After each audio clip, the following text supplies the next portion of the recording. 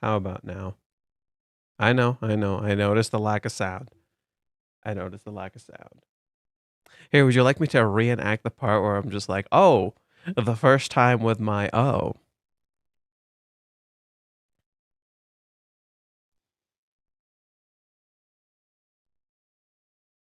Crap baskets. Oh, crap baskets.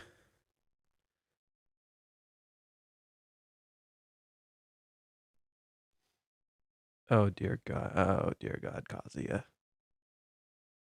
Look at him lazing around. Wow, this place is so pretty. This place is pretty. This place is pretty spacious. Goddamn, this is an amazing deal for only 380,000 yen. No, not 380 bucks. I was lucky to find it. I'm so jealous. I want to live on my own too. You know, for someone who shouldn't be looking, he sure is looking. Oh, the first time with my girlfriend, chapter 402. Wait, she's yet to address the hair. Wait, they skipped straight into it. He hit the list. Yeah, like Reggie keeps doing it. Am I the only one, right? Reggie keeps doing it where Reggie's just like, hey, you're expecting this thing, right? You're expecting this thing, right? And then he just literally just skips past all the stuff you're expecting. And is like, oh no, you're completely wrong. You're right. This stuff doesn't matter. You're completely wrong. Right? He's doing that multiple times now. Your skirt is so short. Summer clothes, huh? What? Dude, that's adorable. If they were dating, that would be adorable. Your girlfriend just comes up, says at the bed like that. That's adorable.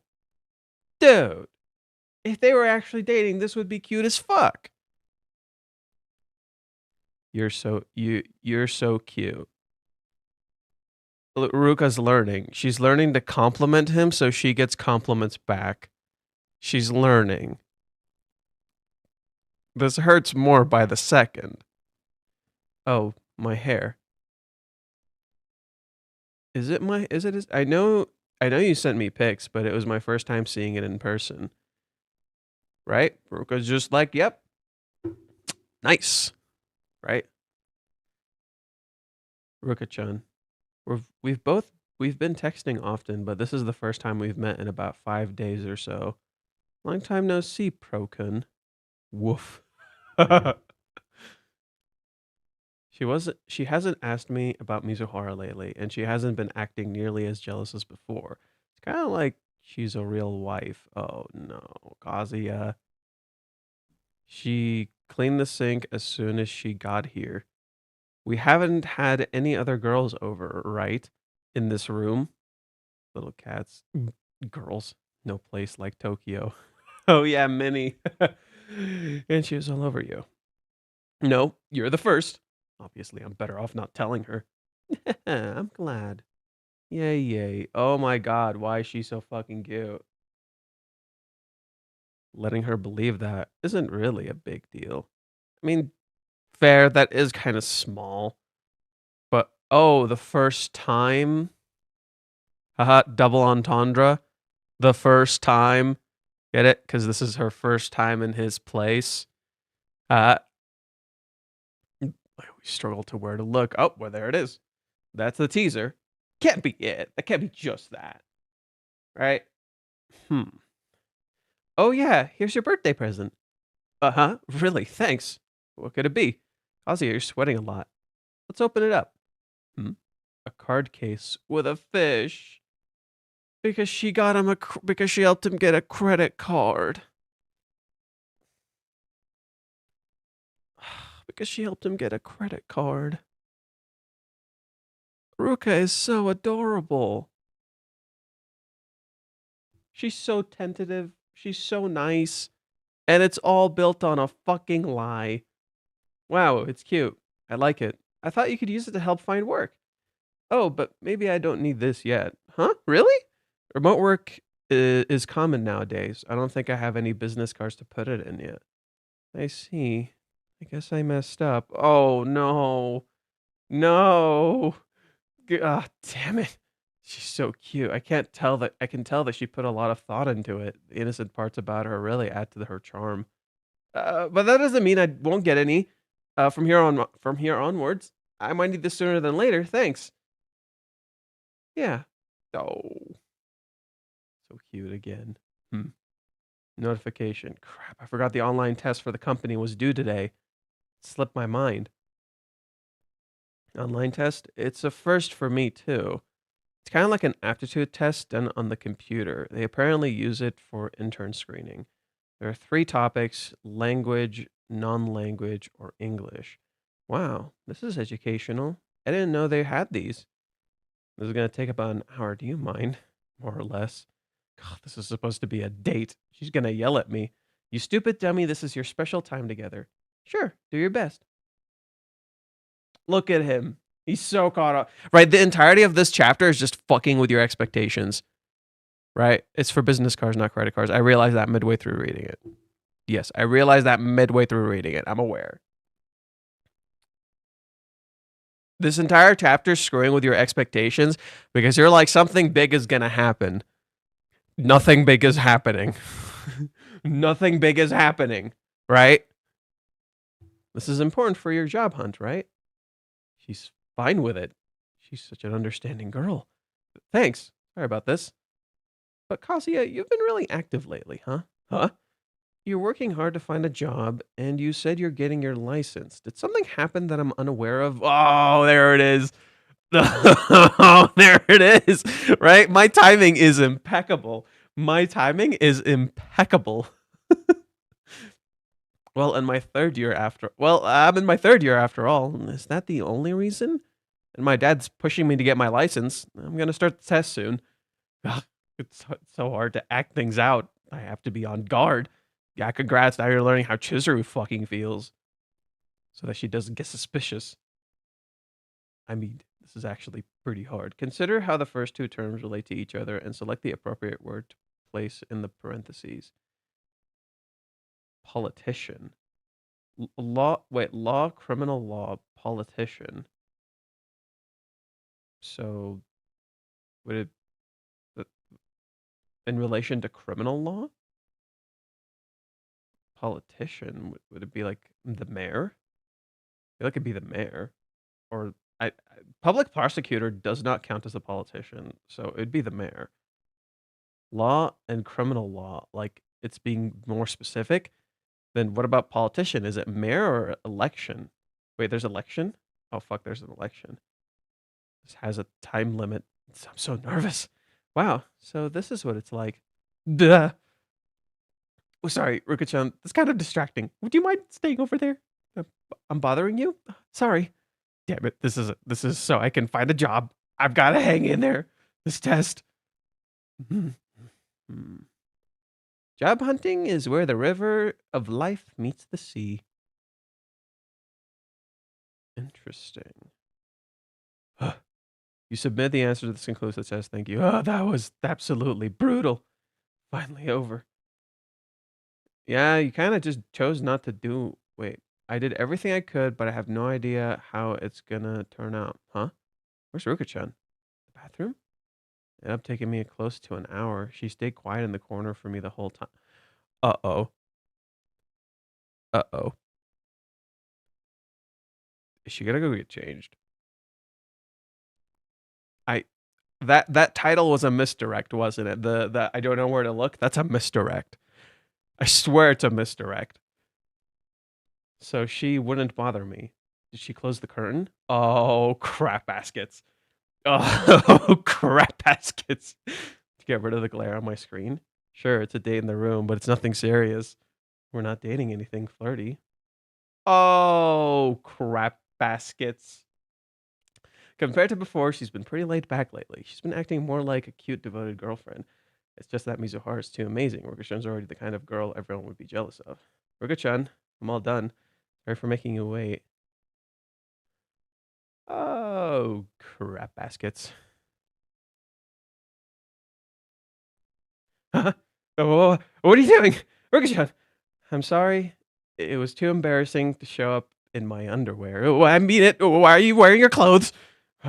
It's not even my birthday. It's not even my birthday, so maybe it's kind of strange to ask something like this. Does that? Please have sex with me. Oh, crap baskets. There it is. As direct as humanly possible. Ah, crap baskets. Now on the upside, she looks really cute in the swimsuit. Also, very fitting that she's wearing a black swimsuit. Literally, like the black is a color that works well with the motif of sex. It's just a thing that's very common. For instance, black lace is often associated with sex. White lace is often associated with innocence. It's just a motif that's very common in storytelling. So it just makes a lot of sense. Black is adulthood. Kind of. I don't know if like black is just outright adulthood. Like it is associated with that element. You're not wrong. Nothing is happening. Well, yeah, that's the misdirect. The misdirect is that nothing is happening. You're like, wait, this is too chill. This is too chill, right? Nothing's going on. You're focusing on this thing, and then boom, just pulls the rug under your foot. Just pulls that fucking rug under your feet, right? This is quite a straightforward chapter. It's kind of not a crazy amount to analyze.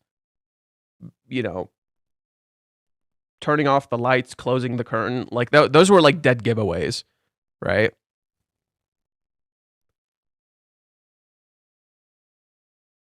Like, I don't know, like to me when I was reading it, I'm like, okay, as Kazuya is gonna focus, like the way I interpreted this scene, I'm black. Yes, I got that. The moment I saw Ruka right here lock in when she saw him focused, I'm like, what do most girlfriends want to do when they see their boyfriend working their fucking ass off, right? When they're done, they want to reward their effort. The moment I saw this, I was just like, wait. And then I saw the curtain close and the lights turn off, and I'm like, oh, crap baskets. Like, I just knew. I just instantly knew this is how she's gonna do it, right? It's in part reward. It's in part getting what she wants. And damn. And the way she asks, oh, she's adorable. She's adorable. Ruka's adorable. I feel so bad for her. She's being so tentative. She's being so understanding. She's not pushing his boundaries. Like, literally, she's just trying her best, right? And literally, she puts on the swimsuit of being an adult, right? It's because Ruka isn't an adult yet, and she wants to become an adult. She's becoming ready to become an adult, right?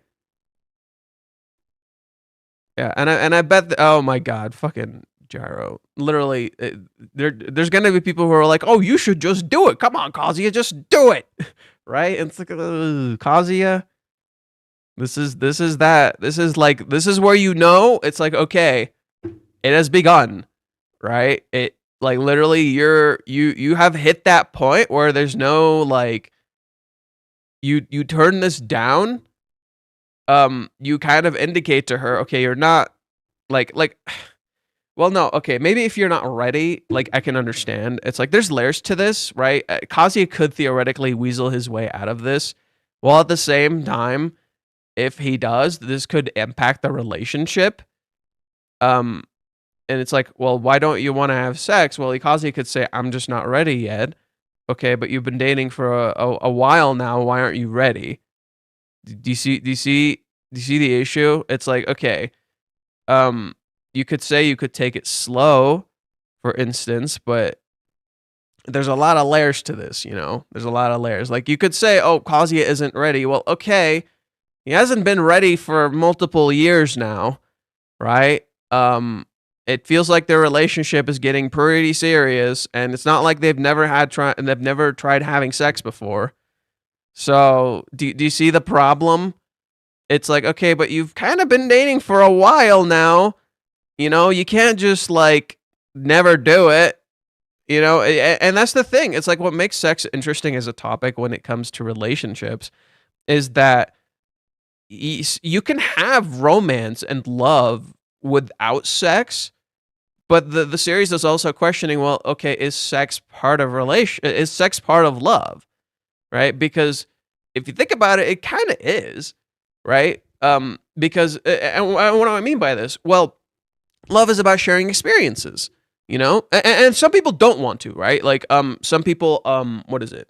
I forgot the term for it. There's a term for people who don't care for sex, like they don't have like sexual attraction. I forgot the term for it, right? But what Reiji is raising here is that for the people who do feel sexual attraction and they want to share that experience with someone, that is a part of love.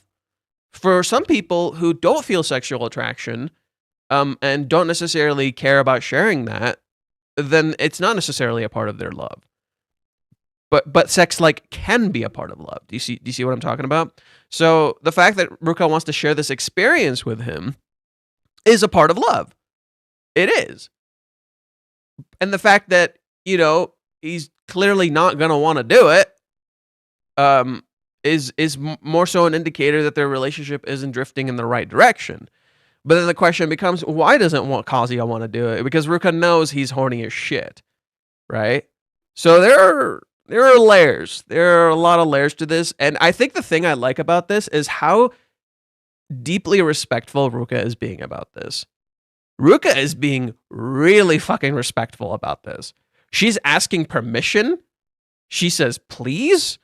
She waits until he's done. She doesn't rush him. She doesn't force herself on him or anything. Literally everything about the way Ruka is doing this is completely counter to how Ruka has acted in the past, right? She's being extremely respectful. She has her boundaries fucking together, right? Yeah, she's not begging. She's not jumping on him out of nowhere. She's asking a genuine, open way. Just straight up, hey, I want to do this. I want to do this.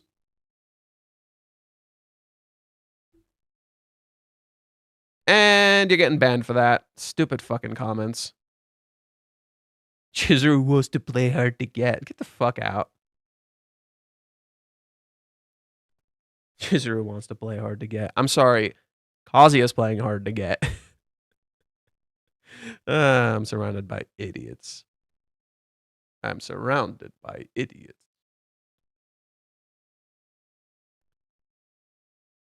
Yeah, it's kind of...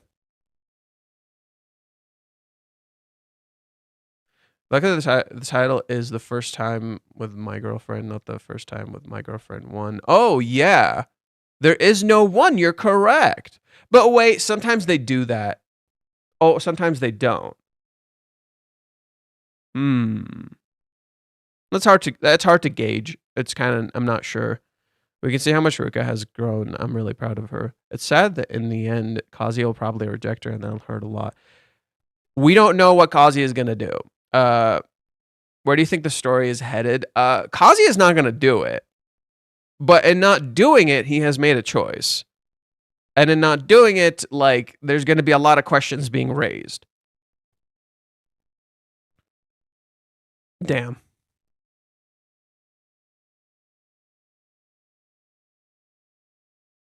I hate that it ended there. I want to know more. Damn you, Reishi. Damn you.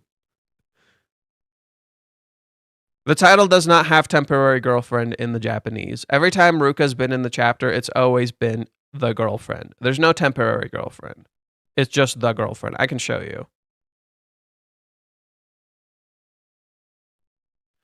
Manga pocket. The fuck? Okay, pocket. There we go. Aha.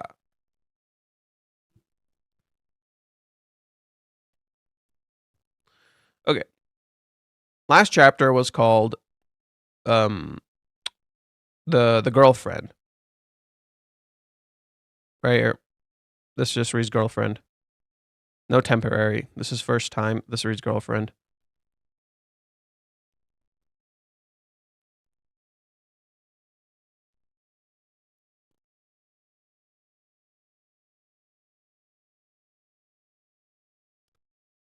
I like how the teaser itself was a misdirect. I like how the teaser itself was a misdirect. I don't know where to look. That's actually about us as the readers. I don't know where to look is about us as the readers. And then Ruka literally turns the light off, right? And then wears a swimsuit, so you're caught off guard and you don't know where to look. Right? And then there's a okay, actually wait, there is some good analysis to be had here, right? Hey, Kazuya, I'm the first one here, right? Who came to the house before Ruka? Right? It was Minnie. Minnie was in this house before Ruka. Right? So Ruka, this isn't Kazuya's first time, right? Not or you know, it's she's not having a special experience with him. Already the basis for Ruka being in Kazuya's house is a lie, right? The very basis for why Ruka is in Kazuya's house is a foundational lie. Because she asks him, I'm the first one here, right? No, that's a fucking lie. Ruka wanting to have sex with him. Yeah, what if Chizuru wanted to have sex with him too? Right? So there's probably other stuff like that in the chapter. Right? I'm just haven't processed it yet. There's probably other stuff like that. There's probably other foundational issues like that. I'll move this here just because.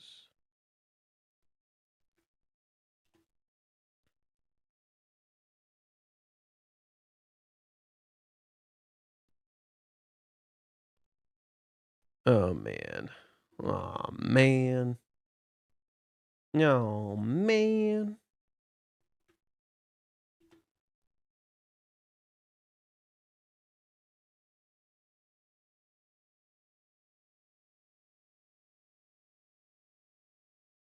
And like a big thing for Ruka's character has definitely been her connection to physical desires and sex and like having new experiences.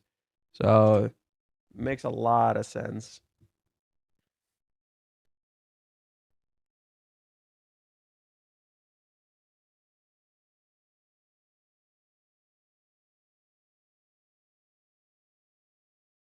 Let's see. Let's look at some Japanese fans and what they had to say.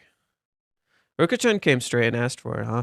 Having let these feelings build to this point, half-hearted responses aren't an opinion anymore. So all that's left is to push back with a genuine feelings for Chizuru. That's got to be it. I wonder how much Ruka-chan will realize about the weirdness up until that point. Yeah. If Kazuya is actually direct with Ruka, there'll be a few questions being raised. Was any of this real? Right? I think Kazuya is going to screw this up. Like, he's not going to have sex with Ruka, but he is going to screw this up. He's going to hurt her a lot more, right? He's going to hurt her dramatically more, especially because now there's no... So look, there's something we can understand about this chapter through the last time Ruka visited his house. What was Kazuya's reasoning the last time Ruka visited his house?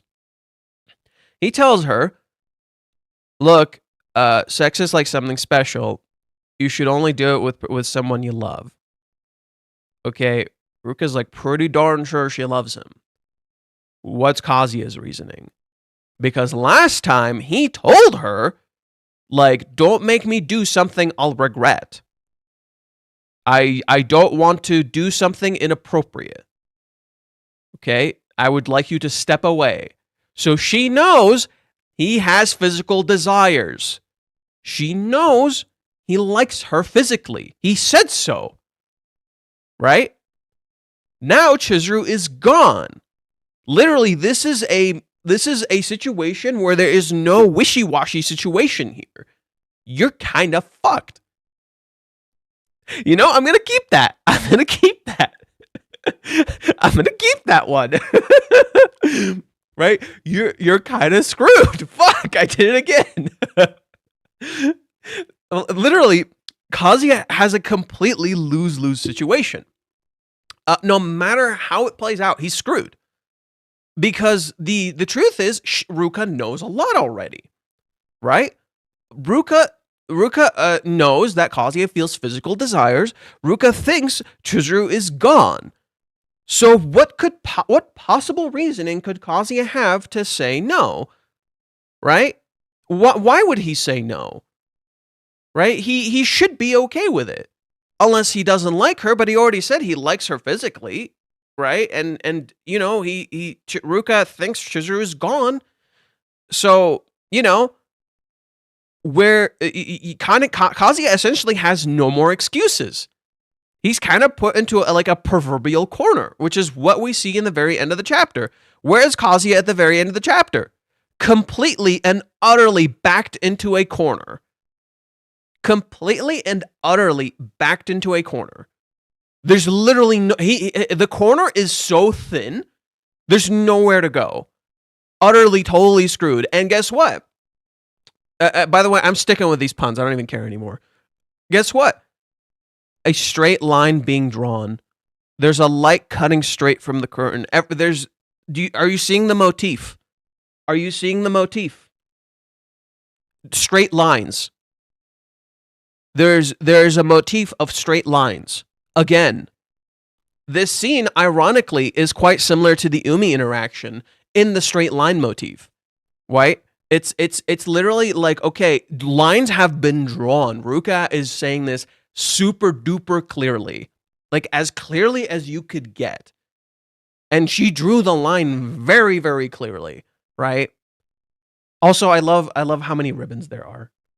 It's a swimsuit, of course, but ribbons.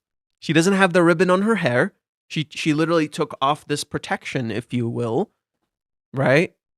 Like Ruka is being extremely vulnerable here, right? It's literally, if you think about it, she's on the last strings, right? This is as vulnerable as you could probably get. She's being extremely vulnerable. It's clear she thought this out, right? It's clear she really thought this out, and she wanted to be as direct as possible with him. The ribbon is a symbolism of her innocence, I guess. No, ribbons are usually around the element of kind of being like, so there's a few layers to ribbon, especially in Japanese culture. One, there is the element of ideals. That's usually what ribbons are. In this case, these aren't really ribbons. These are kind of like ribbons. More so, these feel like the last strings, like you could just pull and the swimsuit will fall off, right? So literally, this is literally like the last line. Yeah, there you go. It's like it's the last line. I meant her bow tie ribbon she wears on her head.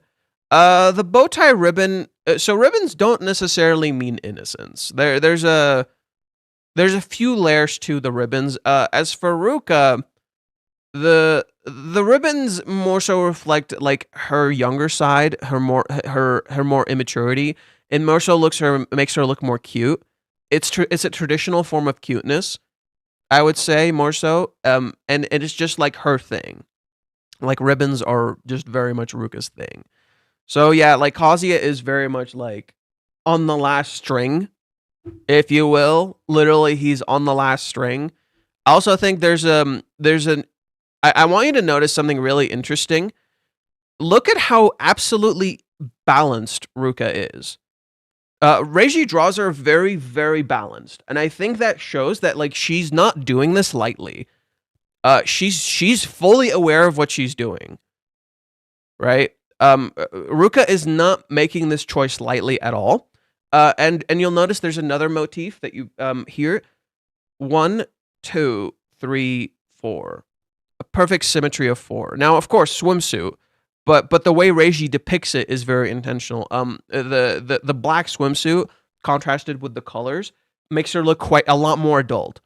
Like Ruka looks significantly more adult here, right? Ruka feels like she's very much ready for this, but at the same time, she's hesitant, hence why she's holding her arm.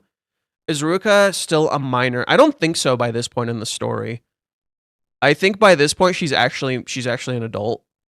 Pretty sure she's 18 at least at this point, because Kazuya talks about how she's older, and Ruka's about to graduate.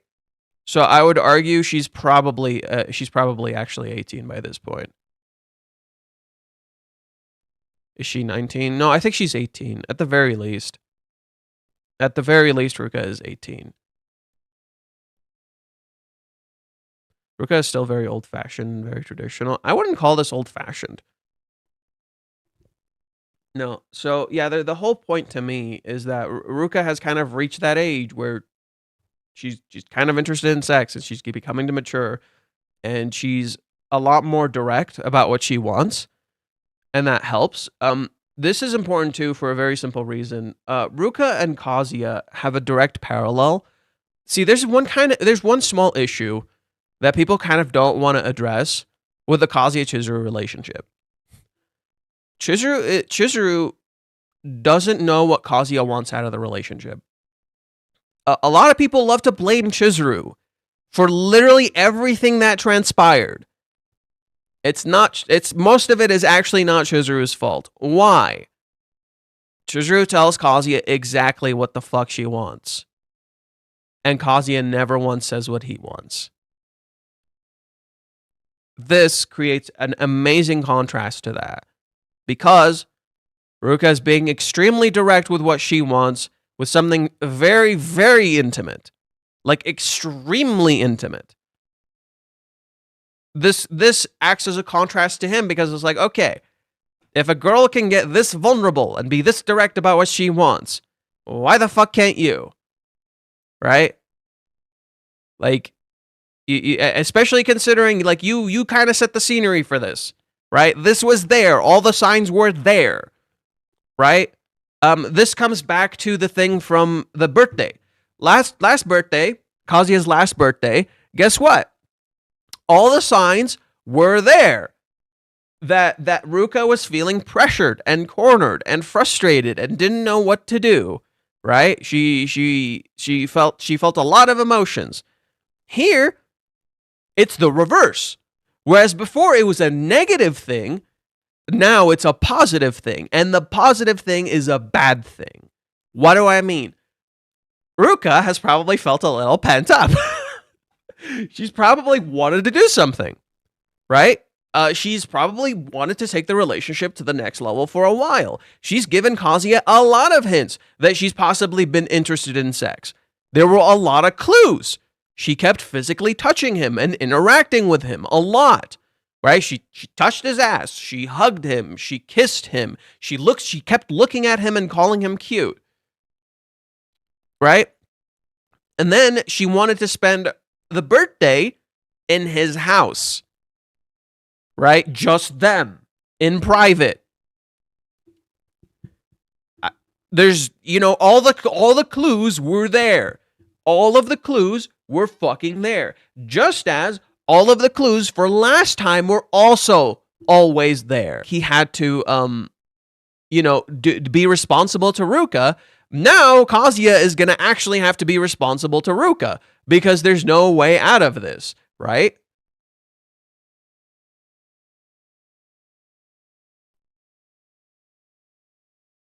I could see him like possibly getting lucky again, right? I could see that possibly happening. Someone rings the doorbell for some reason, right?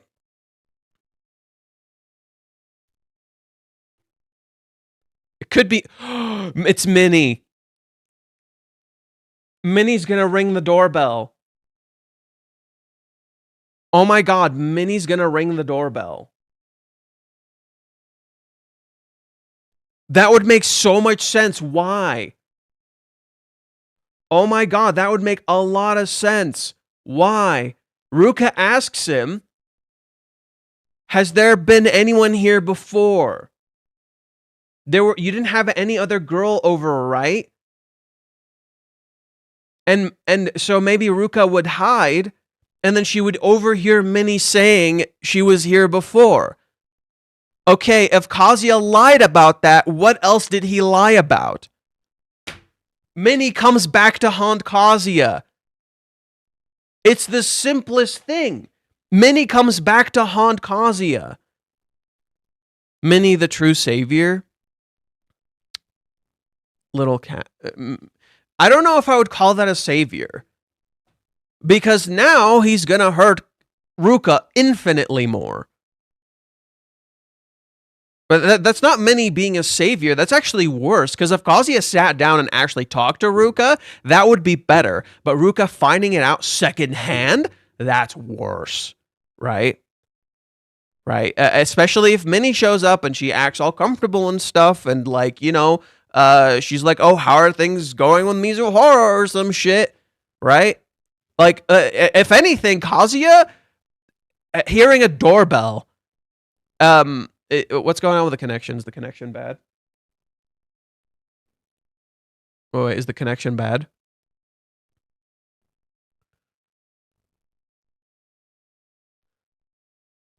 Right? Because if the doorbell rings and Mini is there, Kazuya is literally trapped between a rock and a hard place. And he created it.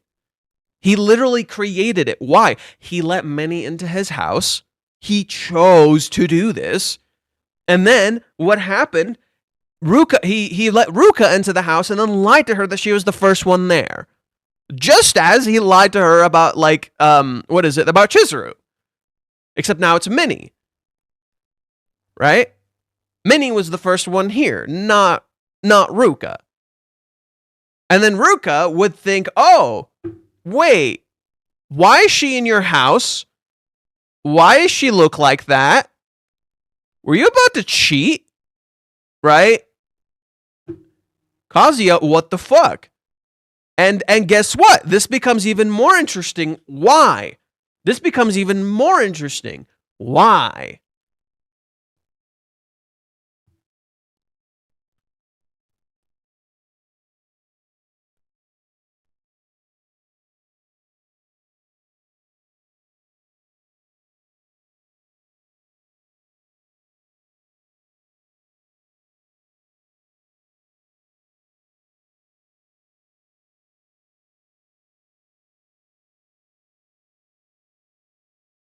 Oh my god.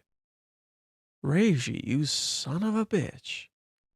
Reiji, you son of a bitch. Oh my god. Okay, let me create some setup. Let me create some setup for you. Next chapter is 403. So there's two chapters we have to look at. Chapter 304 and chapter 400, and chapter 340. Let's start with chapter 340. 340. Kazuya is asked, have you ever cheated on your partner? This question is pretty direct. What have we been saying about Ruka as of late? She's quite direct. Right? Mini laughs and says no. Kazuya hesitates. Have you?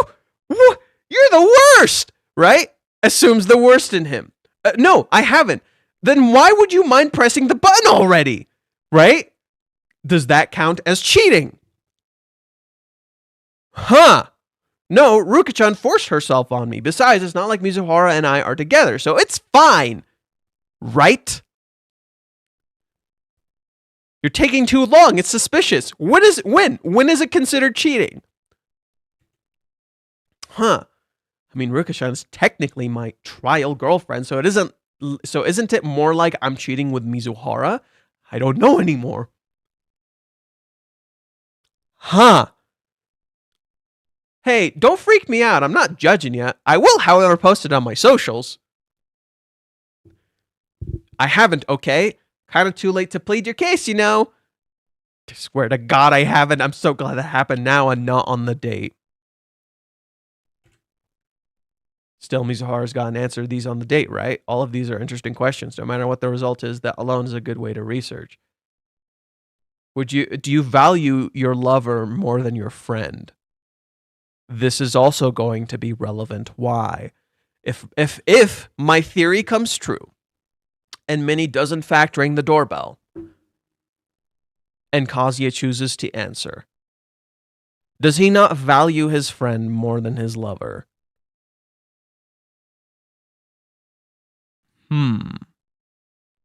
Right? Does he not value his friend more than his lover? Whereas here, he immediately picked Chizuru. Sorry, Kibe. He said he'd understand. It's a yes or no question. What does Minnie do?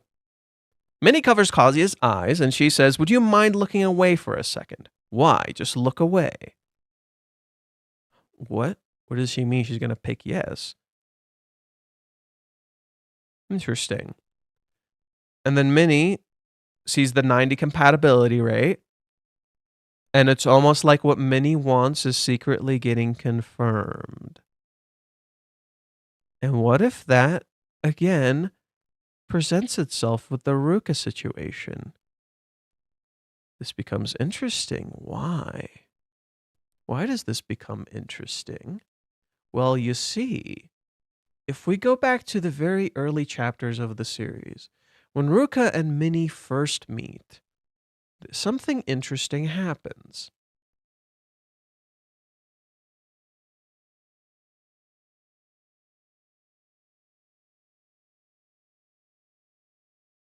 So it's... Where is it? They meet in chapter 118. I believe the talk happens in chapter 119.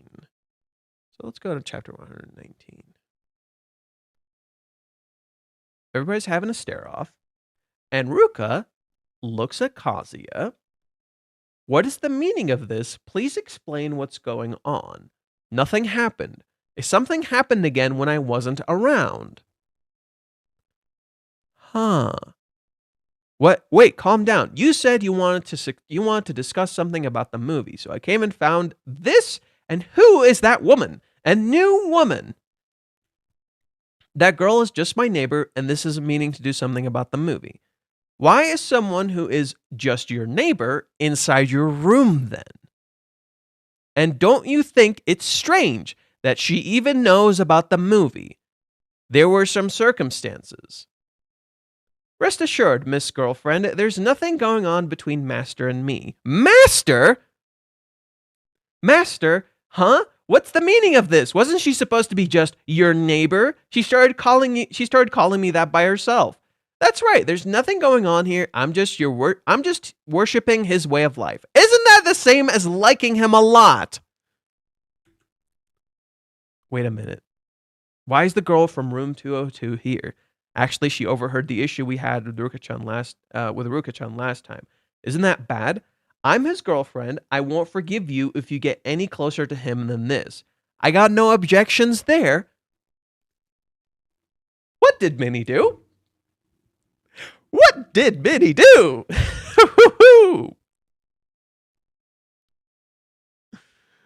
Oh, crap baskets. Ah, crap baskets. Minnie.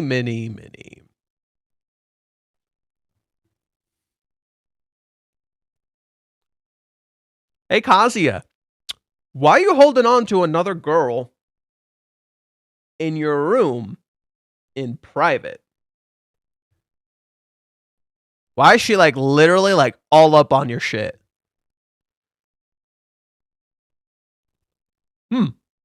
It's almost like this is absolutely relevant. It's almost like this is 100% relevant and absolutely necessary to the story and must absolutely be addressed.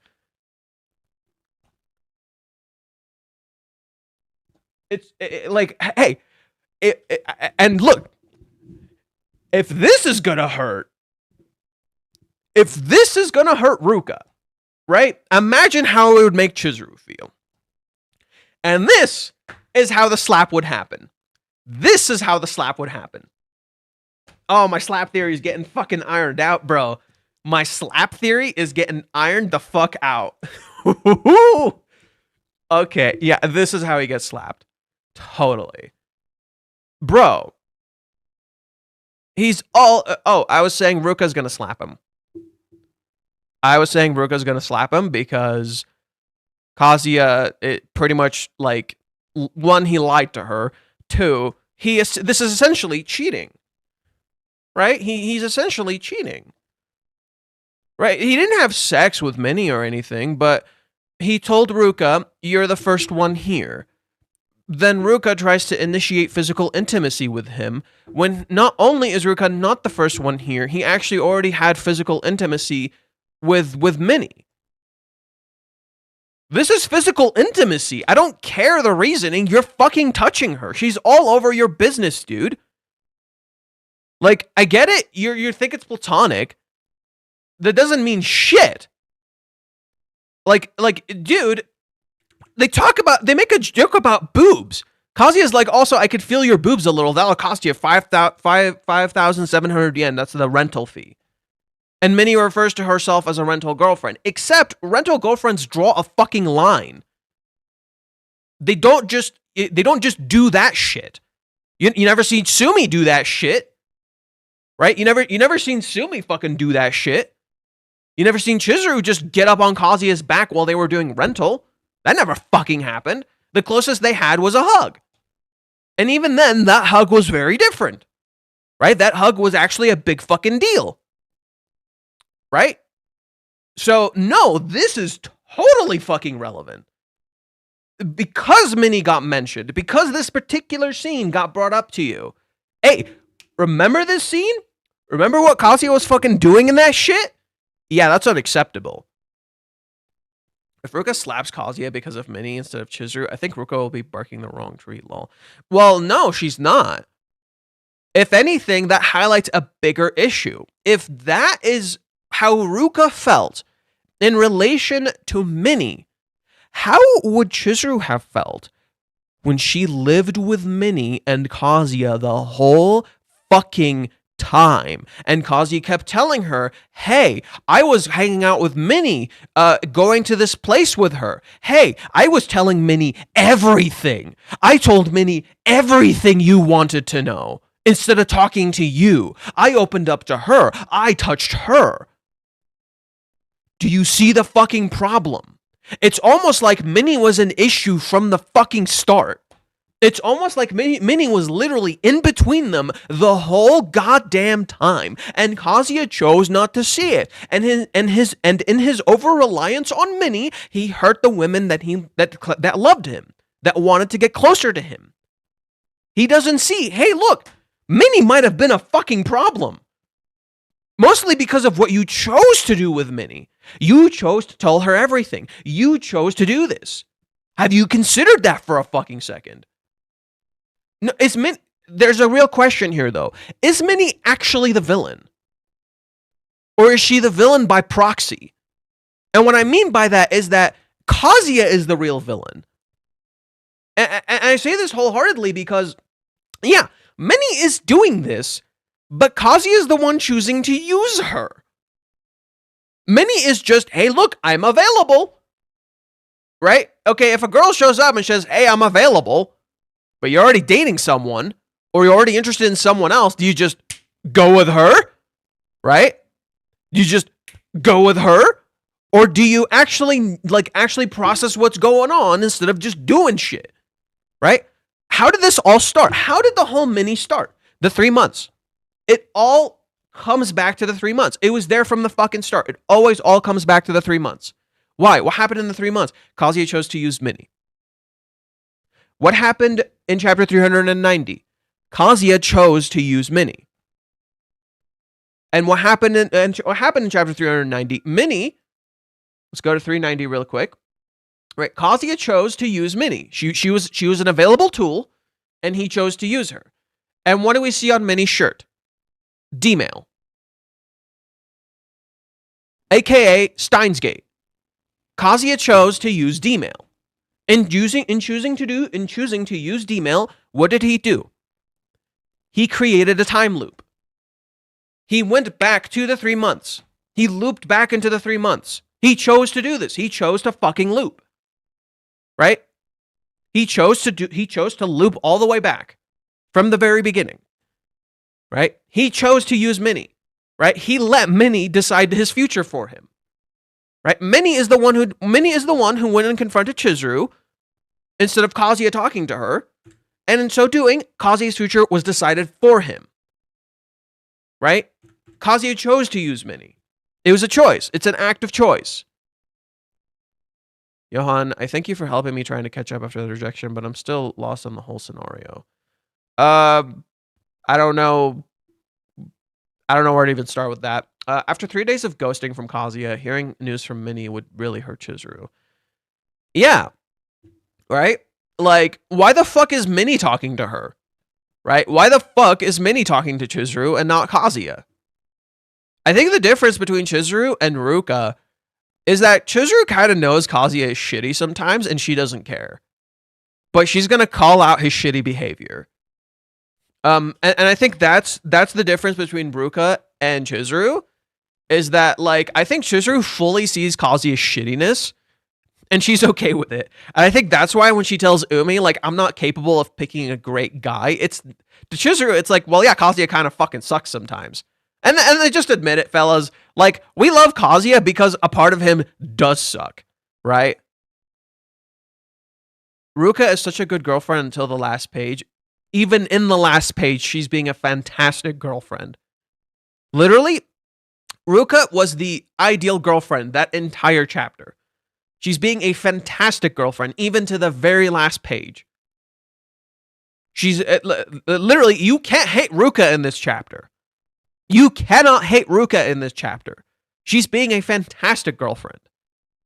She's respectful, she's understanding, and even when she wants to have sex, she asks respectfully. She turns off the lights, she makes sure it's a private, intimate moment, and she asks him, hey, please have sex with me. Right? She asks him. It's a request.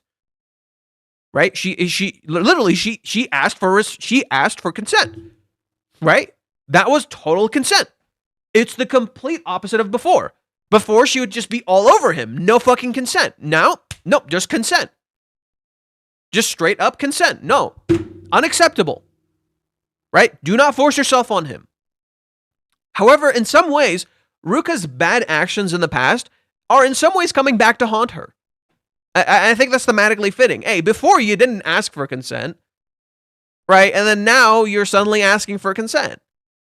Okay, but to tell you the truth, I'm sorry, it never actually worked out.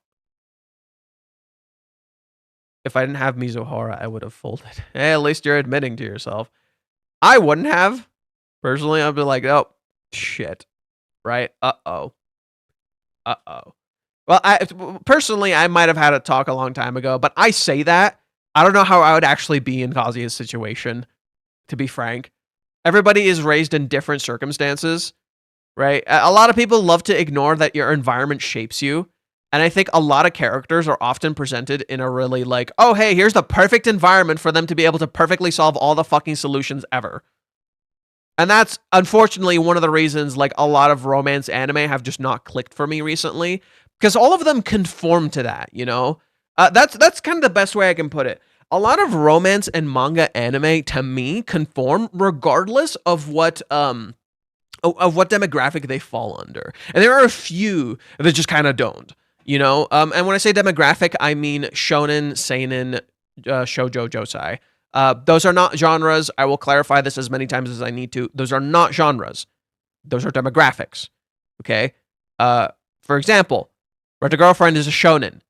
So is Demon Slayer. So is My Hero Academia. What is it? What is it? Dress Up Darling is a seinen. So is what is it? So is Kaguya-sama. So is Berserk. So is Shugenji Family. Right? Seinen is not mature and dark. No, it's literally just a demographic of men between the ages of 18 and up. Whereas shonen is for boys between the ages of 14 to 18, right? Shoujo is for women. Shoujo is for girls between the ages of 14 to 18. Josei is for women between the ages of 18 and up. Okay? And even though I've read a lot of these manga tend to conform to a comfortable standard of like how characters should evolve and change. And what I mean by that is that like eventually like the characters kind of lose aspects of their traits and become respectable people, right? They fit into a mold. And that tends to happen with a lot of characters. And in so doing, they kind of feel like they lose an aspect of their personality. And I've seen that with literally almost every romance manga I've read, or every romance manga people tell me is the greatest thing since fucking sliced bread, right? Kaguya-sama being like one of the few different ones. But like, and even then, I do think it ultimately does conform funny enough, right? Just in its own unique way, because Akka writes weird shit. Okay, hold up. Minnie said she was gonna be gone for 3 weeks, and also what would happen if Ruka found the ring? Wait, when did Minnie say she would be gone for 3 weeks? Wait. When did Minnie say she would be gone for 3 weeks? Since when? When did Minnie say she would be gone for 3 weeks? Is that from chapter 399? Or 398? It'd be 398. So let's read 398 really quick. See if Minnie said she would be gone for 3 weeks. I'm going to be in an event after this.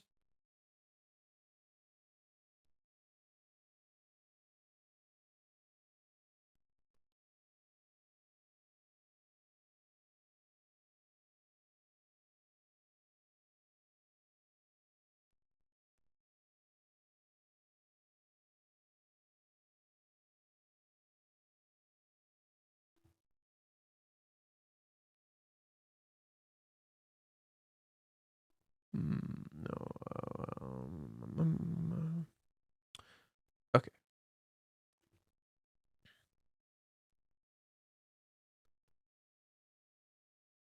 She never says she would be gone for 3 weeks. Unless Kazuya got some sort of text from her. Unless Kazuya got some sort of text with her. But I don't see it. Writer Girlfriend is pointed at Shonen Wiki, at least Jump Wiki. No, it's literally, Writer Girlfriend is a shonen. It's a shonen demographic magazine. It's in a shonen demographic magazine. That's literally what it is. I don't know what Ruka would say, but I won't fold the first time. Okay, well, just admit you just kind of want to have sex. Right? Like, just admit this is just about having sex rather than it is actually having a relationship, because you choosing to just have sex has nothing to do with romance. Right? It has nothing to do with love. It's a whole other talking point. If Minnie showed up, unless she explicitly says she has been there before, couldn't Kazuya still get away with it? He could still tell Ruka that it's her first time coming. Well, no. So there's one core issue that's happening here. First, Minnie showing up immediately raises an issue. Like, literally, just her presence alone fundamentally raises an issue. Why? Ruka is almost butt-ass naked, ready to have sex with him in his house. Minnie rings the doorbell, and Kazuya chooses to walk away. And then if he even chooses to answer the door and let Minnie in, that in of itself is choosing a friend over Ruka, which is a problem. Because here's Ruka trying to be super vulnerable with him, and Kazuya lets Minnie the fuck in. And of all people, it's a girl. A girl who Ruka called out before for being someone who clearly seems interested in Kazuya. And here's Kazuya just letting her in. Ruka could eventually start to realize, hey, she's been here before, hasn't she? How could she realize this? Well, remember how when Chizuru and Kazuya went to Joypolis, what happened to Joypolis? Chizuru observes that Kazuya is seemingly really aware of this place. She's like, wait, you kind of know this place, right? You're kind of aware of this place. And then and she's like, you've been here with Ruka before, haven't you?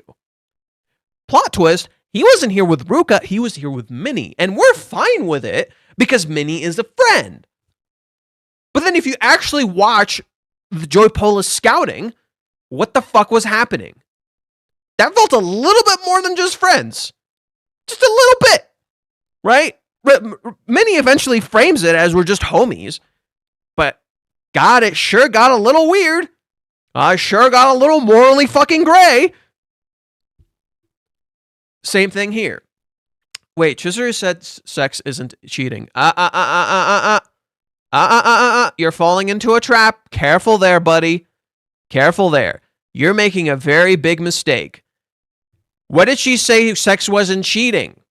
In relation to what specifically? Sex workers. To sex workers, maybe it wouldn't be cheating. She literally says these words. She didn't say it wouldn't be cheating for anybody. She said to sex workers. Right? Because she was comparing it to acting. Because if you're an actor and you're playing a role, you know, if you kiss someone while you're acting, is that cheating? Right? If you kiss someone while you're acting, is that cheating? Not necessarily. It depends on the feelings. She's trying to constitute and understand cheating. She also specifically says beforehand, hey, I still wouldn't like you to interact with someone physically. I would be bothered by that, but I'm trying to understand what would constitute cheating and what I would be uncomfortable with. And yet Kazuya, when he thinks of cheating, he thinks of kissing. See, the truth is that no, you shouldn't do it just because someone said that. And don't conveniently pluck information out to conveniently suit your own needs. Because that's not what was happening. Chizuru never came to a conclusive answer in that sequence. She still didn't know. She wasn't sure. And it's because she's both right and wrong. The simple truth is that sometimes something like a kiss isn't cheating. Sometimes. For sex workers, theoretically, sex might not be cheating. It really does depend because you have to draw a boundary. It's your job. However, you wouldn't want to see that person with someone else. It would fucking bother you. That is an element that's important here, right? That is very much relevant here. And it's the same thing that happened with Kazuya. Why the fuck is Minnie all over him? Right? That could constitute cheating. Because what the fuck is he doing? Why is he reenacting a super intimate moment between Kazuya and Chizuru with fucking Minnie? Right? Why is that acceptable? He even jokes about feeling her boobs. What? It doesn't matter if you have a platonic relationship. What the fuck are you doing? It's morally gray, but it could theoretically constitute cheating. And in contrast, where Kazuya can't fucking draw a line with Minnie, Chizuru draws perfectly clear lines with Umi and never even lets him touch her. Umi never fucking touches Chizuru. Nothing, never. So again, that discussion of cheating, which I said last stream would totally be fucking relevant here. What do you know? Came back full circle. What do you know? I was completely right. It came back full fucking circle. I won't be answering Minnie even if it kills me. That's what Minnie snitches on me. But then if you don't answer Minnie, you're giving Ruka the signal that you're interested.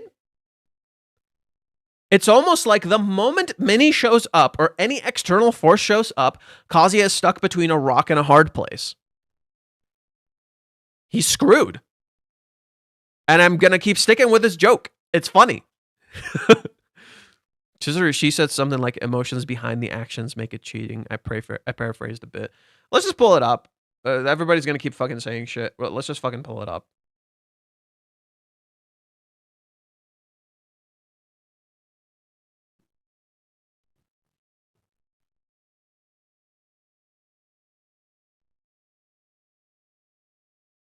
Here's Chizuru casually asking Kazuya, hey, are you going to cheat?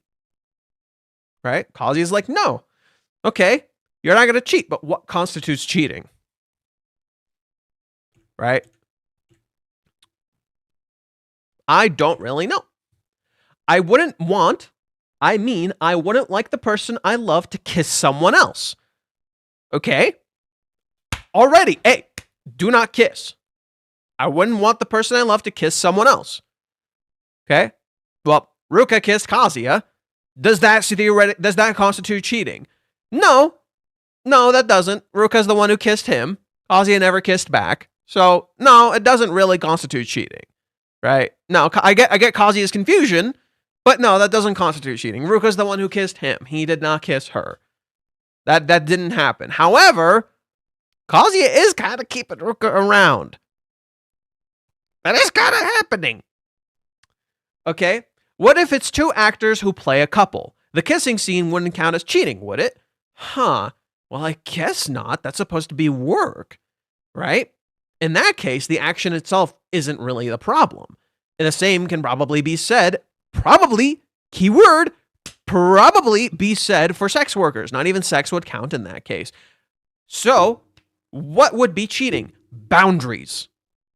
How you draw boundaries. If you look it up for even a modicum of a second and try to explore how what sex workers have to do, it's drawing boundaries. It's literally about boundaries. That's a huge portion of cheating. How you draw boundaries. Okay? If you love the person you do it with, even a little bit, that's when I consider it cheating.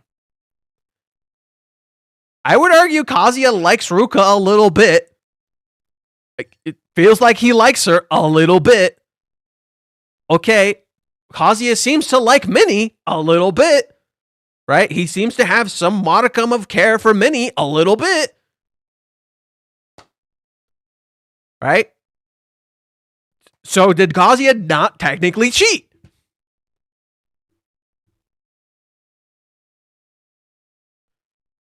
That would be living hell, right? If it bothers you, I've been thinking about it a lot. Where's the line drawn? Lines. Where is the line drawn?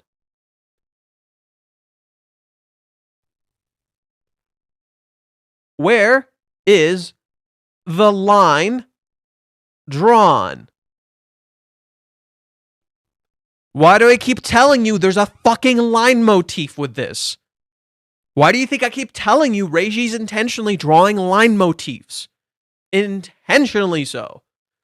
Ruka has strings. There is a line. Kazuya has his spiral instead of an actual line. Kazuya is actually wearing the spiral shirt. Isn't he technically cheating on Chizuru with Ruka? On Ruka with Chizuru? Yes! Correct! He is! And Minnie! Interestingly enough. Yeah! He's technically cheating on both with Minnie.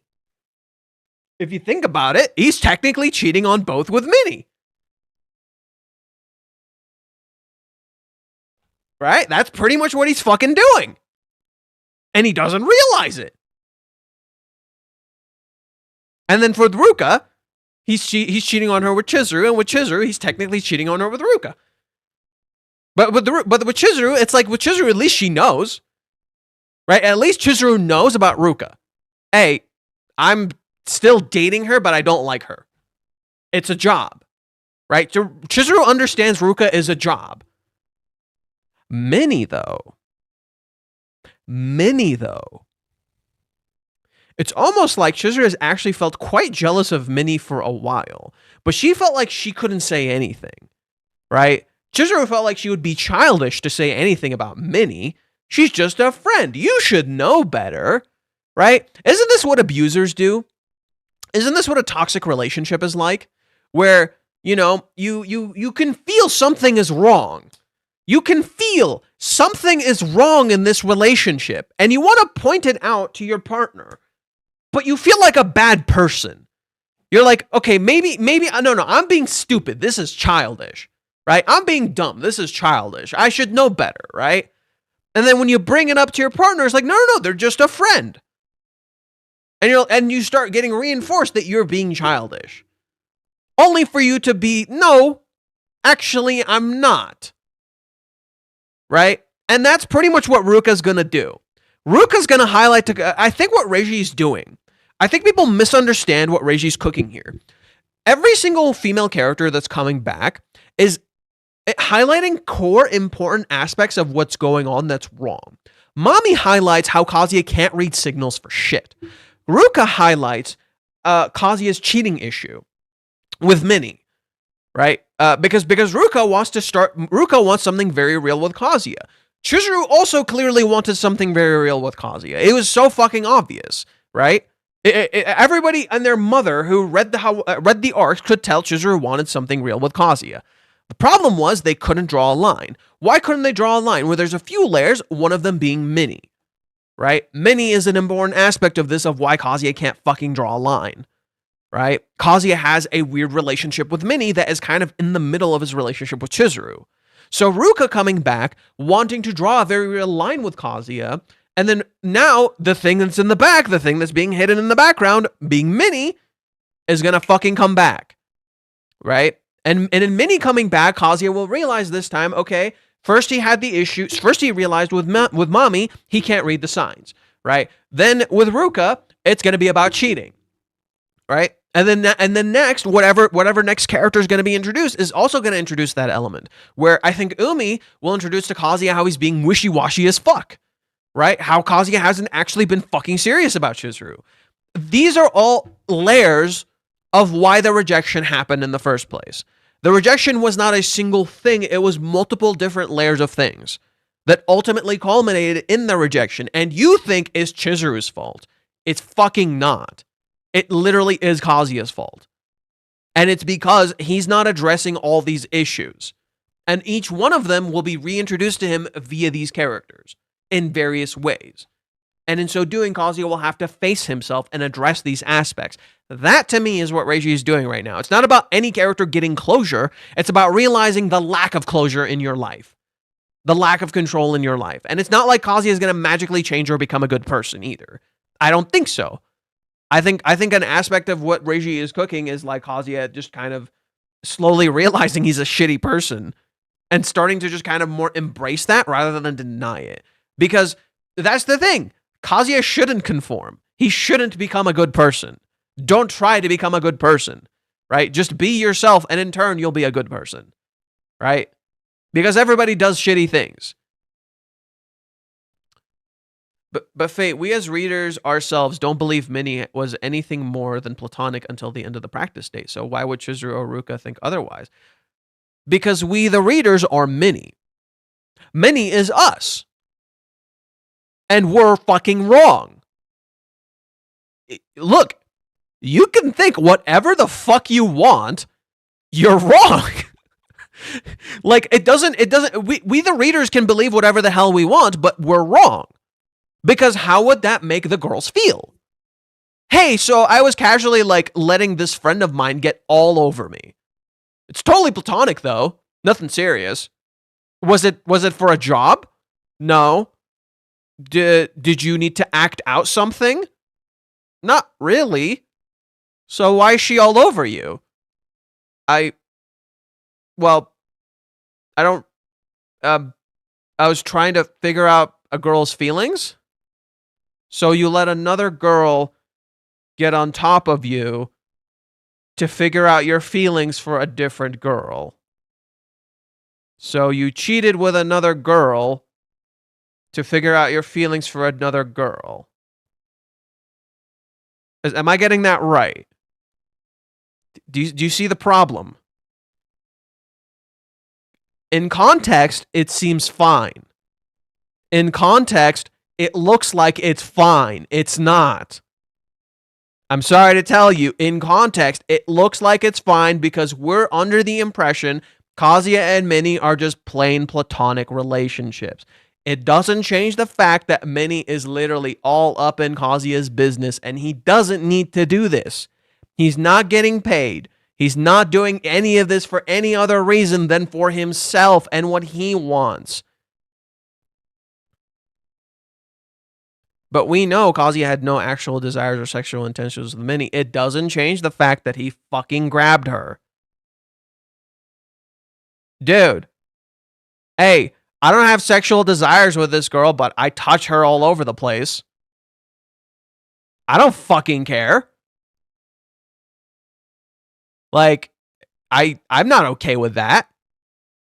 If my girlfriend was like touching another dude, I'd be pretty fucking annoyed. You could call me possessive all you goddamn want. It would fucking bother me. If I knew they were friends and they were just like hugging, right? If they're just friends and they're hugging, or they've always been like close, but it's like I understand the relationship. I could be a little more understanding. However, Kazuya and Minnie's relationship is not defined to begin with. What do I mean by this? Kazuya and Minnie have a master-student relationship. They're also friends. They're also acting out a romantic relationship. Minnie's also his support. So what the fuck is Minnie? Is she his friend? Is she his support? Or is she actually into this relationship? Oh, speaking of which, okay, there's a tiny fucking problem. There's a tiny, big fucking problem. What did Chizuru say about, we were looking at it, right? Chizuru says, if you love the person you do it with even a little bit, then that's when I consider it cheating. Well, Minnie sure seems like she's catching some fucking feelings. Right? Minnie sure seems like she's catching some fucking feelings. And Kazuya sure does seem to go to her for literally everything. What if Kazuya is unconscious of the fact that he feels some sort of attraction to Minnie? There are issues at play here, okay? There are. Kazuya is just conveniently ignoring them. Right? Just because, okay, you had no sexual desires or intentions with Minnie, it doesn't change the fact that you're literally all fucking over her. Okay? So, no, that is completely relevant. Right? I think this chapter highlights and undercuts this perfectly. I don't know if Crumpy has done his translations yet. Nope, not yet, it seems. Let me see what other Japanese fans had to say.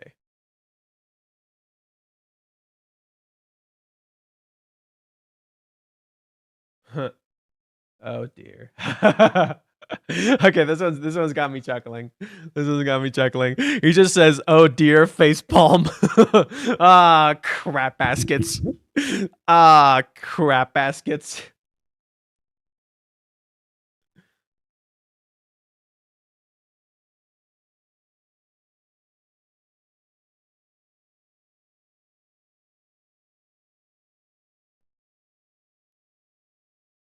Okay.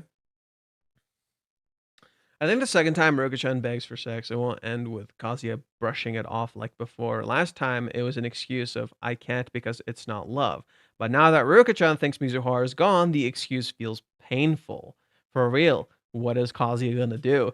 I like how he said exactly what I was fucking thinking. I like how he said exactly what I was thinking.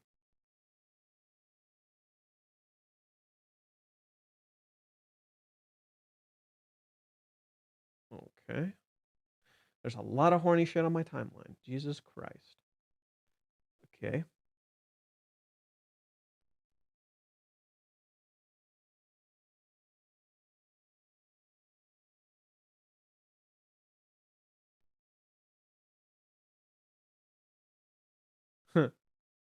Okay, this one's funny.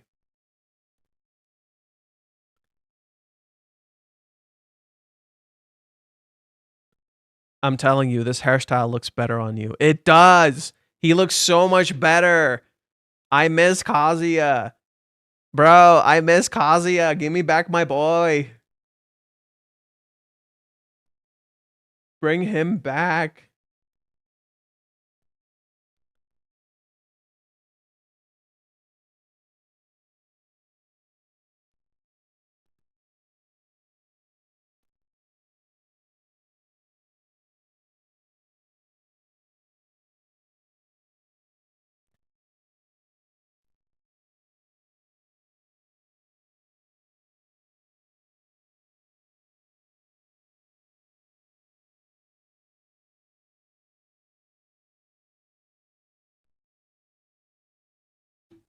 Let me go this.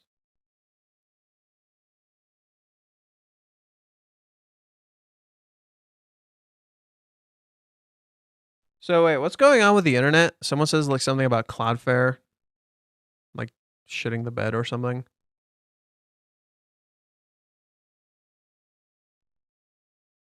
God damn, my whole timeline is just filled with horny shit. I do follow a lot of horny artists, mind you, but I just wasn't expecting my entire timeline to be like this.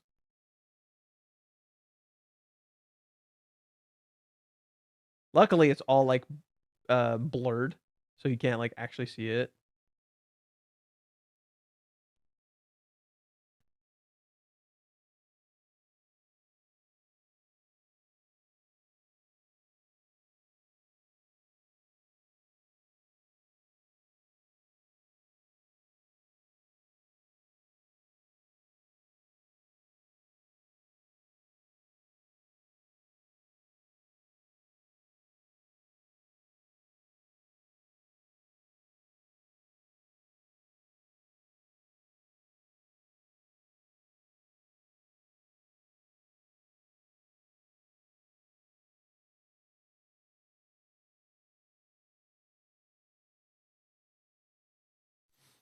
Okay, let me.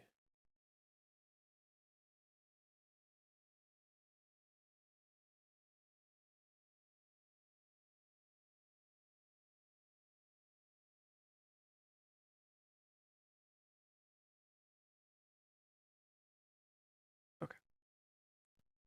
Come on. Work with me, please. Thank you. So let me read some of the comments, then I might make something to eat real quick.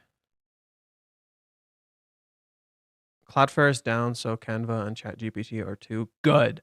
Fuck ChatGPT. Good. What if we're misinterpreting Minnie and she has no romantic interest in Kazuya?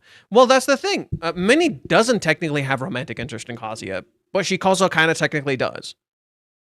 I've said this before. What Minnie is in love with is the idea of Kazuya. She's in love with his love for other people, and she doesn't get her own love, right? Kazuya did see Minnie as a girl in the practice space, but it seems it was just something fleeting. It doesn't change things that, like, he does recognize, okay, she is a girl and you are with a girl, right? And you're like all up in her business. That's kind of an issue. I get it. The thing is what Kazuya is doing with Minnie is very much blurring the lines really bad. And what makes it an issue, what actually makes it an issue is Kazuya choosing to do this, you know? Because okay, if it's like for a job, it's for anything else, okay, that's not a huge deal. But for like, you know, for us, you know, like okay, here's a better way of putting it. Kazuya puts Chizuru to a standard in his head that, oh, she's not just kissing me like, you know, people do in the West. Okay, if you're trying not to judge this by the West, then why are you acting like this is normal in Japanese culture? Okay, so it's almost like you should remove culture and rather just see the people. But Kazuya is putting these insane standards on Chizuru and not seeing what the fuck he's doing. Right? So Kazuya is like, oh, what if Chizuru is being wishy-washy as he's literally all over Minnie? Okay, who's actually being wishy-washy? Is it Chizuru or is it you? Do you see what I mean? I'm saying what Kazuya is doing with Minnie could constitute cheating. It doesn't constitute cheating. But the problem is getting very, very, very fucking close. Right? It's getting real goddamn close. I'm curious how Chizuru is going to react. Chizuru always knew this and felt this way. Ruka is the one who doesn't fucking know. Chizuru always felt weird about Minnie. Ruka is the one who doesn't fucking know. Like, if there wasn't anything slightly between them, wouldn't something come close to happening when he and Minnie were alone in the drinking bedroom? You're missing the point. Nothing was going to happen between Minnie and Ruka. It doesn't change the fact that what they're doing is kind of not great if you're already in a relationship. It's not great considering you're already in a relationship, mostly because it's intimate and private. Like here. Let me do the play-by-play for you. Kazuya gets kissed by Chizuru, does not contact Chizuru. Minnie shows up to his house, starts drinking with him after talking to Chizuru herself. Minnie thinks, okay, their relationship is falling apart. Technically, on the basis of what Minnie is there initially, there's no issue. You know, Kazuya isn't dating Chizuru. From her perspective, she doesn't know. Kazuya's POV, a girl just kissed you and you're hanging out with another girl. What does that look like? Okay. Minnie then finds out Chizuru kissed him. Okay? This is the important part. Minnie finds out Chizuru kissed him. Both parties are aware a different girl just kissed you. Okay? A different girl just kissed you and showed interest in you. They then proceed to keep drinking more, not talk to said girl, and then Minnie reenacts what that girl did with him minus the kiss. So she literally gets all up in Kazuya's business right after a girl just kissed him. Out of context, this sure doesn't seem great. Out of context, this sure doesn't seem great. A girl just kissed you and you're over here being intimate with a whole different other girl under the basis that you're friends. Doesn't seem good, does it? Right? Doesn't seem good, does it? I don't recall seeing Chizuru being on guard about Minnie. As far as I know, she's sure that Minnie is Kazuya's friend, so Kazuya himself is. Except, counterpoint, except, does Chizuru tell Minnie things? When Minnie goes to Chizuru's house in chapter 387, and Minnie asks her about her relationship with Kazuya, what does Chizuru do? Chizuru walls her the fuck out. She straight up lies to her and walls her out. When Minnie comes back in chapter 390 and yells at Chizuru for not being with Kazuya, what does Chizuru do? She doesn't explain the kiss or do anything that Minnie is saying. She walls her the fuck out. When Minnie is literally living in Chizuru's room right next to her and wants to know things, Chizuru walls her the fuck out. When Chizuru is having her birthday party, Chizuru turns to Minnie with the assumption that Minnie is like her coworkers. She ends up being wrong, but it shows that Chizuru is at the very least a little on guard around Minnie. Minnie is Chizuru's friend, but there is a problem. She's also not defining her relationship with Kazuya. So in turn, Minnie isn't truly Chizuru's friend. She's Kazuya's friend. She's on Kazuya's side. She'll always be on Kazuya's side. Okay? So Minnie doesn't actually give a shit about their relationship. She just cares about Kazuya. So is she really Chizuru's friend? So naturally, Chizuru is a little uncomfortable around Minnie. Minnie gets all up in her business, demands she opens up, but doesn't actually be Chizuru's friend. It's almost like she wants Chizuru to do something for her so she gets what she wants. Do you see the issue? Minnie, unfortunately, blurs this line between friend and a competitor and a supporter. And you're like, what the fuck are you? It's because Minnie refuses to define her relationships.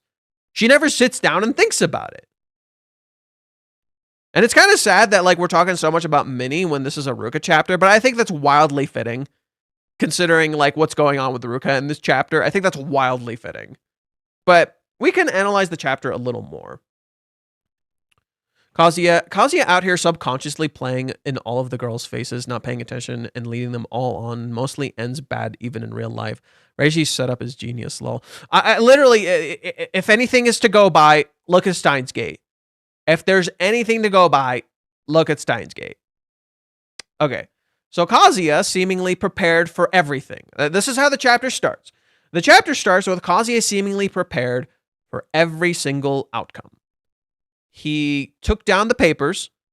The ring is gone. There's nothing on the fridge. Anything that could possibly go wrong, Kazuya prepared for it. Right? This is how it starts. It literally starts with hey, look. Kazuya prepared for every single contingency. Except the one that was right in his fucking face. He prepared for everything except for the obvious. Right? So as the chapter begins with like, hey, look, Kazuya is prepared.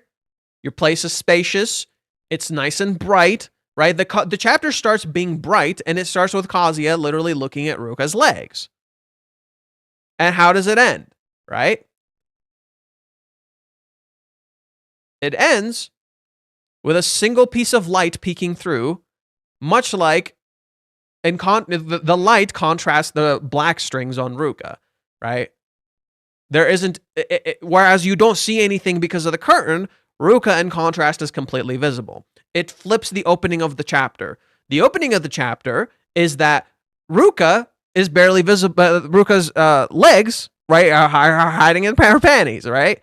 That thing is barely visible. A line is drawn there. Whereas the Kazuya's room is completely visible, right? Kazuya's room is completely visible. You can see everything. Flip. The end of the chapter, Kazuya's room is darkened, right? You can barely see anything in Kazuya's room except for the light peeking through right here. In contrast, Ruka is borderline completely visible. More visible than she was before. And it's almost like it's coming back to Kazuya at the very beginning. Hey, Kazuya, you were looking. Here you go. You were looking. This is what you wanted, isn't it? Right? You were looking the whole time. You kept looking at her. You kept looking at her legs. Well, here you go. Here's literally everything you wanted. Isn't this what you want? This is the chapter. The chapter starts with Kazuya sneaking looks. Here you go. You don't need to sneak looks anymore. What's with the vacuum? The vacuum is like always there, and it's literally about Kazuya cleaning up his mess. Right? The vacuum is quite literally always right next to Kazuya. What happened right after the date ended? What happened right after the end of chapter 384? It's Kazuya vacuuming. He's cleaning up his mess. He's cleaning.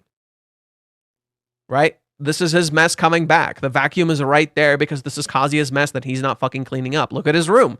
Look at the room. The room is an entire fucking mess. Right? The room is a total mess.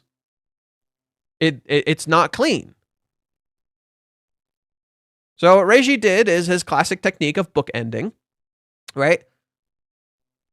Kazuya keeps looking at her shirt, right? The entire time Kazuya is looking at Ruka's skirt. Boom. Okay, taking off my skirt. Let's see. This is an amazing deal for only 38,000 yen. What's 38,000 yen? It's actually like, translate that properly.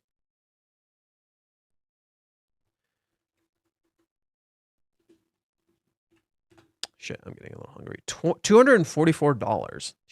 Dude. $244 for a fucking apartment is crazy. $244 for a fucking apartment is crazy.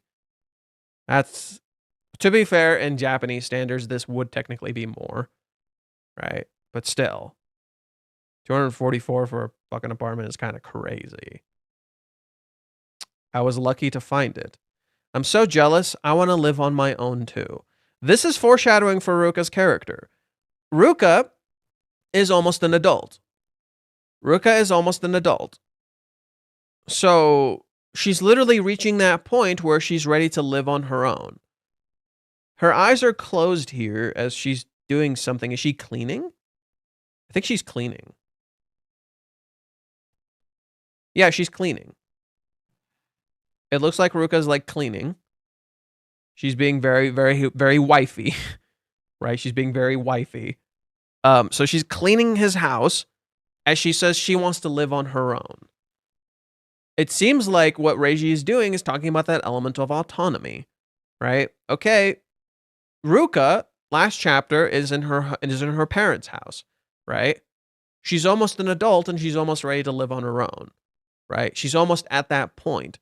So her saying, I want to live on my own too, is indicative of what she wants to do in the future, right? It's literally talking about her future.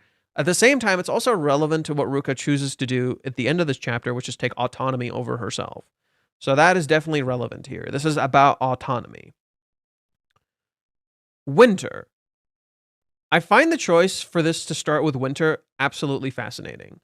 Why winter? And oh,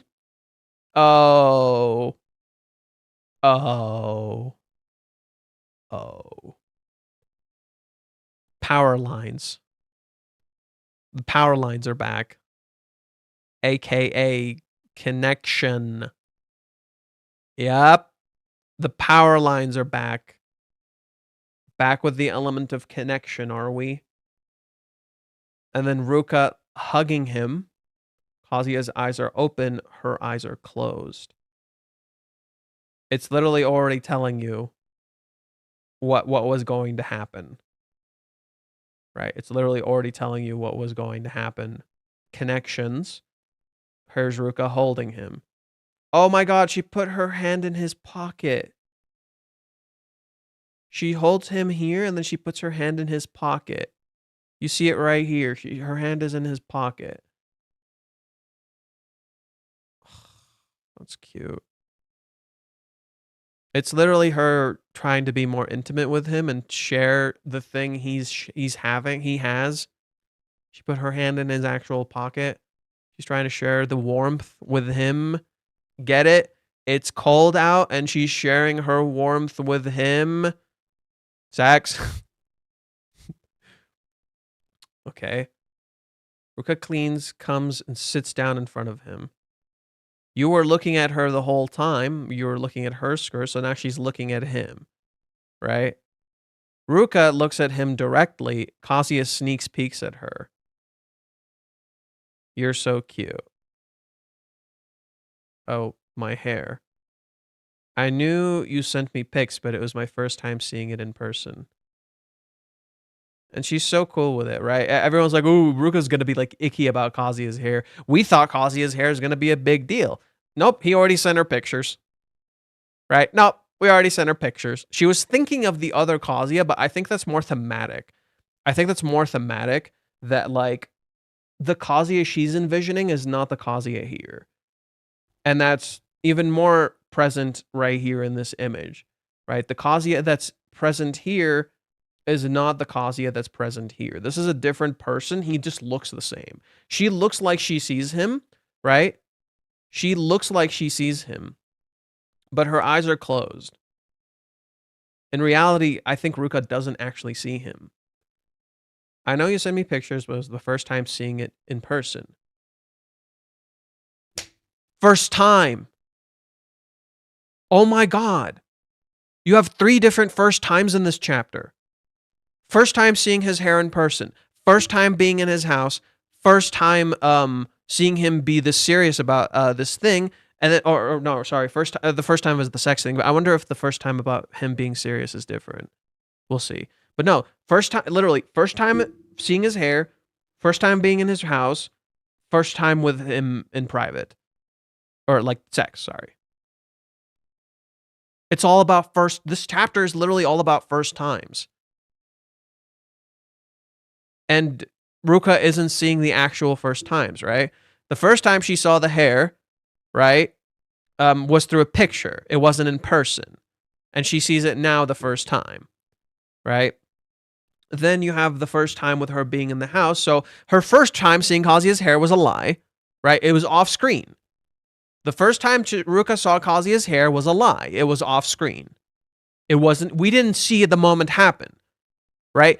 Reiji does something brilliant here. He intentionally doesn't show us the moment happening, Ruka reacting to Kazuya's hair. That we never see that happening.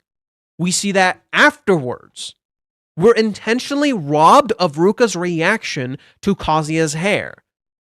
He intentionally robs us of that feeling on purpose to mirror exactly how Ruka is being robbed. We understand now. I wanted to see that. I wanted to see Ruka's reaction to Kazuya's hair. I built this thing up, and Reiji intentionally robs you of it.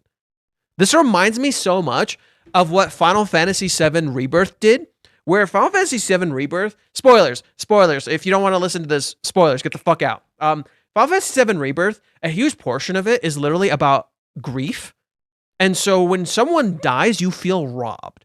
So a lot of what the game does, which is kind of cool, is it robs you of moments.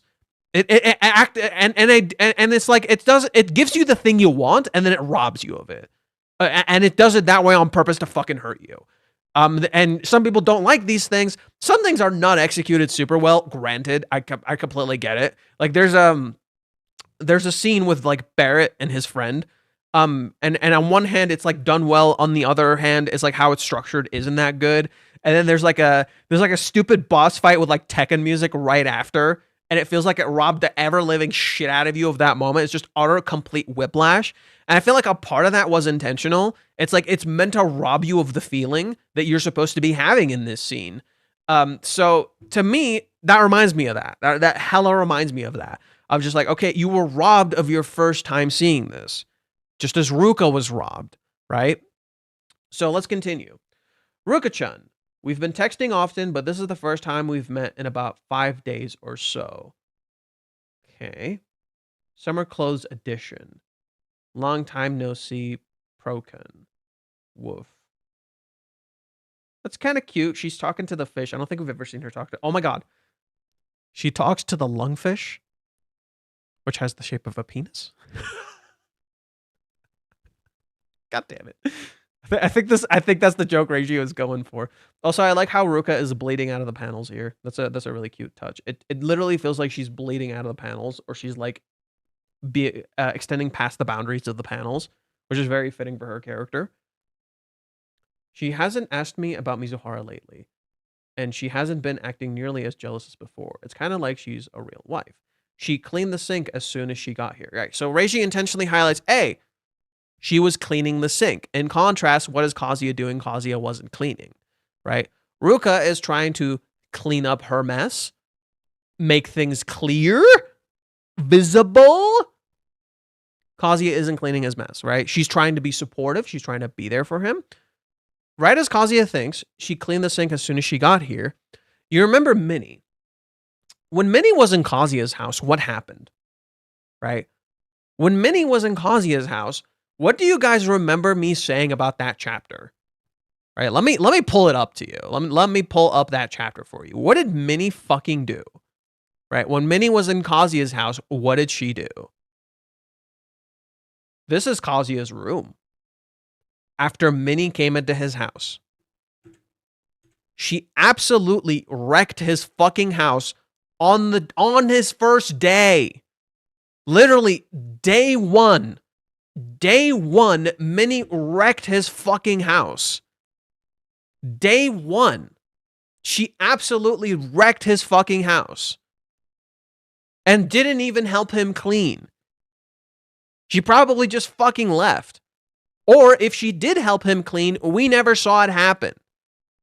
If she did help him clean, we never saw it happen. She's the one who turned the house into a mess in the first place. In contrast, the moment Ruka walks in, what does she do? She cleans. The moment Ruka gets there, she cleans his place. Right? One is serious, one is just getting what she wants. Right? One is doing things for him, one is doing stuff for herself. Reiji intentionally calls back to this right as Kazuya mentions Ruka cleaning the sink. Hey, remember Minnie? You haven't had any other girls over, right? In this room, little cat, right? She turns into a cat. Girls, right? Oh, look, Kazuya does think of Minnie as a girl, right? He does process that she is a girl. No, you're the first. You're the first. Again, Ruka thinks she had another first experience. When? Who saw Kazuya before Ruka? His family and another girl. Mommy was the first girl to see Kazuya's hair before Ruka. To us, at least, as the viewers. Isn't that interesting? Right? That happened first. Then you have the number 5, right? We haven't met in about 5 days or so. Okay? 5. Why is 5 relevant to this? Well, 5 is... Here, let's just pull it up. Let's pull it up so I can... Significance of 5 in Japan. I can't even write. I'm kind of hungry now. Ugh.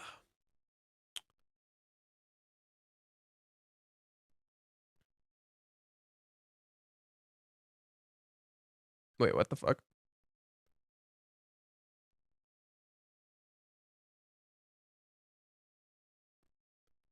Gude, Japanese philosophy. Gude, 5, great large physical form, are 5 elements in Japanese Buddhist thoughts to earth, chi, water, fire, wind, and void.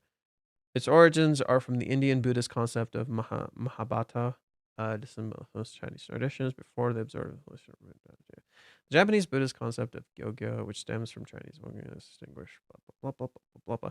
So literally, it's about balance. So it's about the balance of the 5 elements. Godei and Goron are also seen with the practice of ninjutsu, where these principles become essential. Godei, by the way, is the same character from Maison Ikkoku. So yeah. And then here. Whoop.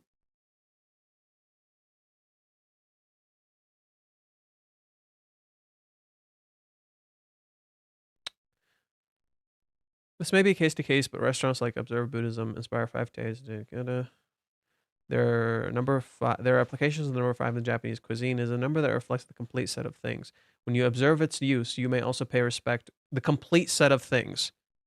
Right? What does Ruka feel like right now? Totally complete. What did we say when we were reading the chapter? Ruka literally feels like the perfect girlfriend. She literally has everything. She's literally doing all the stuff perfectly. She's literally being the perfect girlfriend.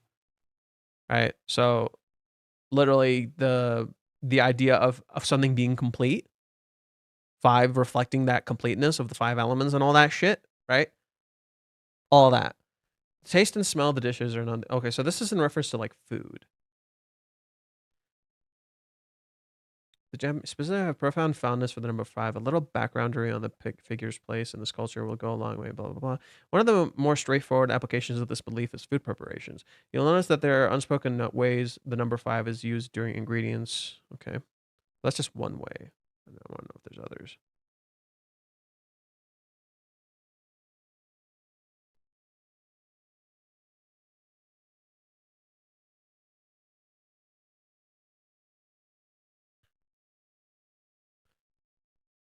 Yeah, 4 and 9 are unlucky. 7, 8. Go away. 6, 3. 108.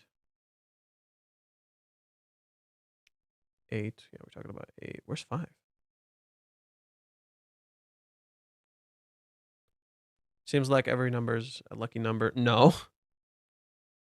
4 and 9 are extremely unlucky numbers. 8 is considered a lucky number because it's about abundance and growth. 7 is spiritual and lucky. 13 is considered unlucky no matter where the fuck you go. 6 is considered a boring number, even though it's a number of rebirth. 3 is a lucky number. 108, that's a new one. Right, so no, it's not the same. Every number is different. Either way, you get my point. All her first times robbed. Pretty much. The idea I'm getting here is that all of Ruka's first times are robbed, right? So it's like she thinks this is going to be a good first time for her. It's not. Right? Letting her believe that really isn't a big deal. Right? This is red flag city. Hey, letting her believe that isn't really a big deal. Minnie shows up. Are you sure about that? Are you sure about that? Right? Minnie shows up. Like, yeah, are you sure? Are you sure that's not a big deal, Kazuya? You fucking lied to her.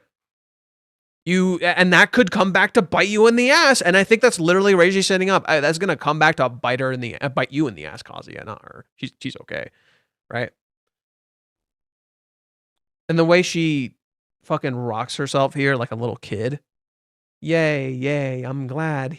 Right? She thinks she just got something great. That makes her fucking day. It's not really cheating, right? I always struggle with where to look. Right? I always struggle with where to look. Good luck, buddy. Right? And this is a nod to us as the readers. I struggle where to look. Well, okay. You're gonna fucking struggle. Oh yeah, here's your birthday present. Really? Thanks. What could it be? Ooh, this is also relevant to the first times. Oh my god, I didn't even think about it. This is also relevant to the first times. We'll get into it in just a sec. Really? Thanks. What could it be? Kazuya, you're sweating a lot. Let's open it up. Huh? A card case. Wow, it's cute. I like it. I thought you could use it to help find work. So look, it has a fish motif. It has a fish motif. Did you notice that? There's a fish motif on the card case, right? And this is going to be important. Why? Because when Chizuru, right, Ruka just gave him his gift for his birthday, right? Ruka just gave him this gift for his birthday. And Kazuya says, I don't need this. Kazuya tells her, I don't need this. I guess I messed up. Her first gift for him, right? For his birthday, for his 22nd birthday, and oh no, I fucked up. So it feels like that thing was kind of robbed. Huh. Right? This is the first gift we see, right? No one else gave him a gift that we saw. So to us, this is the first gift for his birthday. And what is the feeling you get? It's wasted. It's like the gift didn't matter. Right? It literally matches perfectly with the theme of first times. The first time was robbed. Oh, but maybe I don't need this yet. Huh? Really? Remote work is common nowadays. I don't really have any business cards to put it in yet. Oh, I see. Disappointed, turns down. She looks so cute. Ah, damn it. Gosh darn it. I feel bad now. Gosh darn it. Ugh, God damn it. She's so cute. I can tell she put a lot of thought into it. The innocent parts about her really add to her charm, right? But that doesn't mean I won't get any from here on onwards. I might need this sooner than later. Thanks, right? He's not necessarily lying, right? It could be true. He just made her feel better. So cute again. Notification, right? Okay, so what did you notice is happening with this chapter? There's a reoccurring motif Reishi's doing on purpose. Every time something happens, something else happens that gets in the way. Why is this important? It's literally exactly what was happening on the date. Kazuya, oh, I'm going to keep this thing a secret. What happens? He fails to keep it a secret, right? Immediately almost gets caught. Immediately almost gets caught. All of this stuff is happening in this chapter too, right? Kazuya thinks right here, oh, she was cleaning my place. Hey, remember when Minnie was here and the place was an absolute fucking shit show? Hey, so was there someone else here? Oh, nope, no one else is here. Oh, this shouldn't be a big deal that if I told her this. I always struggle to where to look. Okay, here, look at this. She gives him a gift. Hey, so this gift doesn't matter. Oh, I'm sorry. Oh, fuck, I feel bad. Okay, I'll make her feel better. Here's this thing. That's great. Ruka's happy. She smiles. Oh, she's so cute again. Oh yeah, she was cute, right? Well, see, you have a girlfriend that you should fucking care about. That is more that, you know, you shouldn't be doing this to this girl. So here's this notification for this thing you fucking ignored. Hey, remember how you were ignoring Chizuru? Yeah, remember that, buddy? Remember that, buddy? Well, here's that. Here's this thing you fucking ignored too. Crap, I forgot the online test for the company was due today. It slipped my mind. Huh. What else has slipped Kazuya's mind? What else is going to happen today that Kazuya didn't think about? What else, I wonder? Online test, it's a first for me too. It's a first for me too. Are you shitting me? So Ruka has never seen online tests. Another first for her, right? She's watching Kazuya do an online test that she's never seen before, right? Whereas Kazuya has seen them plenty of times. And guess what? Ruka gets robbed of the experience. Why? Because she's too close. She's trying to see this thing. What happens, right? What happens? Ruka is trying to watch him do the thing, but she can't see what it's actually like. So that's what it's actually like. Kazuya is like, could you step away? I need to focus. So Ruka steps away. Another first is robbed for her. Are you shitting me? This chapter is literally all about first times being robbed. Goddamn. Right? It's kind of like an aptitude test done on the computer. They apparently use it for intern screening. There are 3 topics: language, non-language, or English. Wow. I don't know. I didn't know they had these. This is educational. Ruka didn't know that this stuff was going on in the background because it's her first time. Just as she doesn't know anything about sex, it's her first time. She doesn't know what's fucking going on because it's her first fucking time. This is going to take about an hour, do you mind? More or less. This is supposed to be a date. She's going to yell at me. You stupid dummy, this is our special time together. Sure, do your best. Caring girlfriend. This is important for your job hunt, right?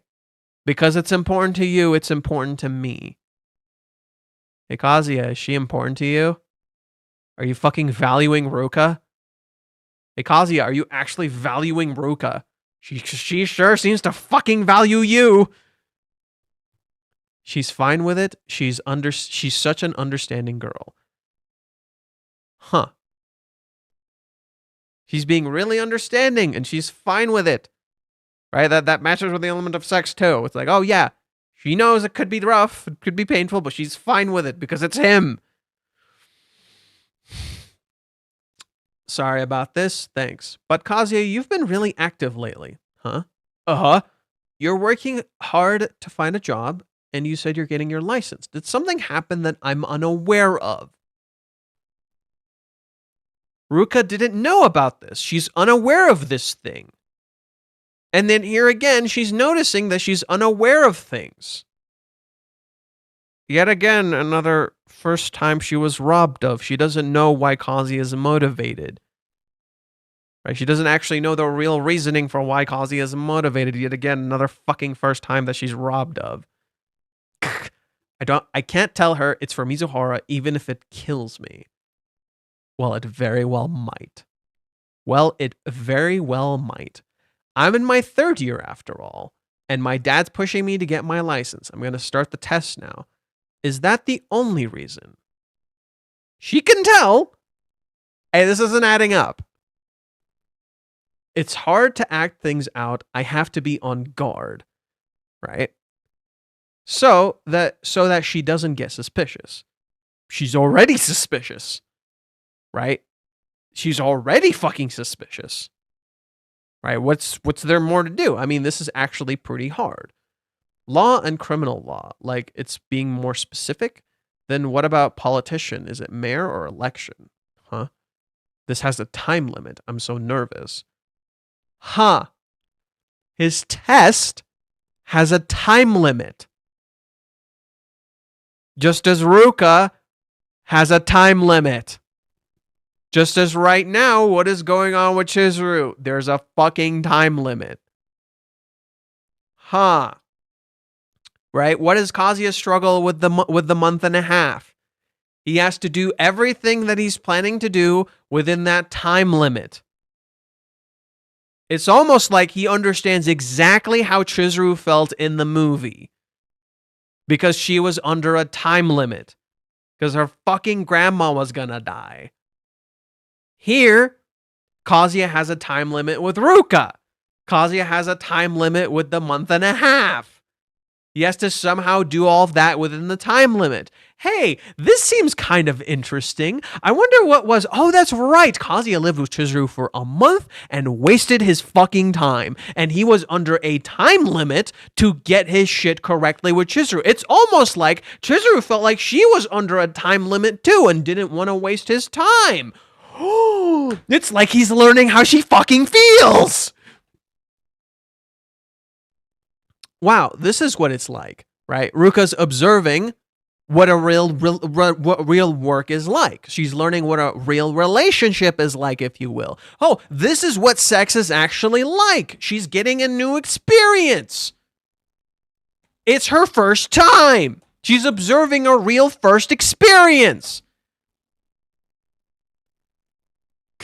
Ruka-chan, this kind of distracting. Would you mind staying over there? I'm bothering you? I'm sorry. She steps away. Damn it, this is so I can find a job. This test, I've got to hang in there. Okay, Kazuya says, I have to do this. I have to hang in there, right? I need to do this so I can find a job. Well, no, that's a lie. The very reason for why Kazuya is doing this test is a lie.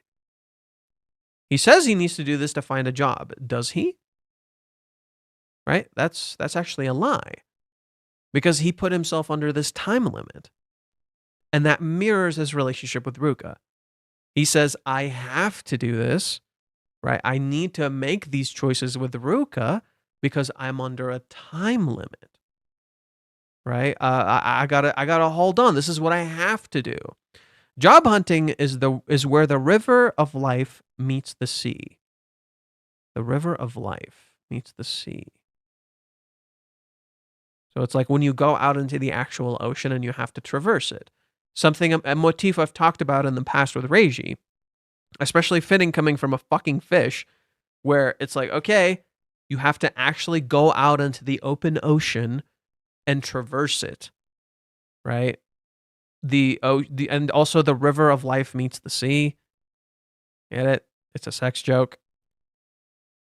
No, nobody gets it. It's a fucking sex joke. All right. River of life. Semen. It's a fucking I think it's a sex joke. I could be completely wrong. Could be just actually Reiji being fucking smart. But literally, like, hey, you get a job. It can open the fucking. What is it? You get a job. It can open the world to you. You can see everything. Right. So cut back to Ruka. Kazuya is focusing. She's very serious and determined. Right. She's serious and determined to make sure he gets what he gets done. Kazuya finishes and the lights go out. Right. It's kind of interesting. Like, hey, this is a first experience for Kazuya too. Right? The lights go out and it feels dark and kind of creepy. And I think that's super fitting. Hey, doesn't this look a little uncomfortable? Something's weird. It's finally over. It's absolutely brutal, right? Kazuya's beat. I did everything I could, but I have no idea how it's going to turn out. I did everything I could, but I have no idea how it's going to turn out. He doesn't know, right? He has no idea. Ruka, in contrast, is regardless of how it turns out, she's trying to do her best for him, right? She's not just determined; she's doing this for him. I think that's important too, right? She's trying, like, while Kazuya is working on this test, trying to get the best results possible when it's built on a lie. Ruka, having built her own lie in a sense, is trying to do her best for him. Right. So while Kazuya struggles with the test, Ruka struggles with meeting him. Right. They're both going through their own test and they don't know how it's going to turn out. Huh? Where's Ruka-chan? Bathroom? It ended up taking me close to an hour. She stayed quiet in the corner for me the whole time so she wouldn't bother me. Right. So she waited patiently for him. Right. That was her test. Right. That was Ruka's test. Being patient for him. Right, Kazuya was not. Kazuya was focusing on his test. Right, he had an actual test to go through. Ruka's test was being patient for him. Right. Did she close the curtain to get rid of the glare on my screen? So she closed the curtain. Well, closing the curtain could have, like, I'm trying to get the multiple meanings here, right? So closing the curtain has a few meanings here, right? One, it's to hide her, like for the simple reason is to, because she's being very vulnerable. It's a little scary. So literally she doesn't want other people to see, right? That could be a part of it. A part of it could have been for Kazuya. But I think there's a metaphor for the curtain being closed, right? It's like, a part of it is like the peeking, right? You're peeking behind the curtain, right? It's the end of an act, maybe, like hey, this part of today's show is over, right? Or this play is over. Now it's real, something like that, right? But then you're still peeking a little bit through the curtain, right? The curtain isn't completely closed, right? So Ruka throughout the chapter was acting the perfect girlfriend, right? And now we get to the thing she actually wanted, right? So the act is over, right? This is the new act, if you will, right? And as you're peeking through the curtain, you're also peeking at Ruka too. Just as Kazuya was literally peeking at her in the very beginning of the chapter. He's taking glances, he's stealing glances, right? But this acts as an interesting mirror to Chizuru herself, who is literally doing a play. And in chapter 383, when they were walking home, the title literally read, "The Curtain Rises," right? So now it's the actual play, right? This is the stuff that's going on behind the curtain, behind the scenes. Get it? The stuff that's happening in secret behind the scenes. Like it's cheating. Hey, this Ruka is literally finally seeing things behind the scenes, whereas for most of this chapter, she didn't know what was happening behind the scenes, right? Kazuya didn't see her prepare, just as an actor or an actress prepares their clothes, gets into their outfit before the play starts. Get it? Right? It's literally all of that stuff being played into. So it is relevant to Chizuru too, right? That's what I was saying. Ruka is in this time is learning exactly how Chizuru feels, whereas Chizuru started learning exactly how Ruka feels, right? Ruka started to understand how Chizuru feels as she's literally kind of emulating her without realizing. Let's see. Close the curtain equals the end of the act. Oh, well, someone said it too. Ruka played the perfect girlfriend. She was acting. Now it's over. Yeah, that was her test, and she passed. She passed playing the perfect girlfriend, right? She literally was acting, and now the acting is over, and now she's gonna ask for what she wants, right? First of the chapter, it's Ruka giving Kazuya what he wants. Now she's gonna get what she wants. The act is over. Like Chizuru and the curtain at the end of the cohabitation. Yeah, Chizuru took down the curtain though. There were no more acts. Chizuru didn't want any more acts. She took down the curtain. The acting is over. That now it's real. When I guess it wasn't, right? Sure, it's a date in my room, but it's nothing serious. We're not doing anything flirty. The curtain is closed, dude. Are you sure, right? So what if the curtain is literally saying, hey, the act is over. Now it's serious. It's almost like the Chizuru taking down the curtain in her place was literally saying the act is over. Now it's real. Compared to before, she's been pretty laid back lately. She's been acting more like a cute, devoted girlfriend. Acting, right? There's the key word. She's acting more like a cute, devoted girlfriend. It's just that Mizuhara is too amazing. Ruka-chan is already the kind of girlfriend everyone would be jealous of. Ruka-chan, I'm all done. Sorry for making you wait. Huh? This is such an interesting shot. Ruka looks so different. Ruka looks so different. She looks like a completely different character. Yeah, Ruka here looks so different. Completely different. Right? And the acting... Oh my god! The metaphorical acting is literally over. She took off her uniform. What is she wearing? What is Ruka wearing? She's wearing a uniform. She took off her uniform. Her school uniform. The act is literally over. Right? She's physically vulnerable. It's real now. Oh my god, and the way Kazuya is sitting. Look at where his hands are. Right? How fitting. Right? Doesn't this feel like, hey, look, it's actually happening. This looks real. Right? Doesn't this feel like, oh, this is when the characters have sex. This is when it gets real. This is where it gets intimate. And where does Ruka come out from? This is the important part. This is kind of the important bit. I'm going to show you something that is relevant to this.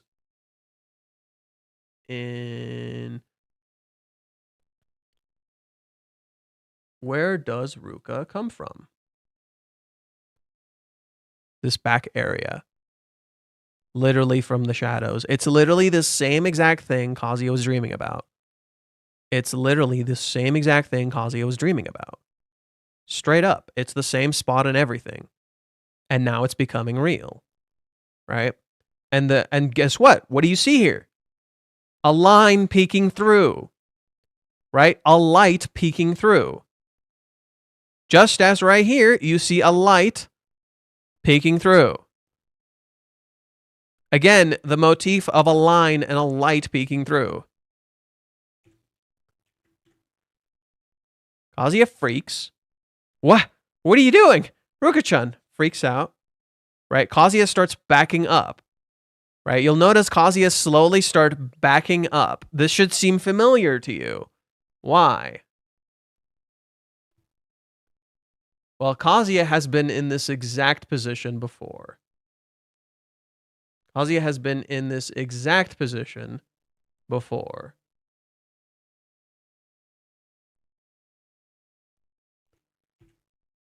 Ruka comes up to him. He backs up. And she kisses him. Right? And then someone rings the doorbell. And that someone is Chizuru. Huh.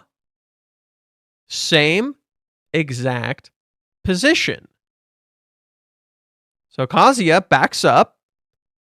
I'm sorry, it was too embarrassing to show up in my underwear. I mean it. Why aren't you wearing your clothes?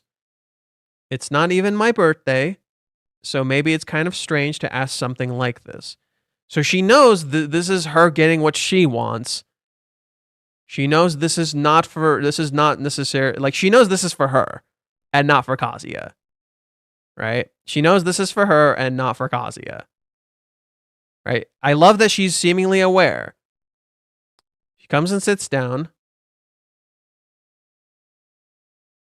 Right? I love how he's in light here because he realized what was happening. She's in light when she speaks, but her body is in shadow. There's a fascinating contrast Reishi keeps striking here, you'll notice. They're illuminated. She's illuminated here, but you don't see her face. Ruka's face is hidden. Reishi consistently does this. Here, you see Ruka's face. Here, you don't see Ruka's face. Her face is hidden here. Right? I think you can't even see her because I'm in the fucking way. Oh, yeah, you get the fair. Chizuru, fair. She understands. She was like, what the fuck am I looking at? The fuck am I looking at? Where's this garbage? This garbage. Okay. So you'll notice Ruka right here. Her face is hidden. You don't see her eyes. You just see her mouth and you just see her mouth and that she's blushing. Right? Here, you see her boobs. You see her crotch. Right? She says it was too embarrassing to show up in my underwear. In so doing, you specifically start seeing the swimsuit. But the swimsuit is hidden, right? It's in black, right? She had to go change. I mean it. Why aren't you wearing clothes? Right? Kazuya is freaking out. Ruka grunts. You see her, but you don't see her. Again, it's not even my birthday. It's kind of embarrassing. It's kind of strange to ask something like this. Oh my God. No fucking way. Chizuru, I've become strange. Mommy, I said something strange again. Ruka, I'm asking something strange.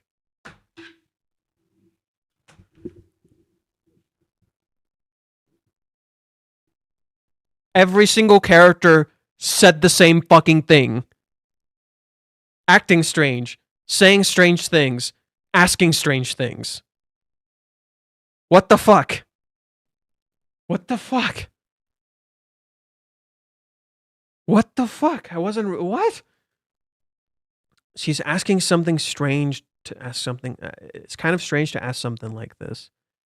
Why is it strange? Please have sex with me. And what do you notice in the final shot?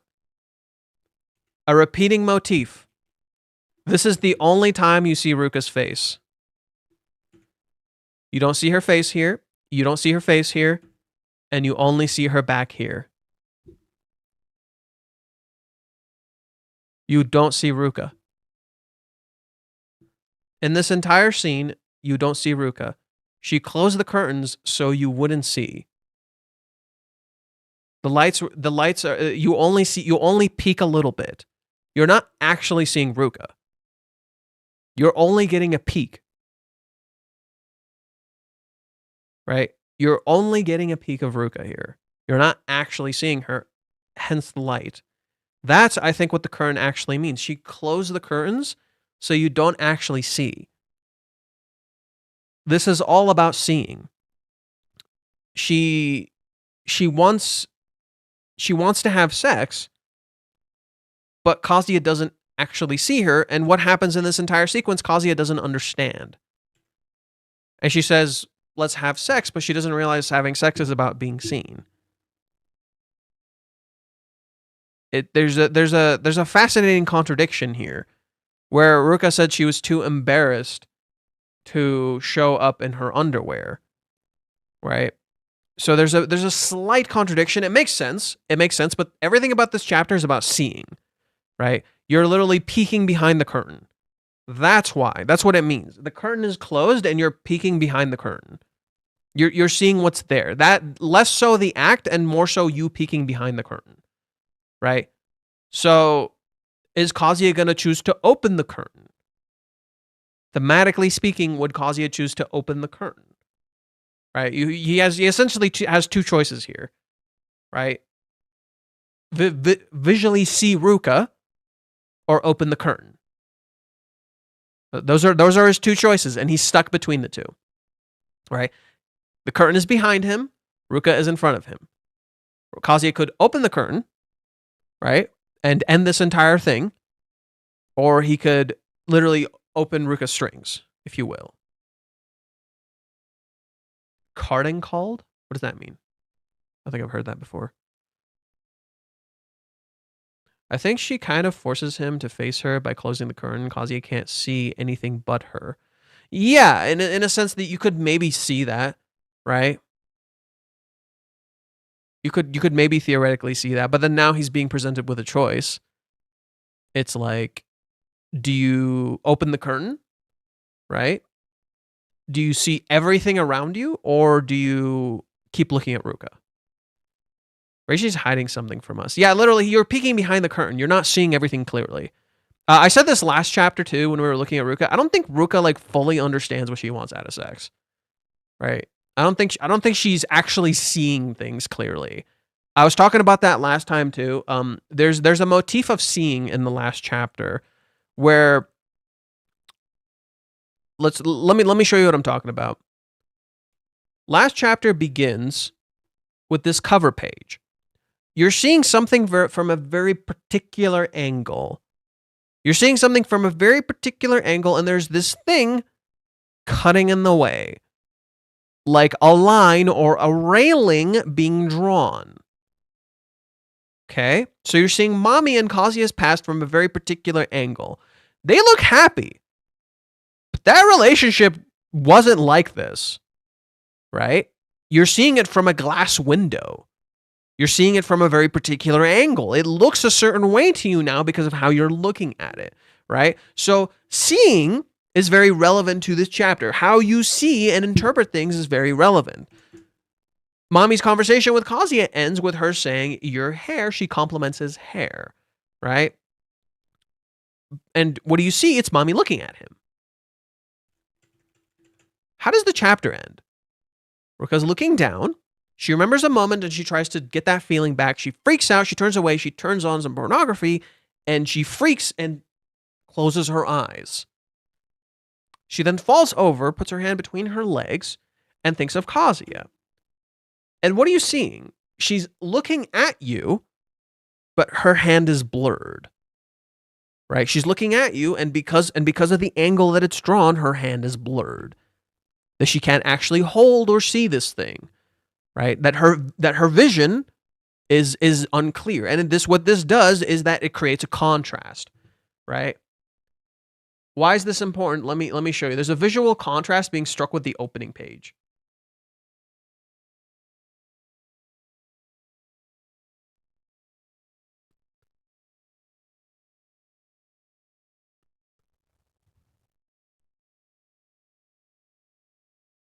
Come on.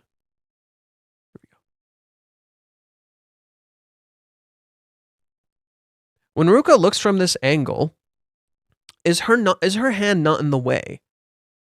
Is her hand not blurring the image? Like when your hand's like this, Is the hand not in the way? You don't see the full image clearly.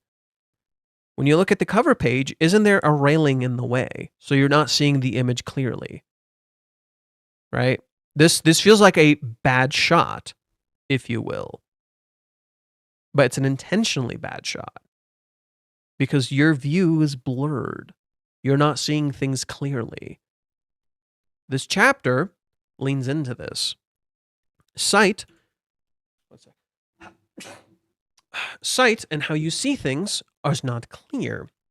You're seeing things as how you want them to be, not as they should be, or not as they actually are, right?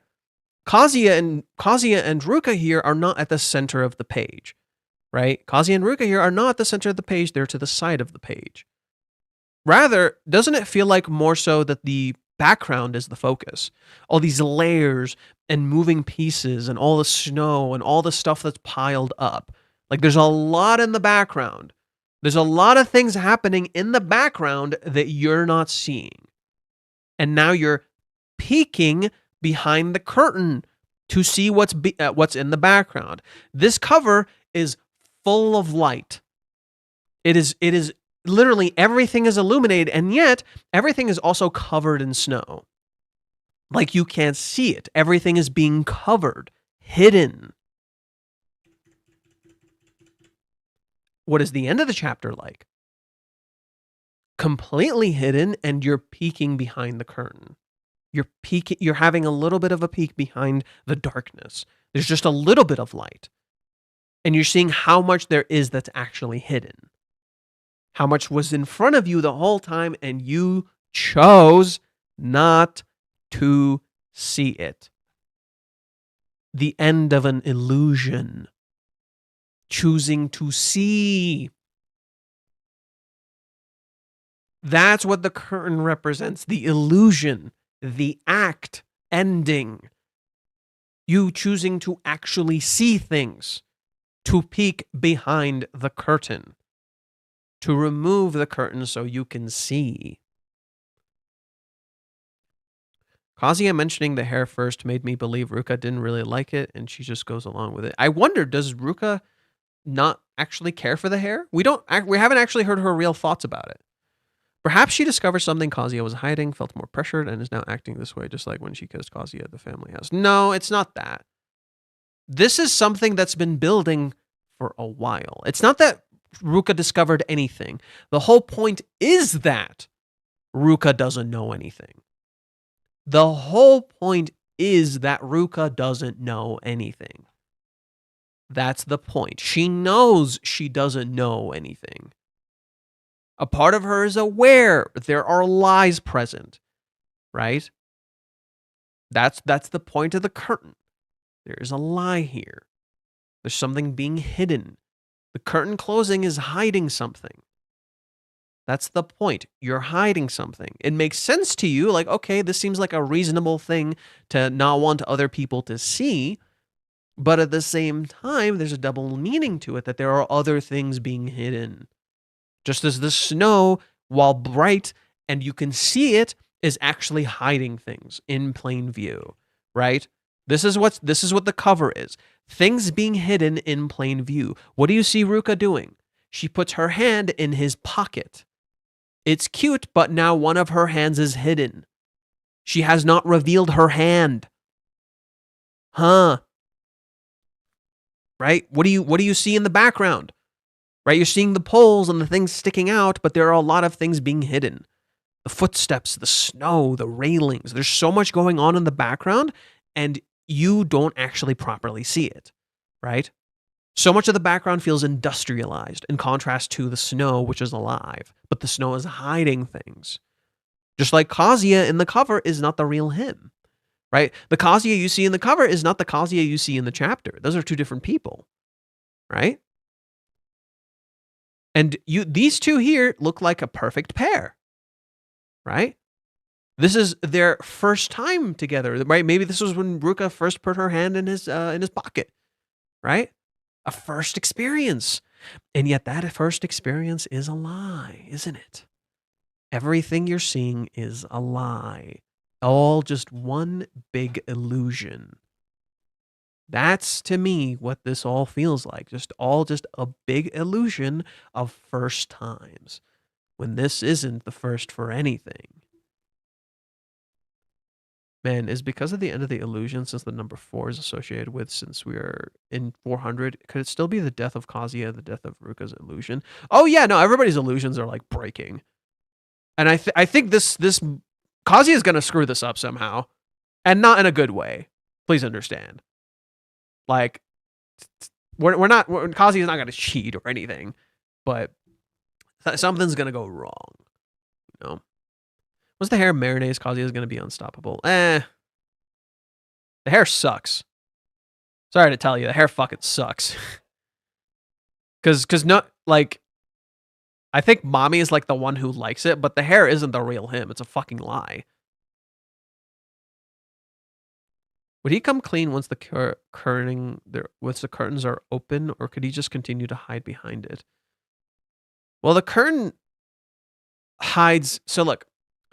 When I was showing you the real thing, so in his dream here, the point of the curtain in this shot is that the curtain is hiding a little, you're getting a little bit of a peek of what Kazuya actually wants. The curtain is hiding his real feelings, right? The curtain is hiding Kazuya's real feelings in this dream. That's what this dream is, right? Kazuya wakes up, the curtains are closed, and then Chizuru shows up, and deep in the deepest, darkest desires in his heart, you're peeking behind the curtain, right? This is the point of this. You're getting a little bit of a peek behind the curtain. In contrast, the end of this chapter is that you can't actually see behind the curtain, right? You can get a glance, right? You can get a little bit of a glance, but you can't actually see, right? You can't actually see the actual thing behind the curtain. Just as Kazuya couldn't actually see under Ruka's skirt, right? You think you're peeking behind the curtain. In reality, you're not. Maybe that's the idea. Because it's reversed, you're not peeking behind the curtain. You're actually on the inside. So maybe you could flip the meaning in that sense. In Kazuya's dream, you're peeking behind the curtain. Here, you're actually on the other side of the curtain, right? You're literally on the other side of the curtain. So maybe it's not about peeking through the curtain. It's actually being on the other side of the curtain and not being ready for that and not knowing what that means, right? So Kazuya is in the hidden part of the curtain, right? Kazuya is in the hidden part of the curtain. Before, the curtain was hiding something. Now he's in the hidden part, and he's completely out of his depth, right? Like this is his deepest, darkest desires, right? Being hidden behind the curtain, right? And Kazuya only sees Ruka's feet. He doesn't actually fully see her, right? He doesn't actually see her face. You don't see her face. This chapter is literally all about hiding. This chapter is literally all about hiding. Everything is hidden in plain sight. Every single thing is hidden in plain sight. There are so many things being hidden in plain sight. Literally, like here. The snow is hiding things in plain sight. You think you're getting everything. You think you're seeing things, you're not, right? So everything is being hidden in plain sight here. There's actually a lot more going on than meets the eye. Caught up with the stream. For what it's worth, I don't think Minnie or Chizuru would come over to save Kazuya to take the decision to get comfortable away from him. No one will come. I think Minnie would show up, but she's not taking the decision away from Kazuya. Granted, Kazuya has already done that for himself. Hiding in plain sight. Yeah. No, I think there's a very real chance Minnie could show up. Because Minnie is the thing he refuses to address. Kazuya will have to deal with himself. I kind of doubt it. I think it would be thematically fitting if he gets an out and the very nature of the out destroys everything he wanted to do. The very nature of Kazuya's out hurts him. Thematically, that makes a lot more sense. Why? Because Kazuya would see firsthand how getting an out, getting an easy way out of this situation, actually made it worse. Right? Because if Minnie comes back and it causes all these fucking problems, oh look, you getting an out constantly has actually made your life significantly worse. That's what I'm saying. Minnie is not here to save him or take the decision away. In fact, the reason Minnie is here is because of his own choices. Because he chose to do this. Kazuya being careless with Minnie? Super fitting. Makes a lot of sense for Kazuya to be super careless with Minnie. Right? So that coming back like that to haunt him, because Kazuya never considered this, that makes a lot more sense. I don't think Minnie is saving him, nor is Chizuru saving him. I doubt Chizuru would be here. Chizuru, I doubt. Minnie, well, chapter 388, what did Minnie do? She just showed up at Kazuya's place. Just said, hey, let's get drinking. You never know. She could show up again. Now, if no one shows up, cool. If no one shows up, cool. However, maybe Kazuya does something. This is where we could go into like a different theory. Let's say no one shows up. Right? Let's say no one shows up this time. What could happen is Kazuya is not going to want to do this. Right? So what's going to happen is that Ruka is going to start noticing weird signs. Like, okay, there was someone else here, wasn't there? And then maybe she sees something of Minnie's. Right? Or she starts like doubting him and she starts seeing things clearly. It's like, okay, oh, so you are hiding things. If someone shows up and interrupts Kazuya, it's the worst thing that can happen to him. Kazuya needs to deal with this alone without interruptions in order to grow. He's not... You're kind of missing the point of Kazuya's character right now. I genuinely believe all of you are misunderstanding the point of Kazuya's character. He's not growing. This is the illusion of growth. And Kazuya will not grow from this. He's going to fuck up. He's not going to grow from this. This is not ending well, and it's not going to result in growth. I'm telling you right now, after this, he will spiral more. If you think Kazuya is going to grow from this, you're dead wrong. He's going to spiral extra hard after this. Whatever happens, he's spiraling more. And then slowly he might actually like, he's going to hit like a breaking point. Because you're already seeing it. He's literally wearing the spiral shirt. You're already literally seeing it. He's going to spiral more after this. He's not going to solve this. This is not having a good ending for either of them. This is going to suck. A lot.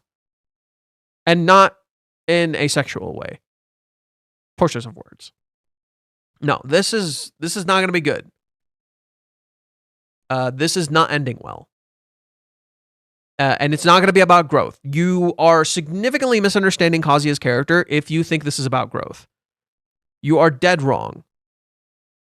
This is not about growth. This is about stagnation and choosing not to grow and telling yourself you're growing when you're not. This is about living a lie. All of this is about living a lie. The entirety of this is a lie. Everything you're seeing is a lie. You're peeking behind you're literally on the other side of the curtain and you don't understand what's going on. Like everything you're seeing is a lie. This is supposed to be a precious first time moment and it's not. So, yeah. No. This is not about growth. Kazuya doing the right thing by himself right now would be weird. Like, what changed since 2 chapters ago? Exactly. Like, literally, remember what people on Reddit or on Twitter were saying? Oh, Kazuya got his new hair. He's magically doing everything correctly now. No, he's not. You see it in this chapter. You got so many clues in this chapter. He was lying to Ruka about so much shit. And now it is all catching up to him. And there's no way out. And even if Minnie shows up, you're going to think, I have a way out. You don't. That's what I think Minnie showing up would represent. Kazuya would think Minnie might be his way out. When in reality, it's the thing that doomed him. That's why I'm saying Minnie coming back could thematically work. Because it would look like, oh, he has a way out. No, it's literally the thing that doomed him. Because there is no way out. That's the point. In that sense, I agree with you. There is no way out. That's it. It's over. Like, you essentially finally hit a breaking point. There is no way out of this. This will have to be addressed and talked about, regardless of what happens moving forward. That's it. You've hit that point in the relationship where there's no turning back. And you can't turn back anymore. That's it. Kazuya has hit a milestone in the relationship where that's it. So that's what I'm saying, is there is no way out. Even if Minnie shows up, that's it. So that's what I mean. It's the lies are literally catching up to Kazuya because he's living a lie. His hair is a literal physical representation of that lie. He's living an illusion.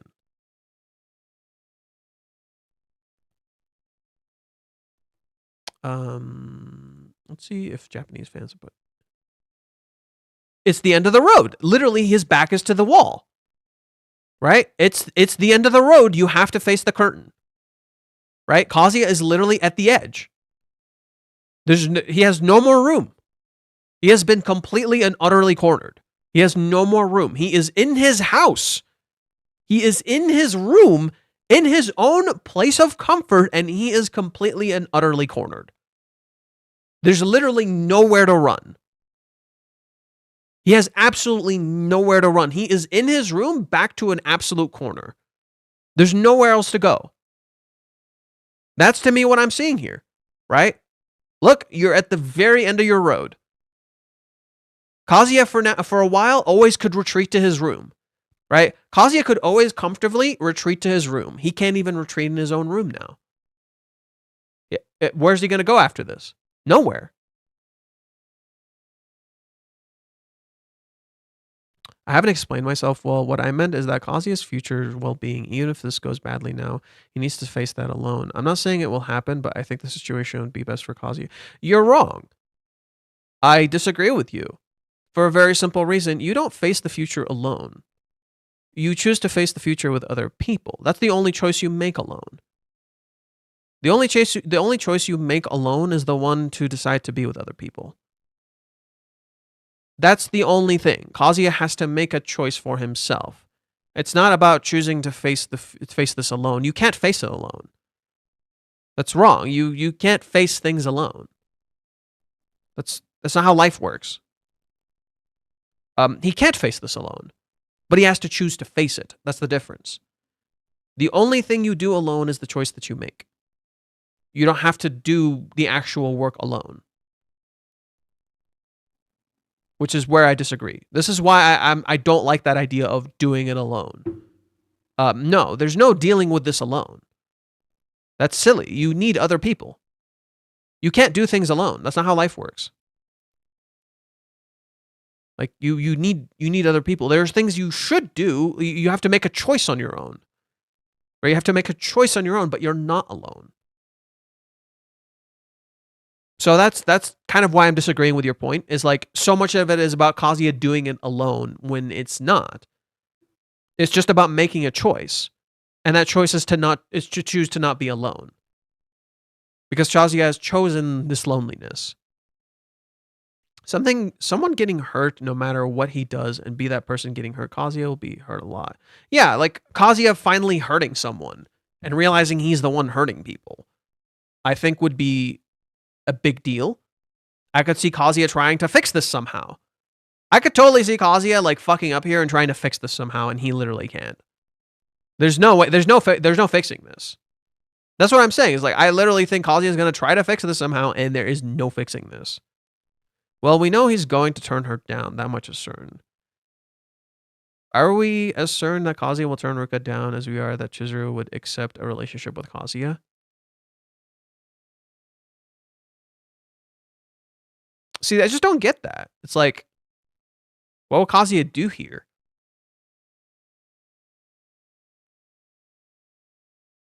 Like,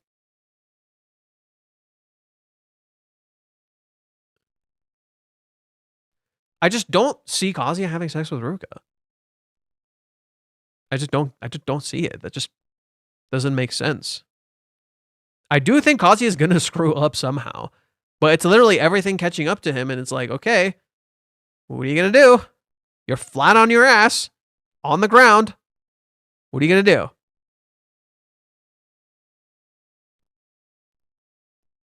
But no, I don't think Kazuya would do that. Hey, Johan, the translations already. Okay, we'll look at that. Oh, speaking of which, translations. Perfect. Perfect. We could get a clue of where this is going. A date at home, speaking of something to do, the snow, the cold, and even being at home, everything is an excuse to cling to you. The snow, the cold, and even being at home, everything is an excuse to cling to you. Something to do during the day at home is sex. Will Kazuya be able to keep his guard up? Personally, I'm fine with it.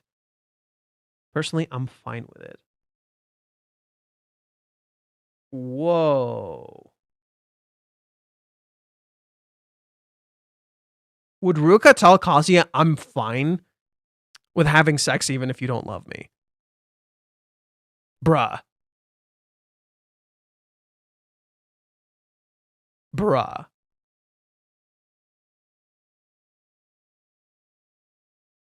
Oh boy.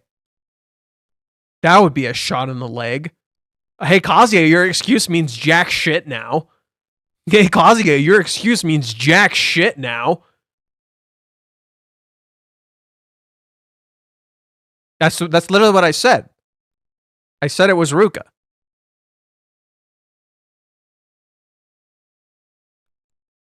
Yeah, I literally said this was Ruka. I didn't say it was Kazuya. I'm just saying, Kazuya, your excuse means jack shit now.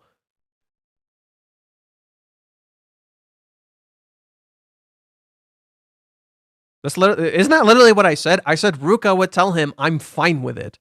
Kazuya would probably try to say, hey, I don't love you. Maybe we shouldn't do this. Ruka's like, oh no, I'm fine with that. What? Yeah, I'm fine with that. Kazuya literally put it in an absolute fucking corner. Just totally fucking screwed.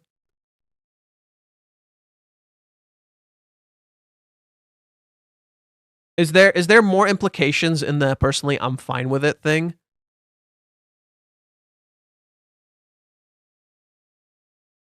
But I'm not fine with it.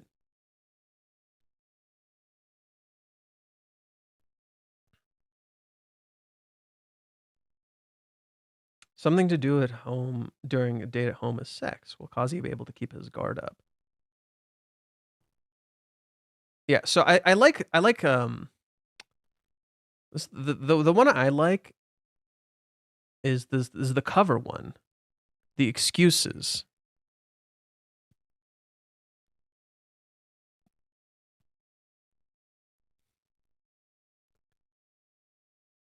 Right here, I love that the text here reads, the snow, the cold, and even being at home, everything is an excuse to cling to you. So every single thing she did in this chapter is just an excuse to be close to him. Right? All of these things are just excuses to be close to him.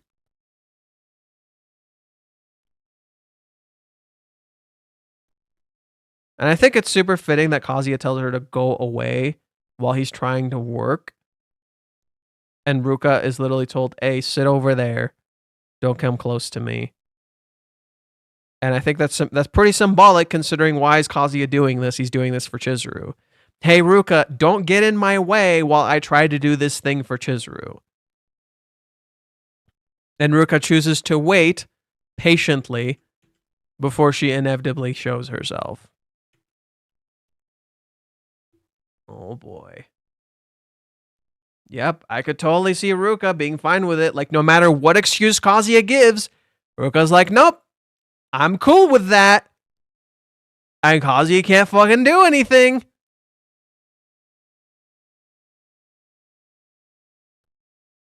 Kazuya is in a no-win situation. He sleeps with Ruka, equals Chizuru is done with him. He turns Ruka down. She blows up, and then over. Minnie comes in. She blows up. She blows up, and it's over. Minnie comes in, but it's a DEFCON number where they use nukes. Lol. The most likely thing happening is Kazuya declining the offer and Ruka crashing out on him, and it trickles down shit show. Maybe. Imagine Kazuya telling the truth about the date with Chizuru, the kiss, about the confrontation, and yet Ruka reaffirming her love for him and asking him to be her first man. Jesus Christ. I don't know about that. That would be crazy. The only implication is that we're sure it's Ruka talking. Ay. For Kazuya to get out of this, it would be as simple as him rejecting her and stating once again, as he has done many times, that he has no feelings for her and he's not in any dead end. He's not in any dead end. Yes, he is. This is Kazuya's actions all catching up to him. He chose to keep dating Ruka. He's the one who chose to let it spiral until it got to this point. And now he doesn't want to hurt Ruka, but now he's going to have to live with that. It's like, okay, you could either rip the Band-Aid off now or not. And he is in a corner because Kazuya is like, I have to keep my guard up and keep things quiet. Well, here you go. Things are nice and quiet. Right? What happened, Kazuya? Kazuya's like, I need to keep things quiet. Well, here you go. Things are nice and quiet, and they might get extra loud. Well, Kazuya, what's the plan? He is cornered, because if he rejects Ruka here, well, okay, he might cause trouble for Chizuru. Okay, bro, you got to make a fucking choice for you, and not for Chizuru. Like, that's just the truth. This isn't for Chizuru. You have to decide for you. What the fuck do you want? Stop doing things for Chizuru. Do what you fucking want. If you really think about it, since he and Ruka are dating, Chizuru is the affair. Well, they're dating, but yes. He's cheating on both, technically. He took Chizuru on a date, but he was seeing Ruka in the background. He's dating Ruka, but he's seeing Chizuru in the background. Therefore, he's cheating on both. And if you include Minnie, he's cheating on everyone with Minnie.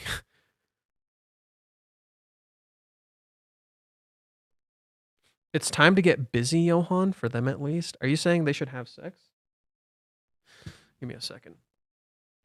So there's no other way they'll do it. No, they're literally, you have to end it. You're running out of options. Kazuya is running out of options. Just give me a second. I need to grab something.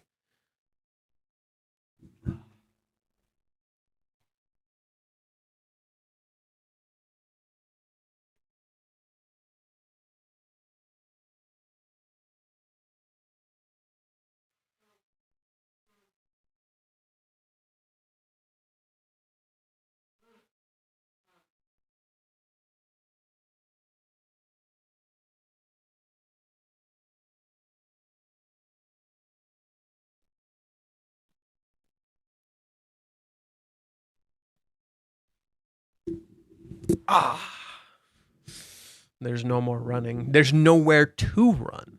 Where the fuck do you go? He literally has nowhere to go. He's run out of room.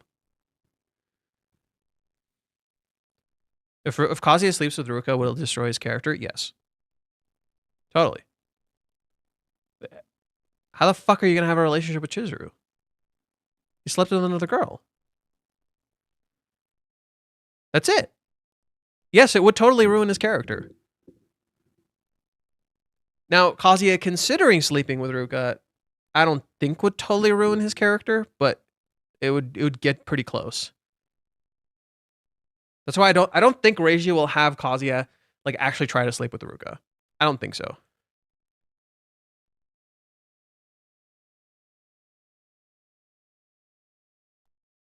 Kazuya has no choice but to get uncomfortable or risk losing everything. He's already losing everything. It's already happening. He just doesn't realize it.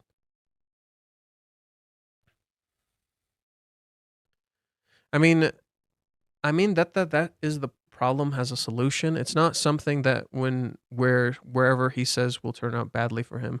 Unless Ruka plans to reveal everything, if he rejects her, that would be messed up.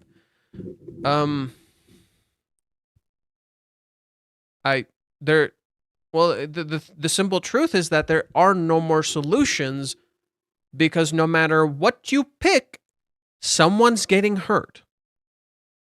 It's that simple. So here, let me play it out for you. Let's say Kazuya sleeps with Ruka. Hey, Ruka, so I was actually seeing Chizuru this entire fucking time. I lied to you. I was seeing Chizuru that entire fucking time. The reason I was feeling better, it wasn't because of you, it was because of Chizuru.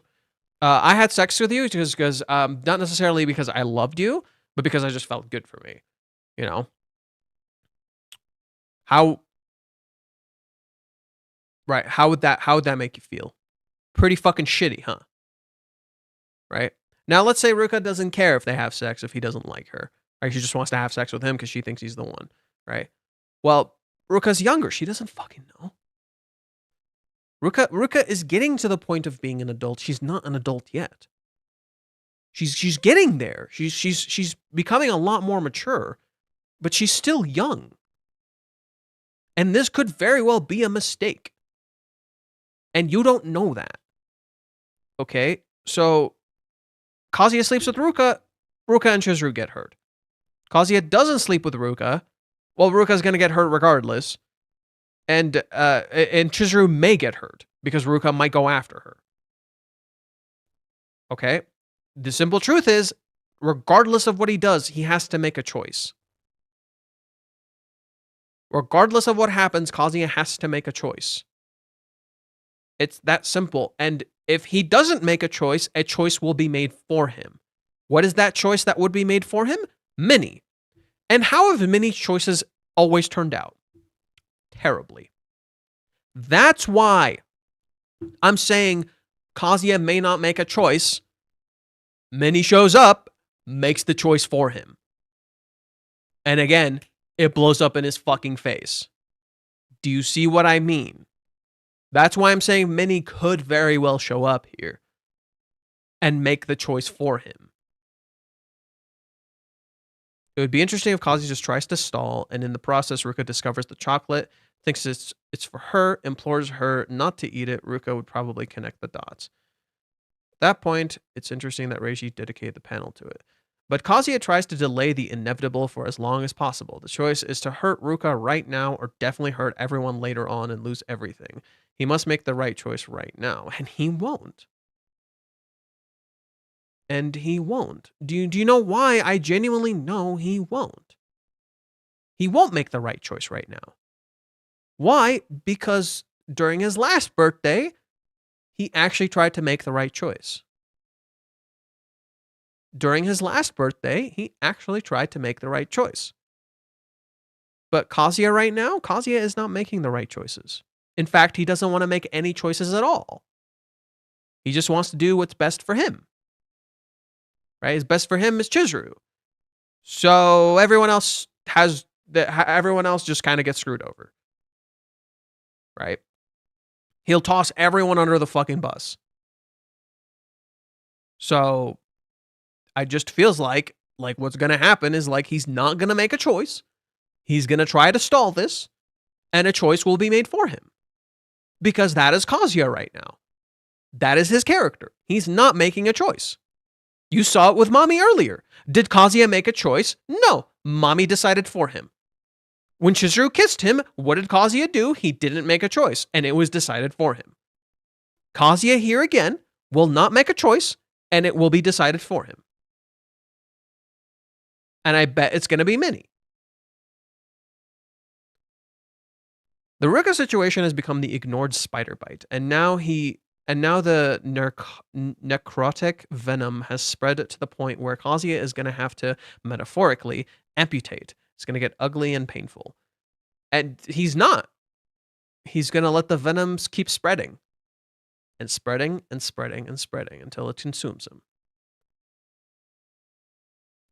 So many different things can happen that I honestly have no idea what will happen next. With each chapter, I'm more confused about where the situation is going. That's the whole point. You want to know why that's the point? Because Kazuya doesn't know what the fuck he's doing either. You don't know, just as he doesn't know. You have no idea where it's going. That's the point. You are thematically in Kazuya's shoes. I'm sorry I can't return your feelings is what he should be saying, but he won't. Correct. He won't. He's not going to. Kazuya is not doing that. I don't think Minnie will appear. I think there is very real foreshadowing for Minnie to appear. I think there's very real foreshadowing for Minnie to actually appear. Mommy doesn't know where he lives. Mommy has no idea where Kazuya lives. Hell. Oh. Here's a spicy one. Kazuya asks Minnie to show up.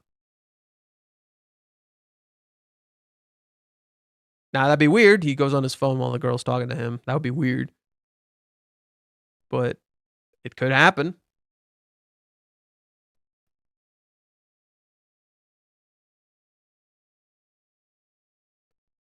I mean, he did forget one thing in this chapter. What's to say he didn't forget another? Right? Kazuya forgot about his test that he was supposed to be taking today. What's to say he didn't forget about Minnie too? Completely possible.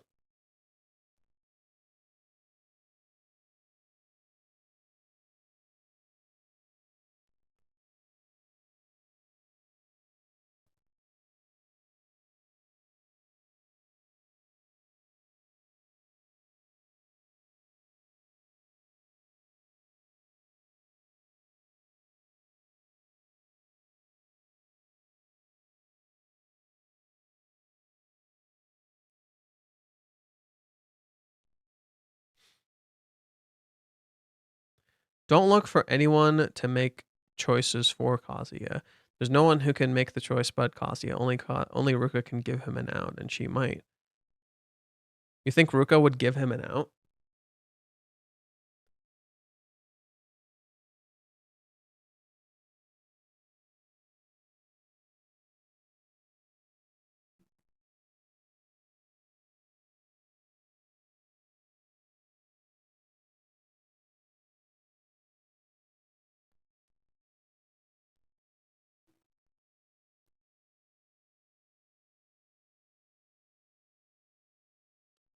Kibe would be so disappointed. What else is new? Well, honestly, I think it's lazy and scummy that makes you do the...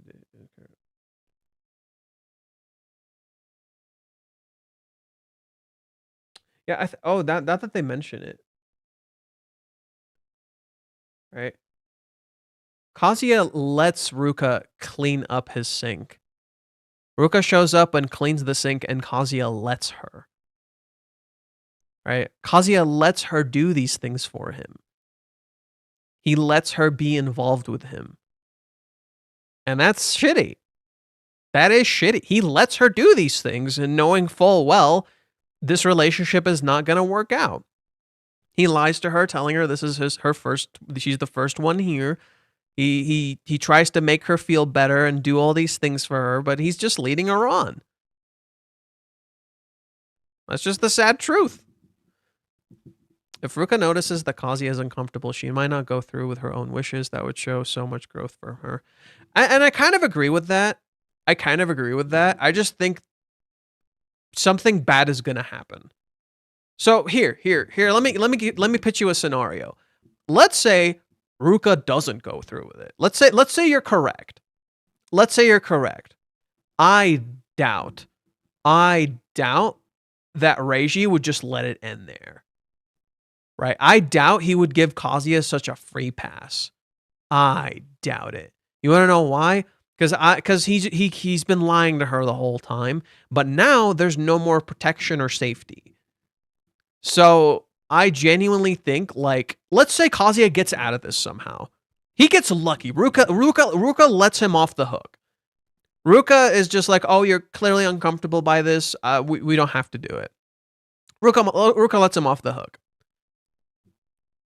Minnie shows up. Ruka finds something.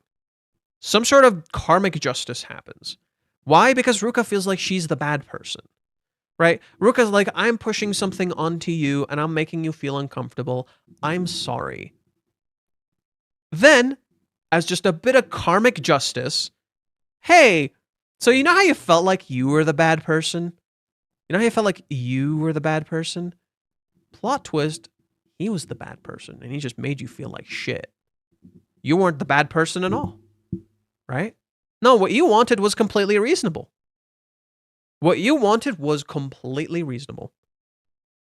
It's just he was lying to you the whole time.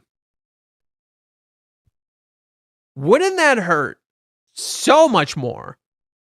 right? Kazuya, like, that would be fitting. Kazuya does get an out, and it's from Ruka of all people, right? Ruka's the one who gives him an out. And then, boom, just to screw the fucking pooch, Minnie shows up. Minnie shows up or something. Hey, look, remember how Kazuya told you, like, this was your first time and he was doing all this because of that and this and that? All of that was a lie. Everything he told you was a fucking lie. Boo, bro. Absolutely blows up in his fucking face.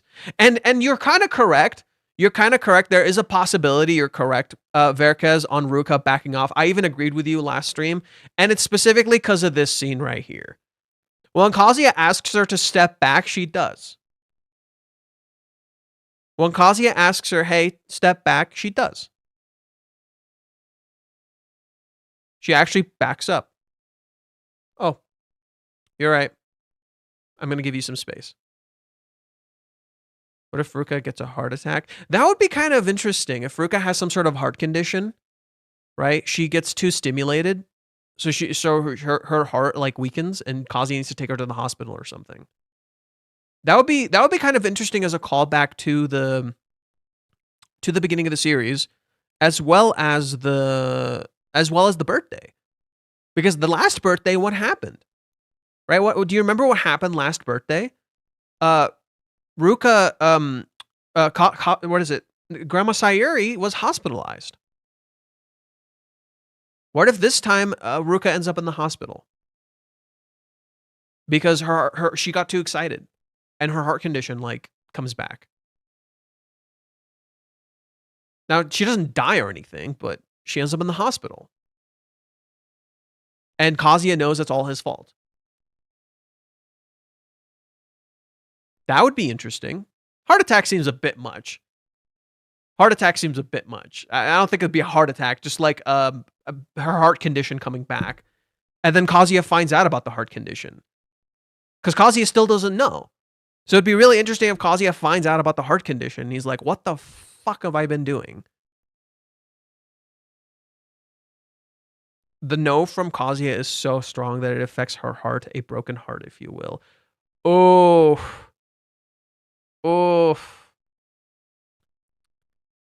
Yeah, I think Kazuya is gonna fuck up. No matter how this plays out, Kazuya is gonna fuck up.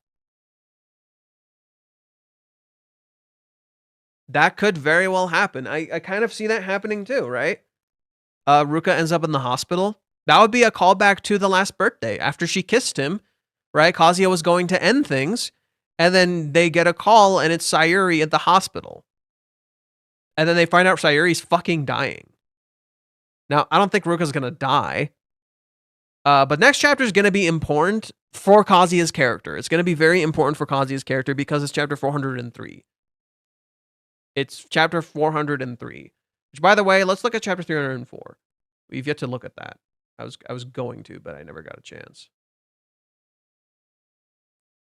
Oh wow. That's interesting timing. Interesting timing.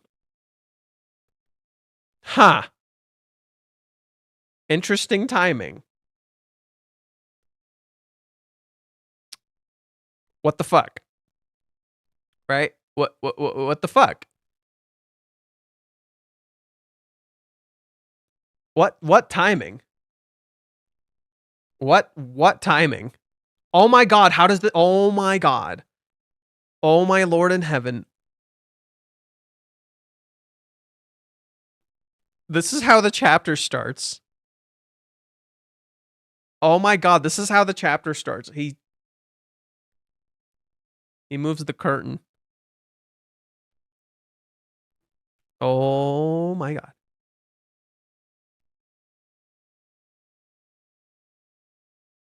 He moves the curtain.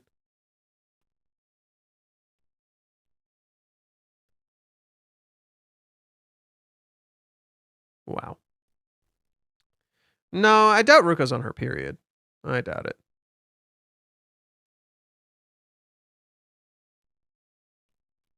Damn, I am hungry and my stomach keeps growling.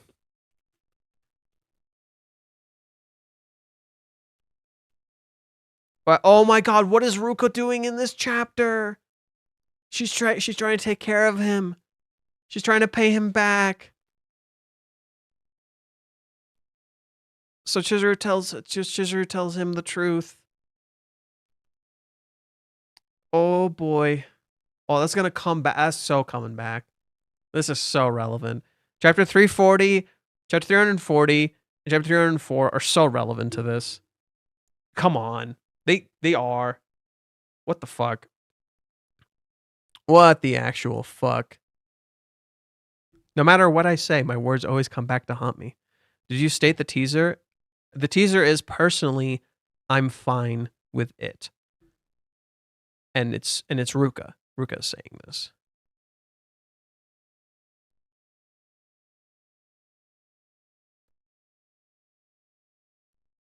Could you please work? Twitter sucks. I refuse to call it X on the basis that I hate Elon.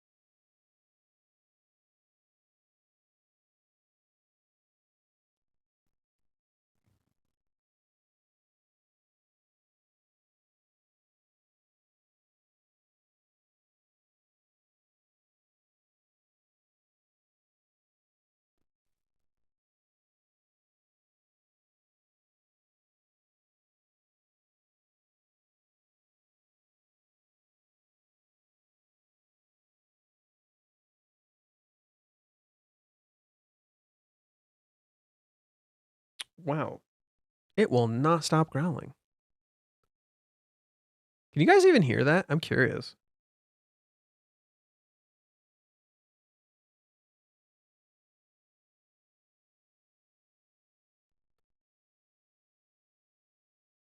I just refuse to use it because that cuts off any potential ad revenue from Husk.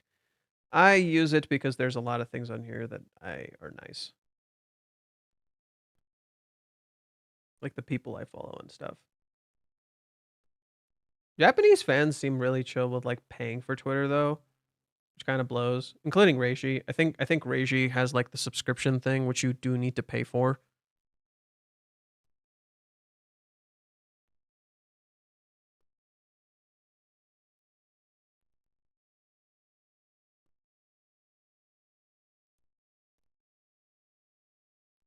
I think maybe they just don't think about the same stuff we do. That's just a very real thing. They probably just don't process the same stuff we do.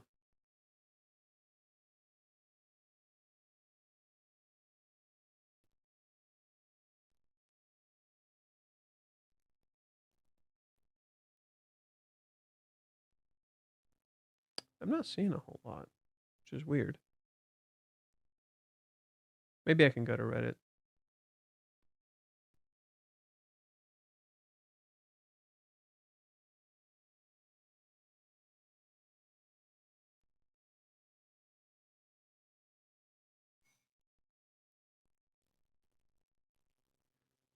There we go. Kazuya still calls it Twitter too. I don't think so. For sure it's X now. Ugh, I feel sick just saying that.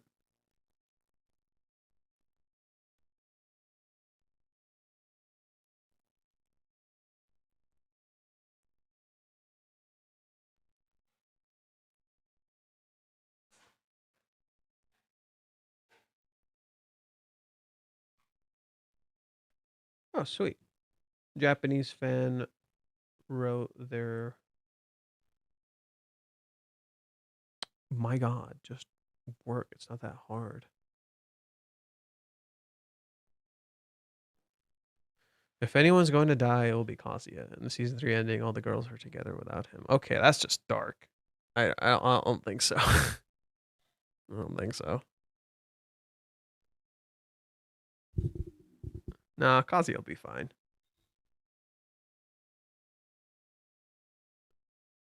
Plus, the season 3, you're pretty sure you're talking about the season 2 ending, not the season 3 ending. And season 2 is fucking weird. Season 2 is weird. Plus, the anime has a very like big bias towards the female characters, you know, especially like early on in the series. So,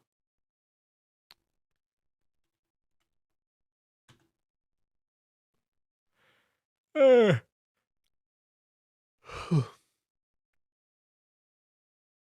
the fuck just happened? Okay, give me a second. I'm gonna go.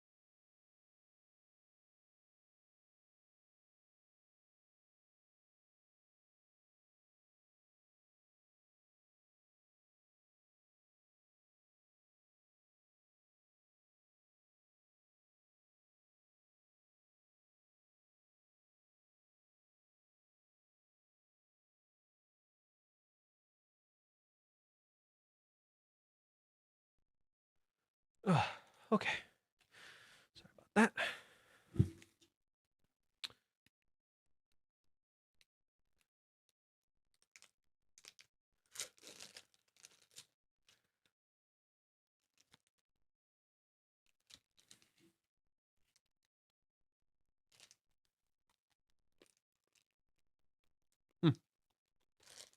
Not the kind of food I was expecting, but food is food, I guess.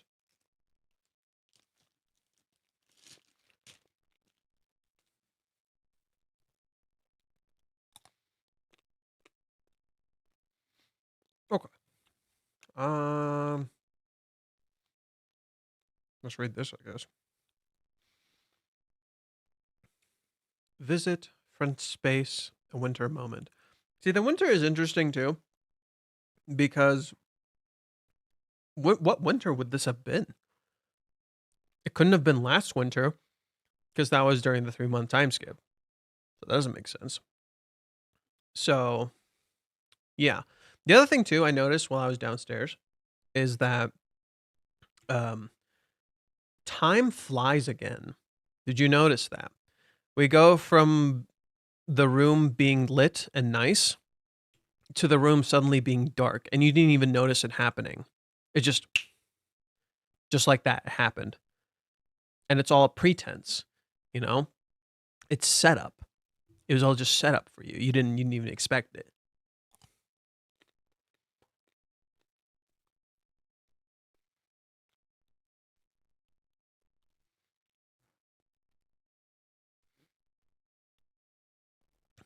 So cute. Legit main wife vibes. Birthday present. I might have messed up. Follow up. WB test. Hang in there. I can't say it. So this is what it's like. What about Ruka-chan? Super high spec girlfriend. Swimsuit. What the hell are you doing? Please do it. Okay. Turns out, after peeling off the to-do list lol, probably a winter date. Kazuya was dead after the Hawaiians trip, so maybe around Christmas and her time.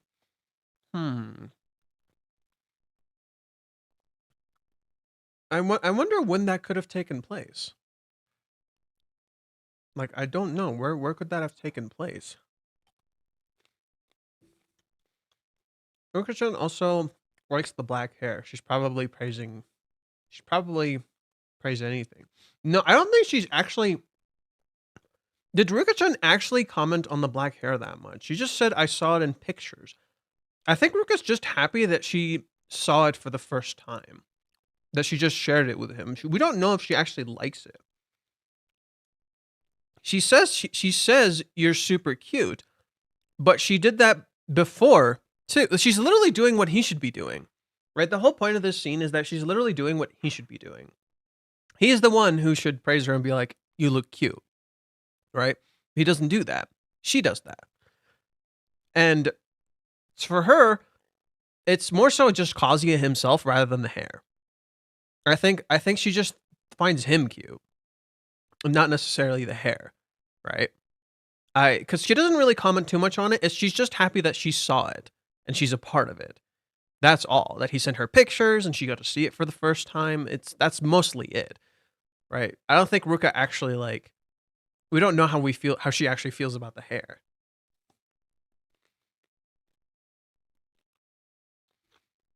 Wonder what the others think. Curious about Chizuru's reaction. Calling him Pro-kun, lol. What a dog. What does that mean? What does Pro-kun mean? I wonder about that.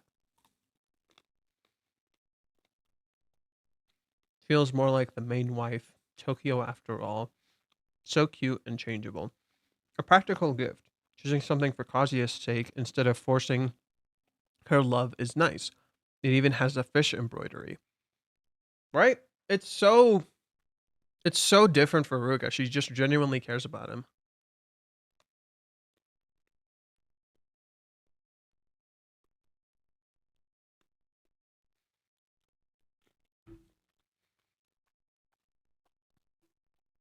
True. Not thinking that far ahead feels very student-like.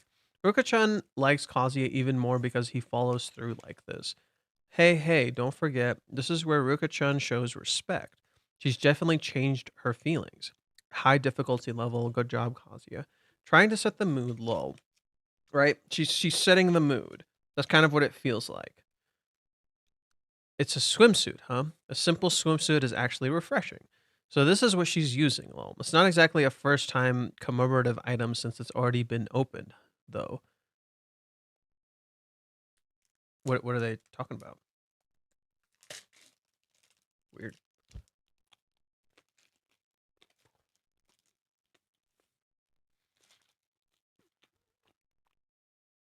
Direct negotiation.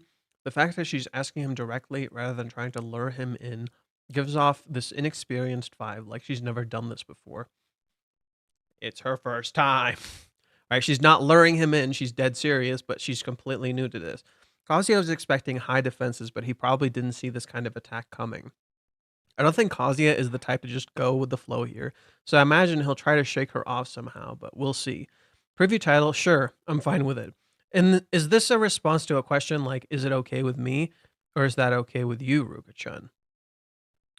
Oh, that makes some sense. Kazuya says, is this okay with you, Ruka-chan? And she says, yes, I'm fine. Since Ruka-chan brought it up and Kazuya, then yeah, no problem.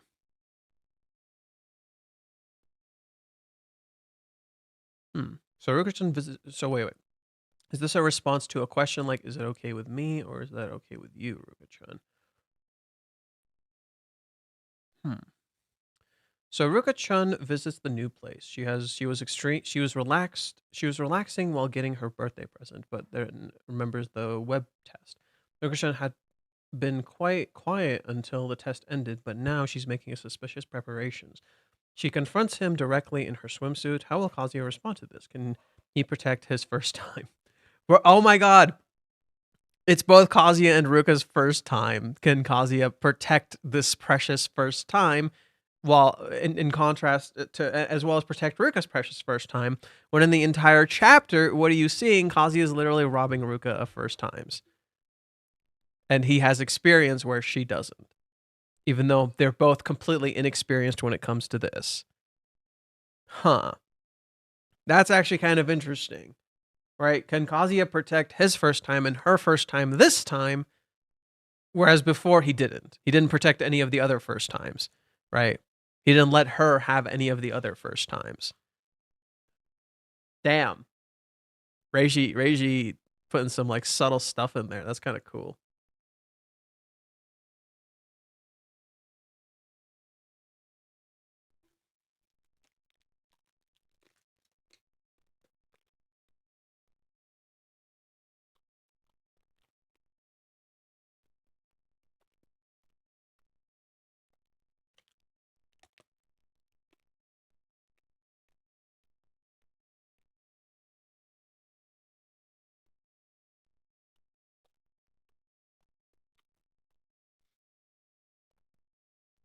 Whether they do it or not, it won't benefit Ruka, which is truly regrettable, but I reckon doing it would be for Chizuru's sake, wouldn't it?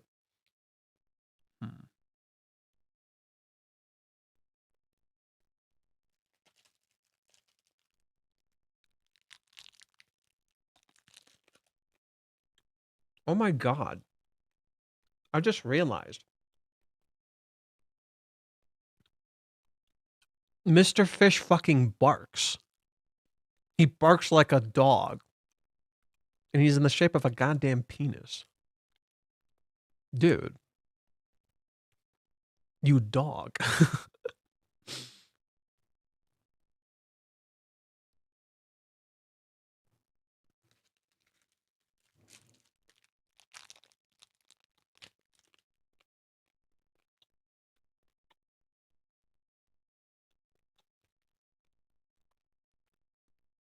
Did Lungfish actually bark? Yes. Straight up, he did.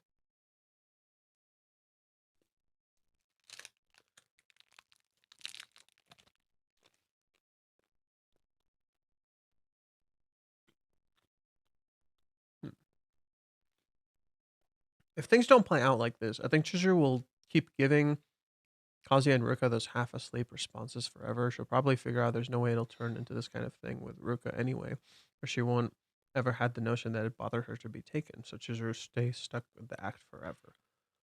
It doesn't feel like Chizuru. I feel like you're completely misunderstanding Chizuru.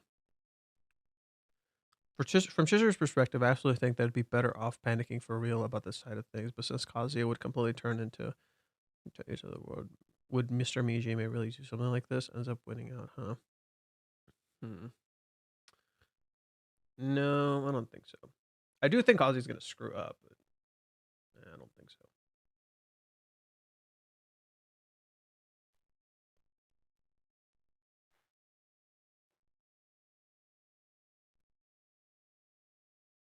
Damn, not a whole lot from the Japanese side, huh?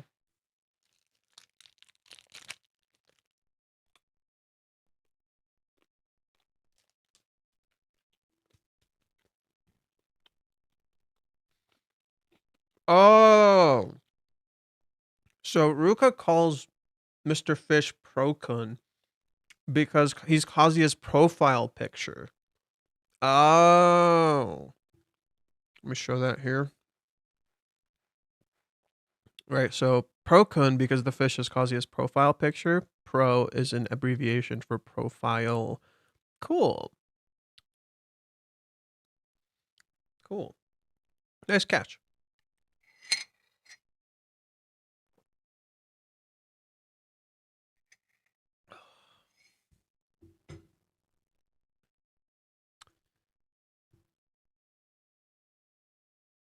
Shoot, I was gonna say something else and I totally forgot. Yeah, I think the idea here for most people is like, oh, this is gonna get Chizuru panicking and scared, and I'm just like, yeah, I think you're kind of missing the point of love.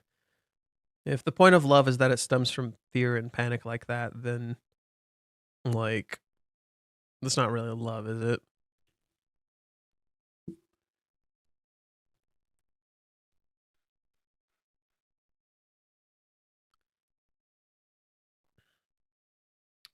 Let's go to Reddit. I've put it off for a while. It's about damn time.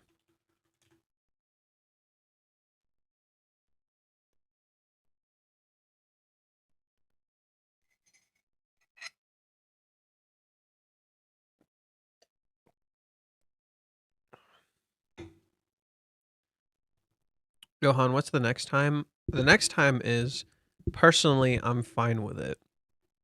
So a Japanese user said it could be something like Kazuya asking Ruka, "Are you really okay with this?" And Ruka says, "Yes, I'm fine with it." Something like that. That was what one Japanese user said.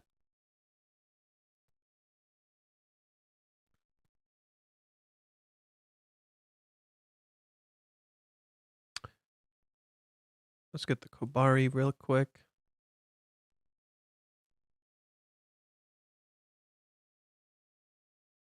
Oh, oops.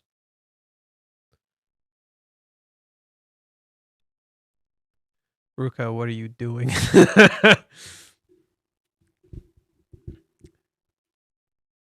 Kazuya, don't do it. Kazuya. I'm sorry. I'm sorry. These are really fucking funny. These are really funny because Breaking Bad was part of an inspiration for this series. Well, in the writing element, not necessarily like in the characterization. Kazuya's going to have a difficult time. My dude will have the biggest test. I trust him. I haven't commented on these stories in a bit because I've actually been enjoying the last few chapters. However, Kazuya needs to draw a line. Not getting a chance to respond to Mami's question was the start of a bad trend. If Ruka runs off or they get interrupted before he gets definitely saying no to her, then any progress from the last couple chapters will have been for nothing. He needs to tie up loose ends by July 11th, and this should be the start. You're missing the point. Oh, you're missing the point. He's been pretty trash, honestly. Doesn't feel like he's ready to commit to anyone. Kazuya is a classic people pleaser type. They have trouble drawing boundaries and crack under pressure. Well, Kazuya didn't used to be like this. That's the thing. Kazuya didn't used to be like this. It's not people pleaser behavior. This is far beyond that. This is no part of what's happened in the last two chapters that can be explained away. He's being flustered by these girls. Okay, well, no. You can be flustered. There's nothing wrong with necessarily being flustered by the women around you, right? There is an issue with you choosing to act on those feelings or stuff like that, but you thinking things, there's nothing wrong with that. He's being flustered by these girls, constantly blushing, checking them out, thinking about them, investigating a girl next to his room. No, that's not people pleaser. That's trash. I don't fully agree. No. Let's see here. Flustered by the girls. That's not a big deal. Constantly blushing. What? I can't blush. I can't fucking react. I'm not allowed to fucking react. What? Checking them out. Okay, fair. Kazuya does check the girls out. Fair enough. Right? But that's part of his character. That's always has been thinking about them. Okay, so so I can't think about girls. Even if I'm dating a girl, I can't think about other girls. Inviting a girl to his room. Okay, well, Ruka is literally a girl he's dating, so technically that's not bad. I get earlier I was like saying how shitty it is, but at the same time, he is dating Ruka. So yeah, it is shitty. Don't get me wrong, but to say it's just outright trash, I don't really agree. He should know better. Does he know better though? If it's in the next chapter, he doesn't put her in her place immediately. I'm not sure I'd even want him to dating Chizuru. This is how her BF will behave with other women. This is messed up future. If Chizuru were doing all this in her private life, people would have a fit. I mean, you're correct. You are correct. People would fucking lose their shit if Chizuru was doing this crap, right? But at the same time, there's a bigger issue at play here, and it's the fact that Kazuya is not making choices. It's not just he is a people pleaser. Ultimately, this is exactly people pleaser behavior. What you're describing is literally that. It's the epitome of that. Kazuya is the epitome of a people pleaser. Before he wasn't. Pretty much after the start of the series, he definitely started drifting away from people pleasing. It's just Hawaiians really brought him back to his core of who the fuck do you want to be, right? And Chizuru is struggling with people pleasing too. Everyone's struggling with people pleasing. It's just now it's hit a breaking point. Fear of conflict, inability to say no and draw boundaries, chronic apologizing, and low self-esteem are the symptoms, and they fit him perfectly. Everyone always thinks that people-pleasing is about trying to be nice or selfless when it's not. It's about fear of rejection, conflict, being disliked, and everyone else that encompasses. Well said. Actually, pretty well said. They said it pretty fucking well. I agree with you that he's people pleaser with the fear of being hated by those in his life. However, we are 400 plus chapters in, and he has a date scheduled with the actual girl of his dreams. That's actually endgame girl. Being a people pleaser isn't an excuse anymore. We need to see some character growth now, or this will all be pointless. You're missing the point of character growth. So let me share some other interesting details for you guys. Yesterday, so Reishi streams every Monday. Not streams, like he does a Twitter space. He does a Twitter space every Monday. Yesterday, Reiji was doing his Twitter space as usual. I'm only sharing stuff that he said in other places or he's elaborated on a little bit more. Reiji doesn't like the modern description of growth. He doesn't like that idea. He thinks the modern description of growth is very linear and it doesn't really encompass how people actually grow. Because we don't grow in a linear fashion. That's not really how growth works. So he doesn't really like that idea. And I think when you're saying you want character growth, you're missing the point. You want Kazuya to become someone you'll like, not actual character growth. There's a bit of a difference in your interpretation because you're saying we're 400 chapters in and he has a date scheduled with the actual girl of his dreams. He thinks it's a date. Does Chizuru think it's a date? He doesn't even know what the fuck he's walking into. We're 400 chapters in, sure, but what happened in that journey? Where is Kazuya at the start of the series and where is Kazuya now? Who he is at the start is not who he is now, and in various different ways. And that's surprisingly fitting considering he's seemingly going back to the start. So the question more so becomes, it's actually already happening. The growth you're wanting is already happening. You're just not seeing it because it's presented like it's not growth, because in some ways it isn't growth. He's essentially not growing, and in so doing, he's growing. He's essentially, because he's moving at all, he's ultimately going to the path of needing to grow. And the way Kazuya is going to grow is not going to be what you think he is. Reiji's writing him like a horny, down bad loser who doesn't remember that he has Chizuru's whole heart. He doesn't think he does, though. If it was the beginning of the manga, okay, it's understandable after everything being 400 chapters. It's not bad writing. It's literally whatever, man. This is like having to explain my streams to people, so I'm just gonna say I had to say it. But this moment, Ruka tries to Kazuya to sleep with her. It's only going to lead to her getting hurt. She knows he is in love with Chizuru, and he's been done for a long time. No, because Kazuya is okay. There's a bit of layers to this.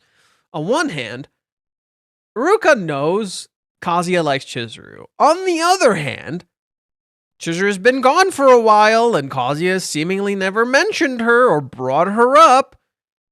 So, on one hand, yeah, Ruka's lying to herself. Let's not get that totally twisted. On the other hand, Kazuya's pretty much fucking leading her on. Because, yeah, she should know Chizuru's there, and she sees signs Chizuru is there. But Kazuya is seemingly not saying anything either. And he keeps playing this game of pretend with her. So, you know, he is kind of leading her on. That's just the truth.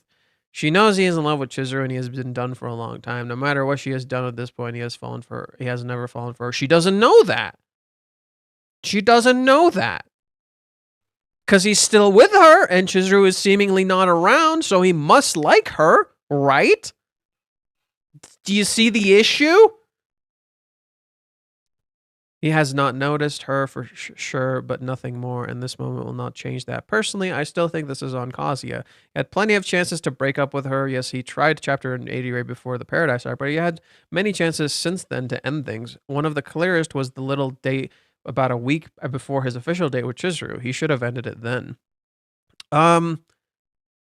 He should have at least set boundaries. If Kazuya couldn't end it then, at least set better boundaries, which he did not. He didn't cherish Chizuru or Ruka. Now we're at a point where Ruka wants something deeper and Kazuya is holding himself back because he is not in love with her. It is sad that she is getting strung along like this, but we also have to remember that she put herself in this position too. I just hope that when Reiji finally wraps up her story, he gives her a path of happiness as well. He's not going to just... You do realize, like, he doesn't treat characters like that, right?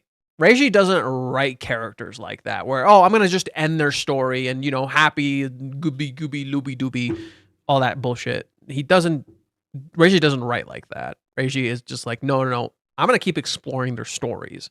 Happiness is something you actively forge.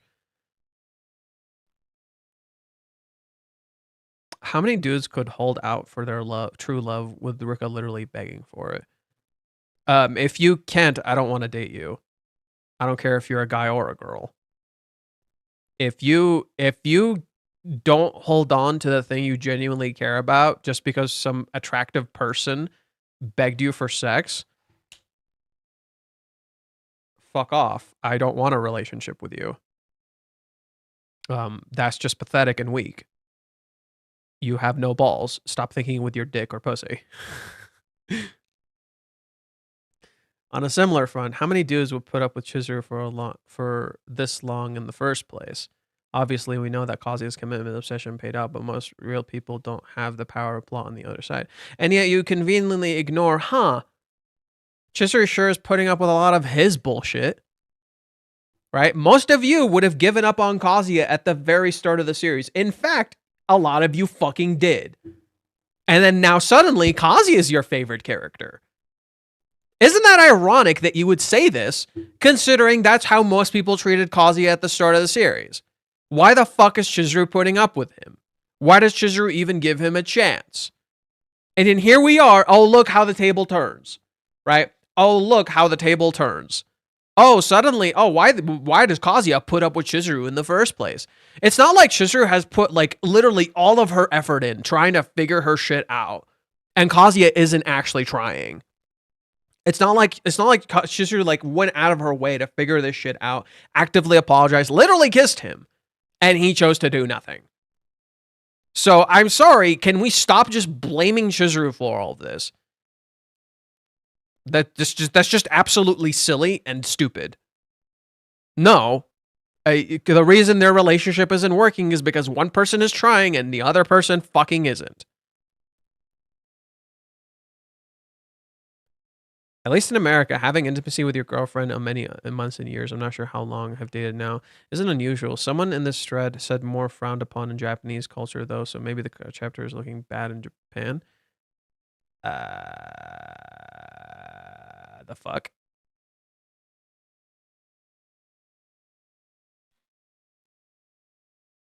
I don't know what the fuck you're talking about, bud.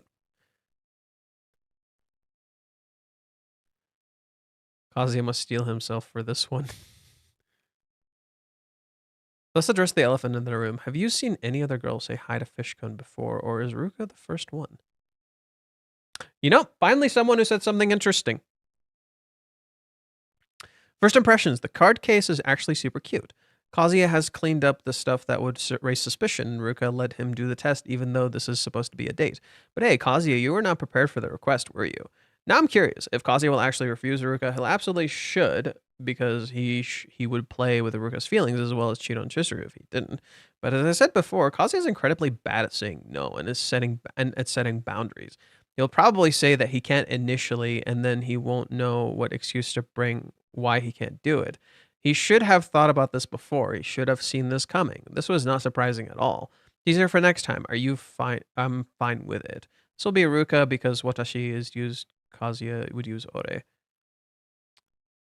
If Lilia Watashi isn't a question, sounds like if he's very firm, she's okay with ready to do it. Kazuya shall just take a drastic decision to carry with the consequences of it, because every path he takes will have a nasty share of crap burgers thrown at him. Either he chooses to throw his intentions to keep things peacefully till the D-Day away and fight for his feelings, experience hell, or keep shit peacefully, expecting Chizuru and Ruka don't find out about his lies. Can't believe Kazuya would be so fucking cooked. Why did that make me laugh so much? Why did that make me laugh so much? I can't believe Kazuya is so fucking cooked. I'm sorry, that was really funny. I'm sorry, that was genuinely, just for that, I'm gonna give him a thumbs. That was actually genuinely funny. But yeah, no, like, I agree, because like a Japanese fan was literally saying like it could be Ruka or it could be Kazuya. Like even if Kazuya uses Watashi, or Ruka uses Watashi, it doesn't matter. Like Kazuya tends to use Ore, but you never know. He could just be being really formal about it, because I'm pretty sure Watashi is a lot more formal. Ruka's the only one being lied to. Chizuru knows that Ruka is keeping pursuing Kazuya, and that's eating her alive. Ruka, oh no, Kazuya's definitely lying to her. That's why it's definitely Kazuya's also lying to Ruka. You're right, I changed it. I think I'm fine with it. Probably is much more accurate translation. Can't believe Kazuya would be so fucking cooked. I'm almost exactly what I expect to happen so far. It's so obvious he will turn her down. The spicy thing is going to be the consequences of turning her down. It's obvious Kazuya's peaceful days till July 11th will come to an end. His road to a false self-improvement will come to an abrupt conclusion, and his despair and full realization of what does it actually mean to man up will begin. Now, the interesting thing is how he will damage control, and more importantly, what will Chizuru say about Ruka being turned down like that? Especially one of the potential consequences is Ruka ratting Chizuru out for a breach of contract and finally start straining her. I don't know. That doesn't sound like Ruka. That doesn't sound like Ruka. Dude, Ruka has had that opportunity in the past and never took it. Ruka has had that opportunity in the past as literally has never taken it. She fucking won't. Ruka won't do that to Chizuru. Ruka will not do that to Chizuru. No, that's more of a mommy move. And she didn't do that either. Maybe once Chizuru finally decides to stop waiting for July 11th, she'll say his haircut doesn't suit him. It's obvious why. There has to be a contrast between Mommy and Ruka praising his supposed self-improvement. So Chizuru has to be the emissary of the unwanted Grevex. Never heard that before. And all his attempts to better himself mean absolutely shit to her. Only to say she wants back to Kazuya, so she fell for the closest Kazuya she will get to actual definition. The one who may be useless at everything except at throwing himself headfirst for Chizuru's sake. I call bullshit on the haircut part. That's Kazuya's natural hair color. And the reason Kazuya has that hair is a fucking lie. I'm gonna say that every fucking time. I would love to agree that this is obvious. He obviously should, but I'm telling you all that we will have a hard time finding an excuse to turn Ruka down. His own wishes were never a valid reason for him. He will look for an excuse, and it's likely that he won't find one. We will see if his desires to keep Chizuru's secret from Ruka will win over his desire to not cheat. As I said last week, I lowered my expectations. I don't expect Kazuya to be the one who draws the line and stops, and I would positively be surprised if he did. Again, why would he keep her a secret from Ruka at this point? It's starting to feel like they're both hurting themselves right now. Plus, I would like to see this be a Umi situation. I don't think so. Everything about this is the opposite of the Umi situation. Just doesn't... No. Kazuya is afraid of conflict. It would be better to come clean right now. If he doesn't, he might do something he can never take back, and that could destroy both his relationship with Ruka as well as his relationship with Chizuru. He doesn't only need to make a choice, he needs to take an active action to reject Ruka. He can't keep saying nothing, but if he says something, he will initiate conflict. Explaining himself will get uncomfortable for him. He will be put in a situation where the more comfortable path is to give in to Ruka. He needs to make an active choice to get uncomfortable. Pretty much. Like, what you're describing is pretty fucking accurate. But that's why I'm saying Kazuya might get an out. And that out will blow up in his fucking face. I think that would be so much more thematically fitting, in my opinion. Because to me, you're describing it perfectly. Kazuya is afraid of conflict.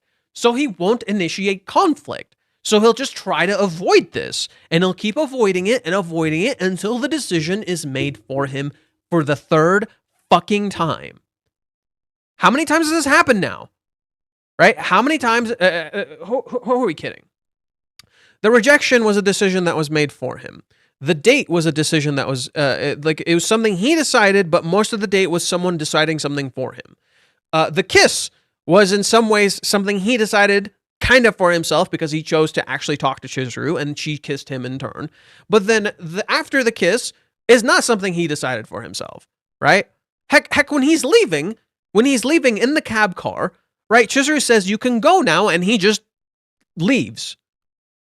Right? That was decided for him too. Right? He let Minnie in and she decided everything for him. Right? Minnie comes into his house, she tells him we should go or you should keep drinking, and Kazuya doesn't fucking know, right? So what's happening with Kazuya is literally he's not making choices. And he will keep not making choices. Because when you don't make a choice, someone else will decide for you. And that is what's going to happen. That is ultimately what's going to happen. Someone is going to decide for him. And he's going to think it's a good choice when it isn't. What I'm describing for you about Kazuya's character is very simple. He's a slave. Kazuya, in simple terms, is a slave. He is letting other people decide for him. Right? Minnie calls him master. In reality, she is his master. It's that simple. She is literally his master. She decides everything for him.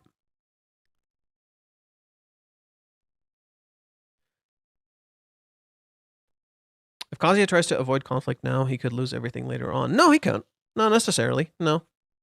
Kazuya could just avoid... Kazuya will avoid conflict. It will blow up in his face, and he will lose a lot. It doesn't mean he can't get it back, because what is this series foundationally built on? Right? What is this series foundationally built on? This series is literally built around the idea of reclaiming things that you have lost. Or you didn't get to experience. Reclaiming lost experiences. How did the series start? The series starts with a breakup. And Kazuya reclaiming the things that he lost. No, she said, "You can drive now," telling Kazuya to take charge, which he doesn't hear. No, she's saying that to the driver. Thematically, what you're saying thematically is correct. Thematically, what you're saying is correct. She's essentially giving Kazuya the go-ahead to leave. Or to do what he wants to do. Right? Because she's not trying to get in the way of his path. That's the point of Chizuru. Chizuru politely says, "You can go now." Like it's a polite direction, but it's not quite that. You'll have to acknowledge at some point that he wouldn't have kept his promise to Chizuru to not cheat. Well, he blurred that. He blurred that, but he does have to acknowledge the fact, okay, I'm pretty much just doing that at this point. Everyone has been seeking and asking forgiveness, especially to Kazuya. It's going to be his turn to be asking for forgiveness for his tomfoolery. Yeah, pretty much. Pretty much. But I think that's going to be important for a character like Mommy too, because Mommy is also just, not seeking any form of forgiveness either. She's fucked up too. Kazuya, brother, it's time you ended the pseudo relationship. This is too much. Yeah, you're not wrong. For someone to love someone else and be committed to wanting to be with them, you really got to go forward and do what's needed if you want to make it happen. Ruka is, even though she is knowingly aware Kazuya loves Chizuru, she refuses to give up and push the relationship forward. Be right or wrong for her to do so, I'm sure she's aware this will only hurt her more at the end. But she pulls hopes that she will end up with her. He'll end up with her. Well, no, like everyone is conveniently ignoring. Like, okay, yeah, Ruka knows. Yeah, Kazuya loves Chizuru, but Chizuru has literally not been in the fucking picture. And Ruka wants to actually move the relationship forward. She's actually trying. People just conveniently want to ignore that. Okay? Like, Kazuya is not telling Ruka, like, literally he's acting like Chizuru isn't there. Ruka is ignoring Chizuru. You are correct. But at the same time, Kazuya is still moving this forward.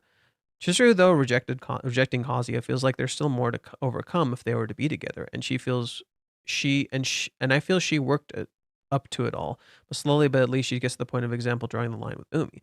Kazuya, though, for everything he does for Chizuru, he lacks the private moments that matter.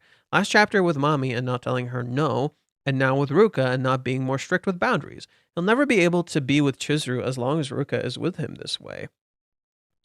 I hope in the upcoming chapters he does what he needs to with her and not fold, even if it's going to end things bad for Ruka.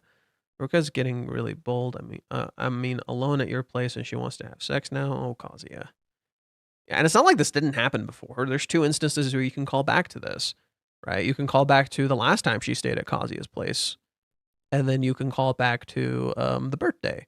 Those are 2 instances that directly connect to this. I don't know what I would call it, but it's so strange that an attractive girl is in love with Kazuya and wants to be intimate with him, but he's going to reject her for Chizuru, who has a history of non-commitment, at least what I've seen. Chizuru is very committed, so I don't know what to tell you. She just looks not committal. Per Snafu lore, he needs to bring people into this fake relationship if he really wants something genuine. We're using Snafu or Origairu as an example of this. The series where the characters chronically overthink literally every fucking thing. I'm not gonna use that as an example. Mostly because Origairu, in my opinion, didn't age very well. I know this manga is not exactly realistic, but it's kind of baffling for a guy to reject a girl that's really into him for a girl that's rejected him. Well, that's your POV. That's your POV. That's not unrealistic. That's your POV. Oh, I'm just gonna date this girl even though I don't fucking like her. Why would you start a relationship like that?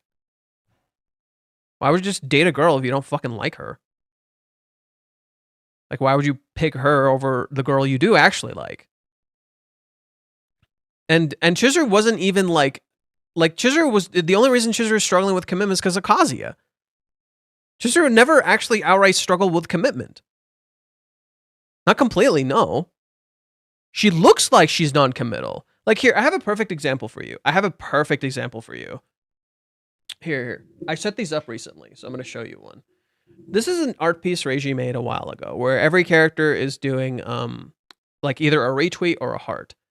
I'll show you everyone else first. So, here is Sumi. She does both the retweet and the heart, okay? Here is Ruka. She just does the retweet, okay? And finally, we have Mami, who does nothing. She does neither. She just smiles at you, okay? Now, I'm going to show you Chizuru. Chizuru picks the heart, okay? Chizuru picks the heart. She's the only one who picks heart. But look at her finger. It looks like her finger, it looks like it's drifting towards the retweet. That's Chizuru in a nutshell. Chizuru looks like she's indecisive. Chizuru looks like she's indecisive. She's not. I can describe this to you perfectly in a post I made.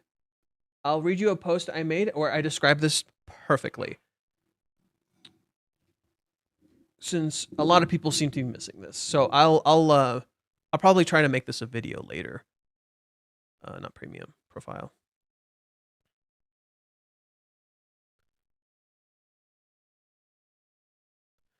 Okay. I think it's this one. I'm pretty sure it's this one. Okay. Ruka is a mirror to Kazuya, and just like he couldn't give up on Mami or Chizuru when he was rejected, Ruka can't give up on Kazuya. And thinking Ruka will give up if he dates Chizuru, Kazuya belittles her love as well as his own. Mami's question highlights the problem and the solution, right? Mami asks him, "Do you still love me?" It highlights the problem because Kazuya doesn't fucking answer. It highlights the solution in that Kazuya knows he doesn't love her. Okay? And so, just as Kazuya returns to his black hair, so too do we see Ruka at her home of origin as a mirror of each as mirrors of each other's beginning and end, with Ruka representing Kazuya's start and Kazuya representing her end. This matches perfectly with the chapter we were just reading, does it not? This entire chapter is about first times. Literally a start. Whereas Kazuya represents endings, because literally what's Kazuya doing? He's not actually having the first time, right? He's ending all the first times, if you will. It feels fitting for Ruka to be the one to break the cycle of loops. Just as Kazuya belittles himself and doesn't see what he can do, Ruka, the character who appears and feels like she has no influence, might have the greatest influence on everything, calling out Kazuya for the very thing she herself feels like she lacks, as they are in the same illusion. Ruka lives in the delusion that she's dating Kazuya for real now and ignoring the possibility of Chizuru. Kazuya lives in the delusion that he's not dating Chizuru already and ignoring himself and thus everyone around him, including Chizuru, forgetting that he's also dating Ruka. Okay? Both live in a delusion rooted in desire. No matter how selfless they act in it, it is still a lie. They are hurting themselves and each other in not addressing the real issues. It's happiness that ignores sorrow, making it incomplete. It's like learning to read and communicate, right? It's happiness that ignores sorrow. Now, there's something else I wrote that I should find.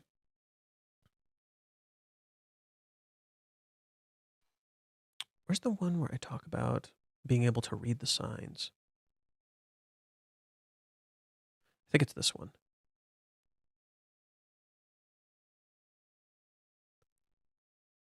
Yeah, I'll just read this one from the top. I don't know if I already read this one for you guys, but I'll read it anyway. Ruka's return in chapter 401 is no coincidence. Kazuya and Mami had a fake relationship that was never going to work out because Mami couldn't be serious about Kazuya. This directly parallels Kazuya with Ruka. He is being placed in Mami's position and could in turn understand her better. Kazuya won't ever be serious about Ruka because he loves Chizuru. This ironically both throws Mami's own actions back at her, but also has Ruka starting to get more serious about Kazuya. She may even consider introducing him to her parents, depending on, say, his new hair. Kazuya wanted to introduce Mami to his grandma. In fact, that's the exact line he thinks of just before running into her again, wanting to introduce Chizuru now, even though he's already introduced her to his grandma before. It's as if this was the trigger that ended and began things.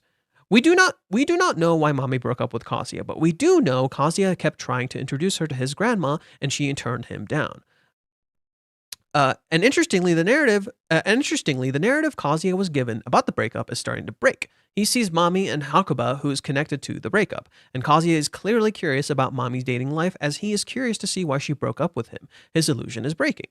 This also puts Kazuya in a position of rental boyfriend, in turn understanding Chizuru as well. Whereas Ruka can understand how the clients she had felt, much of this is about self-reflection. Kazuya, in seeing how he led Ruka on, can see why Chizuru is struggling so much, as Chizuru actively went out of her way to try and not give him false hope. Her words always told him to temper himself, not to mislead him, but because she didn't want to say yes only for it to be a no. Completely counter to how he handles Ruka. To Kazuya, it's mixed signals, but it wasn't. This is something people don't seem to understand about rental. A big factor of it is the balance of not leading the person on, not giving them false hope it's real, but rather helping them find something real. This is why it always starts with money and an agreement before beginning.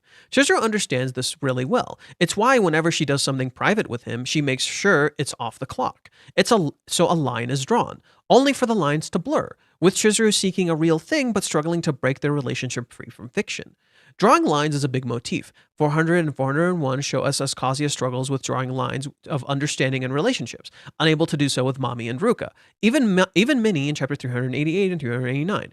In contrast, Chizuru draws a line with Minnie in chapter 387 and 390, and with Umi in chapter 394 and 395. It shows contrast. In learning to read the signs and draw the lines, Kazuya can understand what Chizuru was trying to tell him, but felt she couldn't. She let him into her house. She let him touch her and kissed him. She agreed to a date and got very vulnerable. She wouldn't do that with just anyone. Those were all clear signs that she was always serious about him. She didn't kiss him on a whim. She didn't magically change her mind. In fact, when he learns about Hawaiians, he will realize just how much he mattered to her. She isn't just in love with him, she wants to marry him. In fact, Kazuya's inability to read signs and give proper signals is present from a long, long time ago. His confession in chapter 49, their talks on the balcony, Hawaiians, and even their rental dates. It's a big part of Chizuru's own confusion. It's even present in the 3 months. Kazuya in the 3 months kept thinking Chizuru hated him when she gave him no inclination. She didn't leave, change her schedule, or block him. She didn't respond to a text about a coupon. He didn't know she was at home when he knocked, and she refused rental dates. Kazuya ignored how Chizuru might not agree to rental dates considering Hawaiians. He doesn't wait in front of her door and try to talk to her in person. He doesn't consider her guilt. He just assumes. It's almost like Minnie wasn't necessary at all, since she easily solved it. Kazuya thinks she will hate him for being a stalker, except he already did stalk her, and not only did their relationship survive, it got stronger. She didn't hate him. Instead, she saw him not for his mistakes, but for who he is. Kazuya saw what he wished to see, not what is there. Okay, I think that the discussion around signs kind of highlights my point. Chizuru is literally not leading him on. She's literally let him in the entire fucking time, and Kazuya is under the impression that, like, oh, Chizuru is not committal, when Chizuru has been very fucking committed. Chizuru is very, very fucking serious. It's Kazuya who hasn't been serious. It's Kazuya who's not fucking taking this seriously.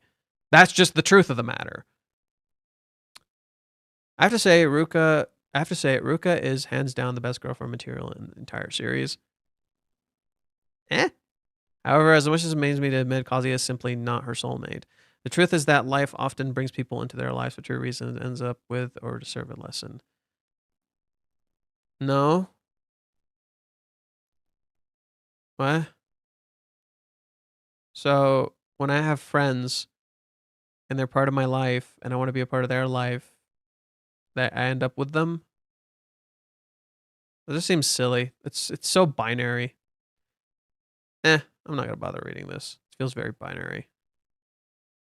Serial molester strikes again. What the fuck? She literally asked... Okay,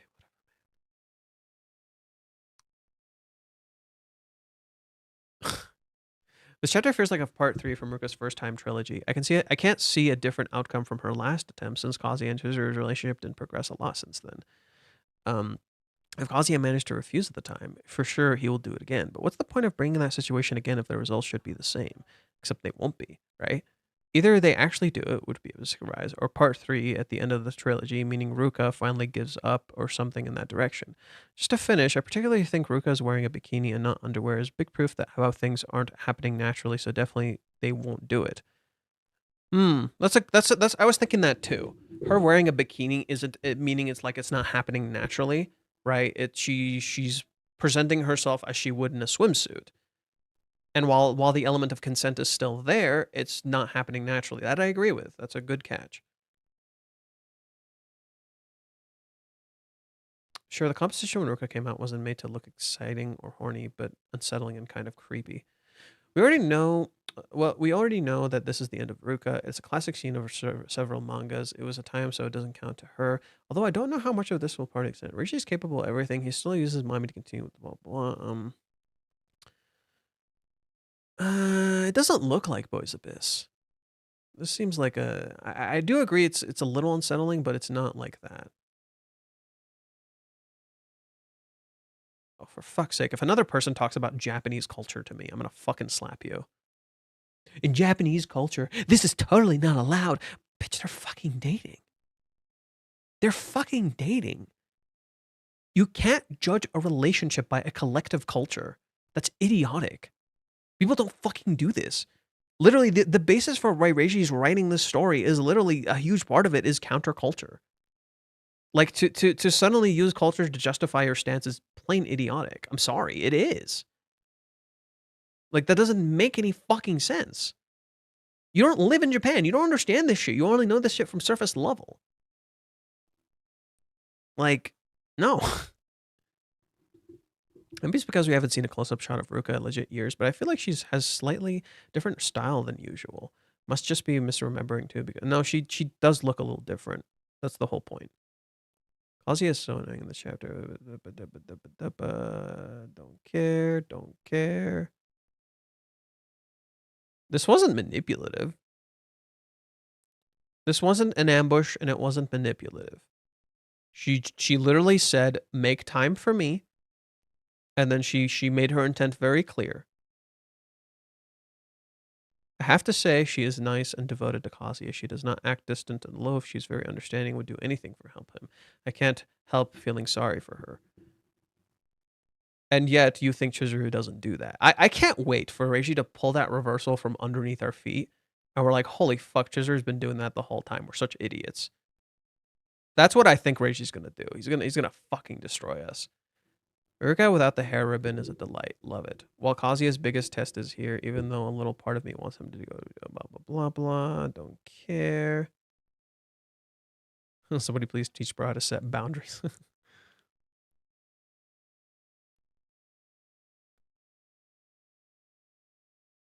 Yeah.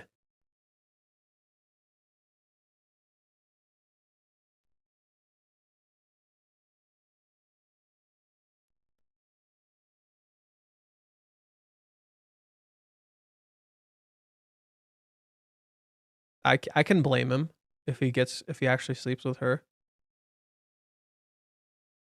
I can blame him.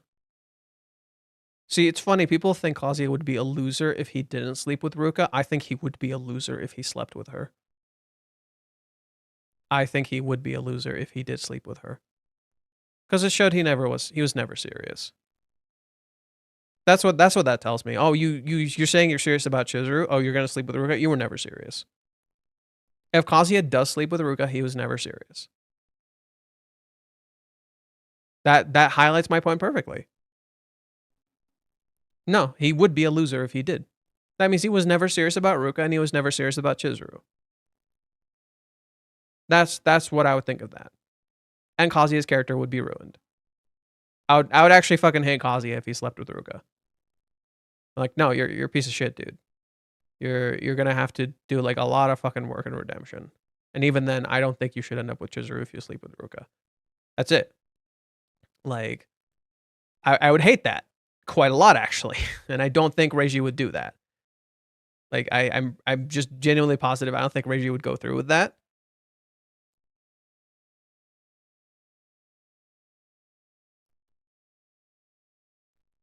And this is why I have like no faith in fucking Reddit. Because you'll see stupid shit like that, and they'll think they're saying something smart when they're saying like genuinely idiotic shit. How are we doing on time? I've been streaming for 4 hours. Sleeps with Ruka, it would prove that he wasn't really in love with Chizuru. He was just obsessed with Mizuhara. He can't sleep with Ruka. Yeah. Like, bro, you sleep with Ruka, you were never fucking serious. People will be like, no, he was serious this whole time. Like, no. You weren't fucking serious.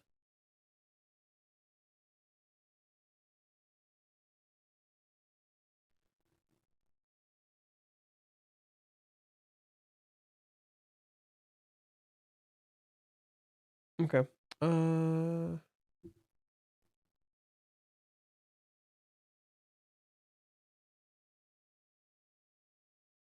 not sure what else I can discuss. I think we got through most of this fine.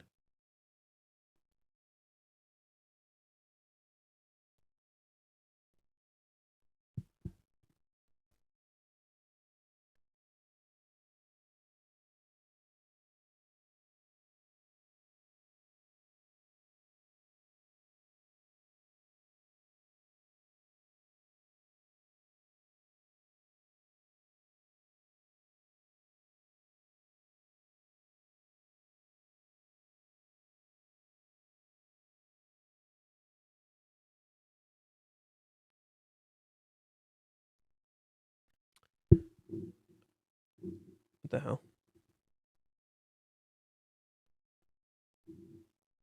Kazuya taking the 40-year-old version approach is what he needs to do. I don't think he needs to be a 40-year-old version, dude. He can literally have sex with Chizuru. Can we check the K-manga comments? Sure.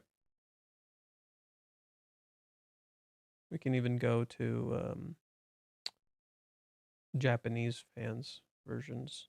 See what they had to say. Go Ruka, go. Ruka knows what you're doing is wrong. She knows blah blah blah blah. Hang in there and set boundaries, clear once and for all. No, Kazuya, say no. Remember Chizuru. Cue the dramatic music. Things are going crazy. Kazuya's room. Blah blah blah blah. Kazuya broke up with her. Please, I can't still believe. Kazuya is leading her on, but to be fair, Ruka is stubborn from the start. Oh no, this is really bad for both of them. I know Kazuya isn't going to do anything here, but at this point, he has no other option but to hurt Ruka's feelings here. She's going too fast. The ending was intense. I'm very conflicted. Ruka is just a cute, innocent girl with a heart condition and wants to be close with the boys she loves, but it doesn't love her back. I'm so sorry for her. I don't want her to get hurt. Okay. Let's go to Pocket Magazine.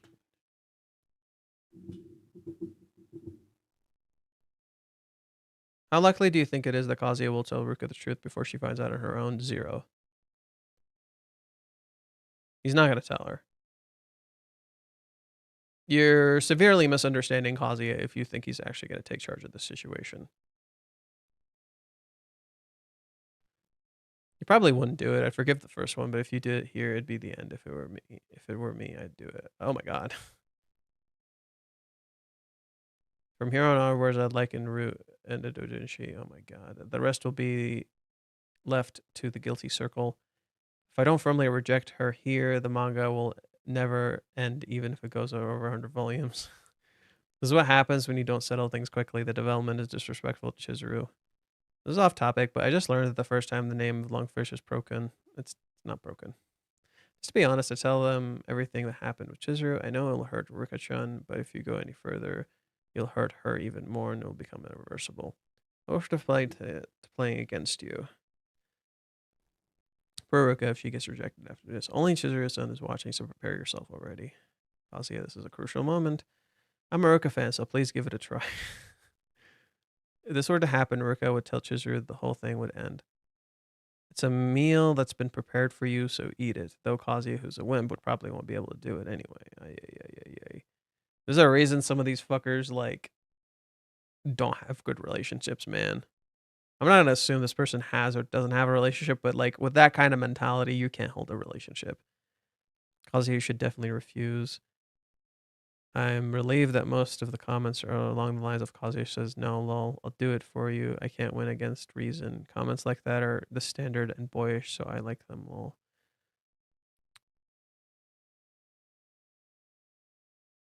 Break up with her already, you're trash. I thought this was expected. Ruka-chan is also a student taking exams, so she should focus on her studies. They say it's a man's shame not to eat the food that's set before him. I'm sure Kazuya could get away with it now. If Chizuru hadn't kissed him, this might have been the end of the Chizuru route. See, that would be interesting to me. If Chizuru hadn't kissed him, would Kazuya have had sex with Ruka? And if so, was he actually serious about Chizuru about waiting? Because he told Chizuru he'd wait, you know? He told Chizuru he'd wait. Was he serious? Sure doesn't fucking feel like it. Right? So, no.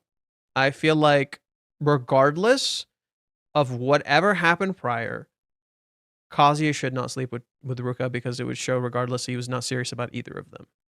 He wasn't serious about Chizuru and he wasn't serious about Ruka. He slept with Ruka under the pretense that he didn't actually like her. So if he slept with Ruka because it was temptation rather than he was serious, then what's to say he won't do that to Ruka too? Do you see the issue with that line of thinking? If Kazuya sleeps with Ruka, what's to say he won't do that to Ruka too in the future? Even if their relationship magically works out under the house of cards it was built on. Nobody seems to want to think about the future. None of these people seem to be thinking about the actual fucking future for these characters. Let's say Kazuya sleeps with Ruka. Okay, their entire relationship is built on a house of cards. It's a bunch of fucking lies. let's say Ruka finds out, oh yeah, I was dating Chizuru this whole time, but you know, it didn't work out, so now I want to be with you. So let me get this straight. You would go with me because Chizuru didn't work out. What's to say you were ever serious about her? What's to say you'll ever be serious about me? Who would want that? It's idiotic. This is the stupidest fucking reasoning I've ever goddamn heard. No.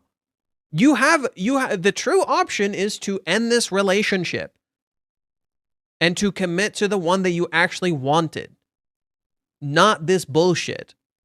No, you can't pick Ruka. You pick Ruka, it's a short-term win. You pick Ruka, it is a short-term win that hurts everybody involved. He literally can't. Okay? It's wrong. You're not going to get what you want. You're just going to win in this moment, and then afterwards, everything's going to fucking suck. It's like people don't know how to fucking think ahead. It's probably why so much shit's falling apart these days. Nobody knows how to fucking think ahead. Right? People only live in the moment. And just in this exact moment, there's no thinking ahead. Nothing else matters. It's just this exact moment. That's it. Right? This is why Minnie is written as the main character. This is why Minnie is written as us. This is why Minnie is written as us. Minnie represents the readers because readers think exactly like her. Purely in this exact moment, don't care about anything else. If everything explodes the next day, cool. My life will just suck. Okay, but you can't do that. You have to find a balance.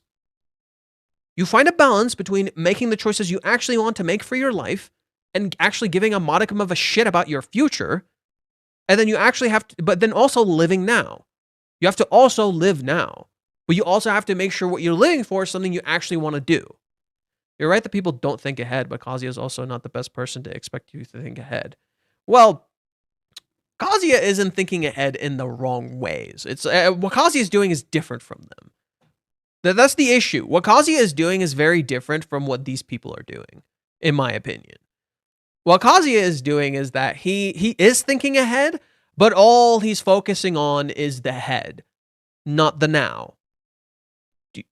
What he's doing is the reverse. All Kazuya is thinking about is an illusionary future. He's not paying attention to what he's doing right now. What they're doing is the complete opposite.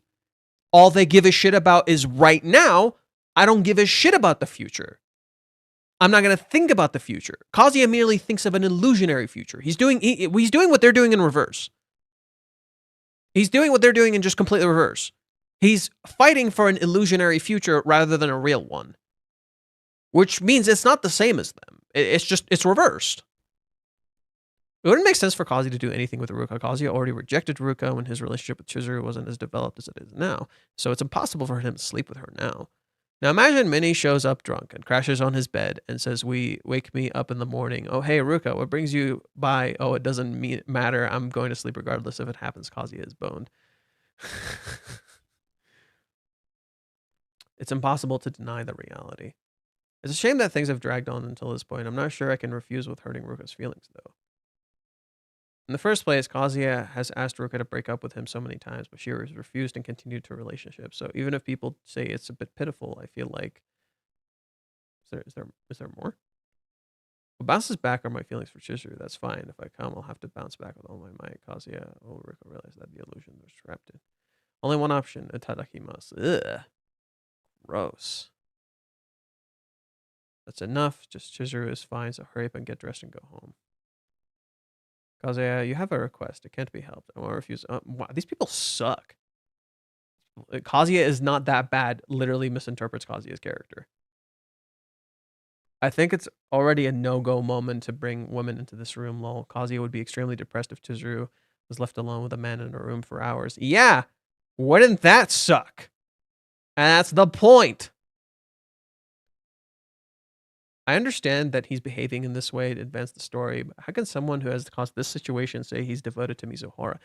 You're correct. I'll draw the line. He'll refuse, right? Right? If I don't refuse, then the project is over. Kazuya, this is happening because you never made a clean break until now. I think this is also Kazuya's kindness. Ruka is just a temporary girlfriend, so Kazuya's feelings are definitely for Chizuru now. I think he should hold Ruka close and tell her clearly about Chizuru. No. No, no, no, no, no. No. You don't touch her. Rule 1. You want to break up with someone, stop touching them. Okay? You don't want to lead them on? Start drawing some very clear boundaries. No holding her, right? Until maybe things are clear and maybe she starts crying. And even then, maybe you should avoid doing that, right? Because you want to draw a clear line. So holding her might not be the best option right now. You don't want to touch Ruka.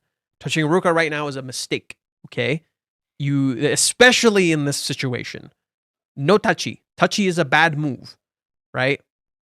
Kazuya, don't do it. No matter what, in any way, it'll make Ruka sad. And of course, Chizuru too. It literally, you make this choice, you hurt everyone. It's that simple.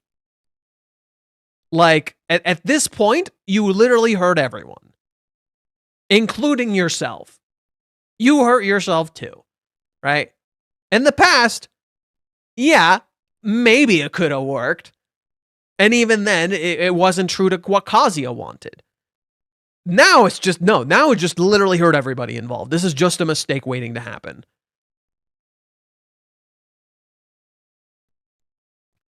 This is disgusting. Wow, these comments are gross. It'd be extremely rude to drag on after addressing the serious so directly to the other person. With Kazuya's aura, he might do something like that. But maybe next week he'll go see Ruka naked. Oh boy. Tonight is Yamada, no matter how much it excuses it. Just as dishonest as his father to Mizuhara. I think Kazuya will do it anyway, but his first appearance in a while has been polished to the point where he blows away all the grass that has grown. It really gets the show going well. Kazuya is the type of guy who will do it when he has to. No. He literally won't. It's simply too sad that the ending for Ruka has been... Okay, well... A lot of these feel very similar.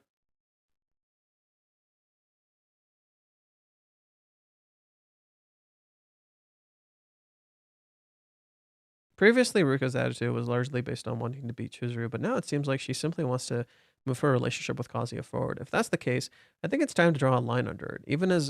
Even so, Mommy's approach at the driving school was over quickly, and she turns down Ruka's request next time. And if he turns down Ruka's request next time, it feels like this date will be over. New developments are occurring at a rapid pace compared to Living Together arc. But I don't feel like things are progressing very well. Maybe because Chizuru isn't there. Okay. This one kind of felt decent.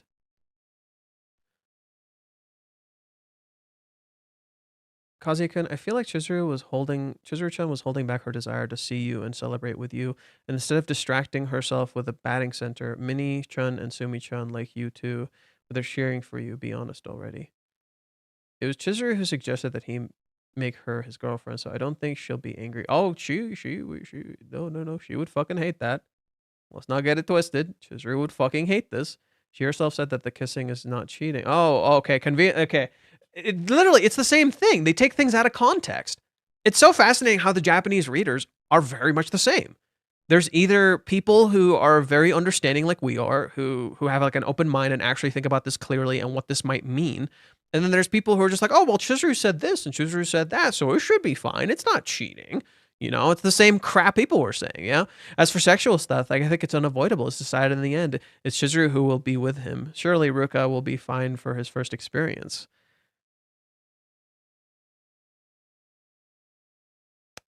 Yikes. But is this really not okay? Chizuru-san is inexperienced too. What are you talking about? Ay.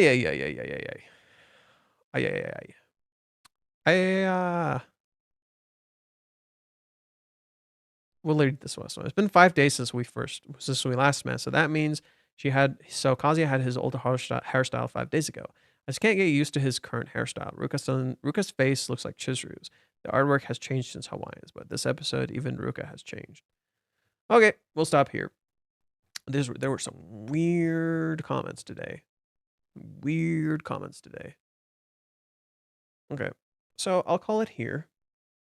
Hope you guys enjoyed the stream, what we had to say, what we talked about. Chat's kind of quiet today. Yeah, chat felt kind of quiet today. Huh. No matter what way Kazuya wants to slice it, he's cooked. Sushi rolling now, knowing this guy, Kazuya had no choice but to accept his consequences. Yeah. Yeah. Don't just dismiss that. I expect Kazuya... Wait, dismiss what? What am I dismissing? When your online take says more about you than you intend, don't just dismiss what? What am I dismissing? I expect Kazuya to start justifying that he could have sex with Ruka to protect the secret, but because he doesn't have feelings for Ruka, so it won't change. So it won't be cheating. It's an excuse. And that's wrong. And if Kazuya goes through with it, then yikes. If Kazuya actually goes through with this, then fucking yikes. But that also doesn't seem like Kazuya, because Kazuya deeply values sex. So I don't see that.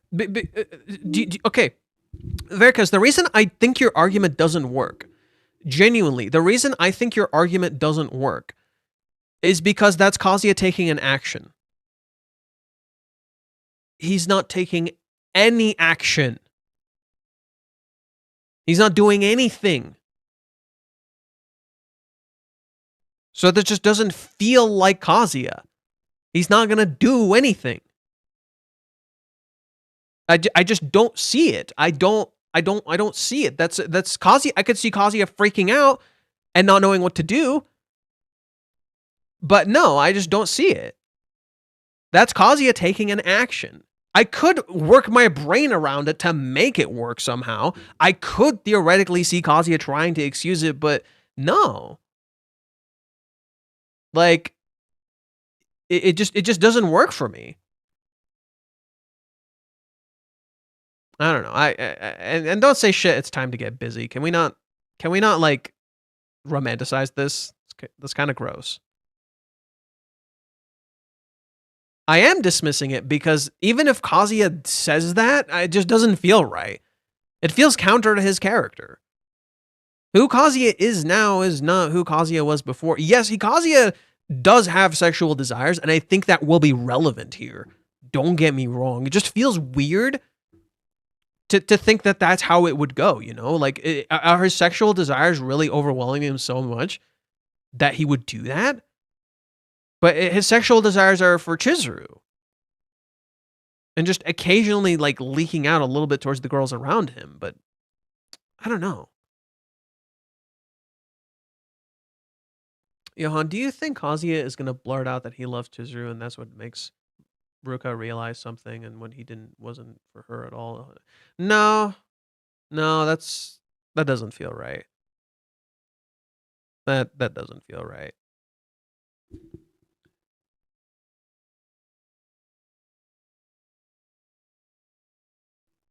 No, to me, this is Kazuya being forced to look. Okay, so that's an important part. Kazuya is on the other side of the curtain. Okay, so let me show you what I'm looking at. Kazuya is on the other side of the curtain. He's being forced to look at Ruka. He doesn't have a choice, right? The choice was made for him. He's being forced to look at Ruka. Okay?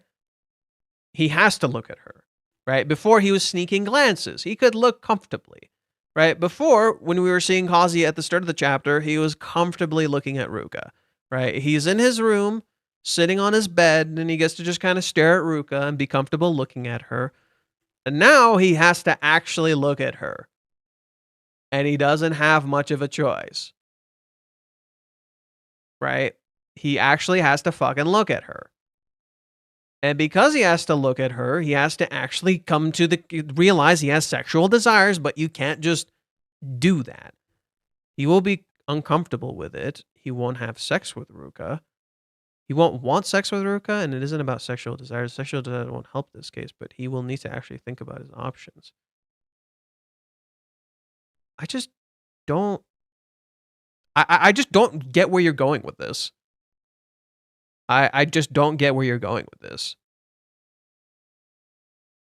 Because, yeah, he thinks Ruka's a cute girl, but now it's getting too serious.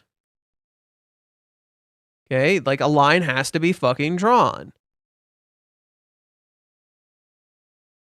I just don't know. I'm not liking this theory. You know, it's gonna sound mean, but your theory kind of reminds me of the Umi theory with Chizuru, which I also didn't like. This kind of feels similar to that, where it's like you kind of have a decent idea conceptually, but how it's playing out, I don't like. Like the conceptual idea of what you're going for is interesting. How it's playing out in my head, I don't like. That's kind of the issue. Wasn't Ruka underage? Keyword was. Keyword was.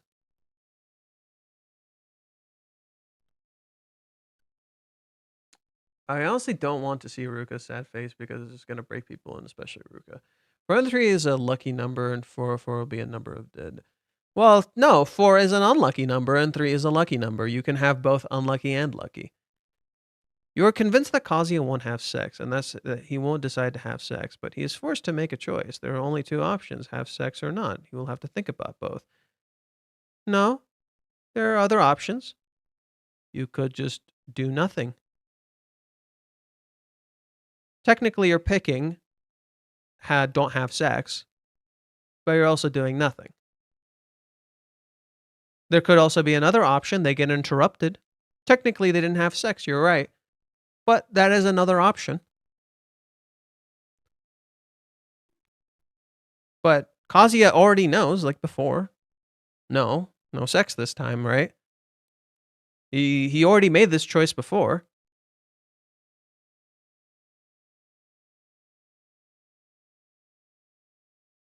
To me, it's more so about the implications of what this will cause rather than the actual sex.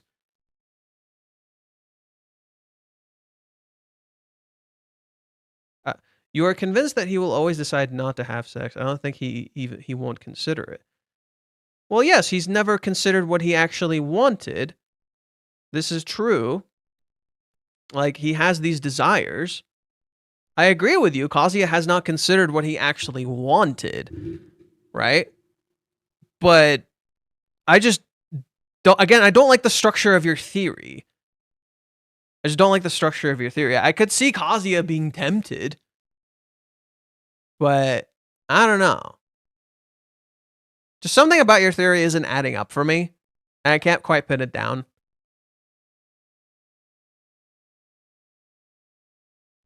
Can we actually search up Ruka's age so people can stop saying she's underage? There is no canonical age. Reiji actively avoids saying Ruka's age, except for the beginning of the series where he said she was a minor. Reiji has not actually told us Ruka's age. He doesn't want to. So, get screwed.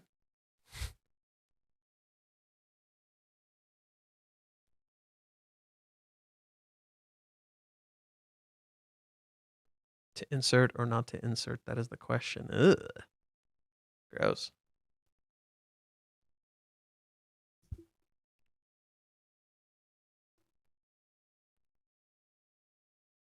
No, this has never happened before. Not like this. Not like this. No. Nothing like this. No one's actually straight up asked Kazuya to have sex with them. That's never happened. Ruka implied sex in the past. She's implied sex in the past. She never actually just said, hey, let's just do it.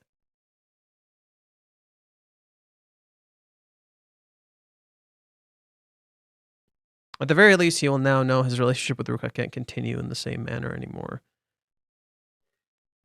Kazuya needs to face his inner desires, but he needs to show them to the woman he loves. No offense to Ruka, but Kazuya's heart is on Chizuru, and that's who he needs to show his desires.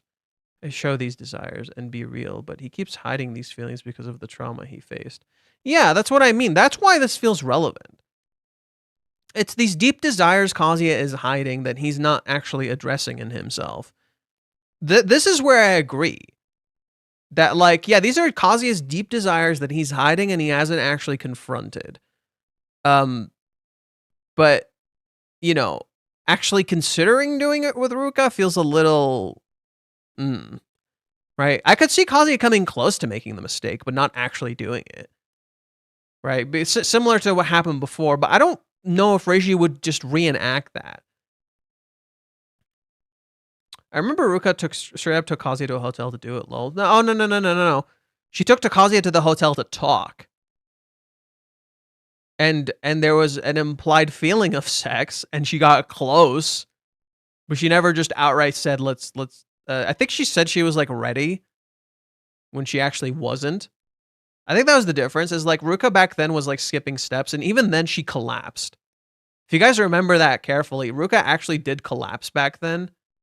After taking Kazuya to the hotel, she like fell on the ground. And she's like, oh, I'm skipping steps. But she was clearly overwhelmed. So again, that's what I could see happening here. I could see Ruka being emotionally overwhelmed. Like it's a little too much for her.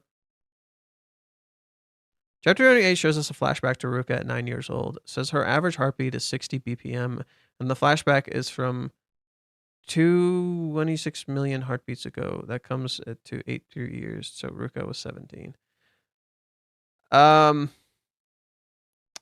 Yeah, that's... I'm not doing... look, you're making a crucial mistake here. A very simple, crucial mistake here.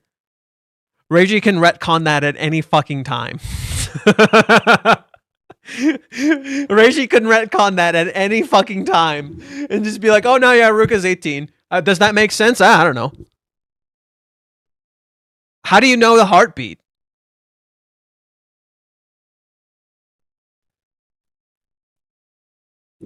Where do you even get that number of 262 million heartbeats ago?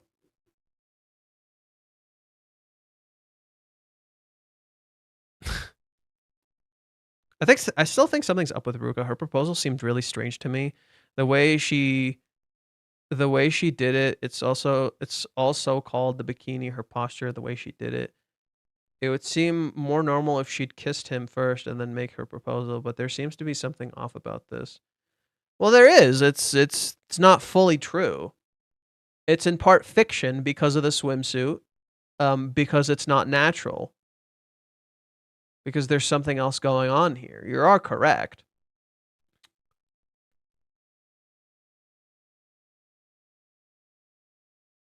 Okay, you want me to look it up?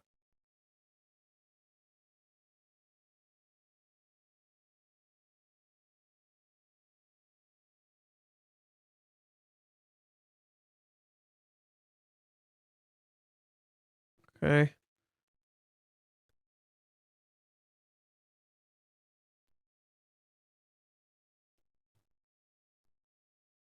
My heart beat 80 BPM per second, average for children.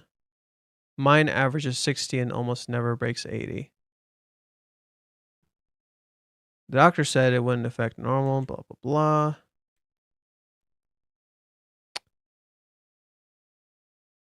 Okay.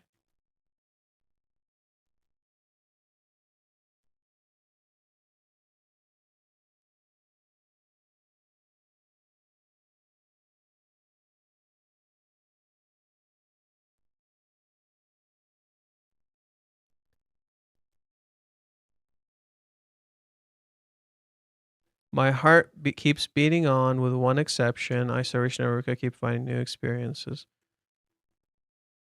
Where's the heartbeat thing you're talking about? First page.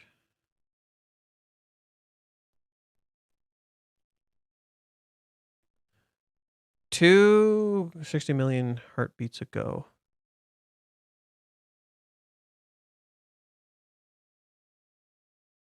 The average is 60 BPM. First page is missing here. Look it up at K-manga. There it is, right here. Her heart averages at 60, but it doesn't necessarily mean it's 60.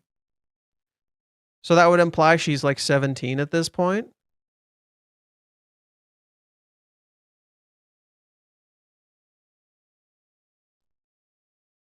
So that would mean she's like 18 or 19. As a medical professional, I concur that what he says was true, the heartbeat thing. Huh. I have no idea if you're actually a medical professional. I'd like to take your word for it, but I don't know.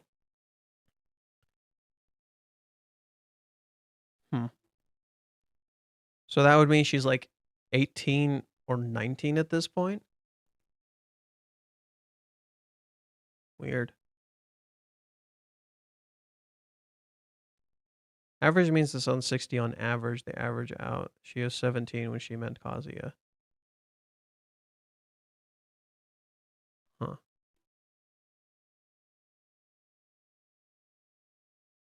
Yeah, but you would have had to calculate that to like figure it out. Eh.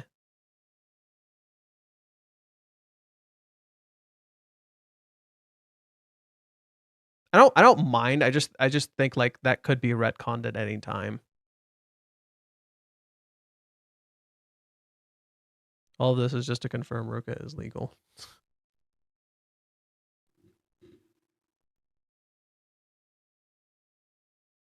I don't know if they were confirming Ruka is legal. They were just saying she's 17.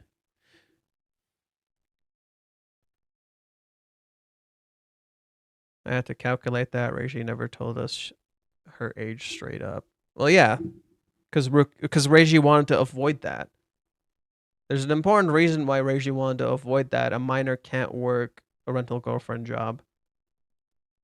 Nor is it a good idea to discuss like elements of sex using a minor character.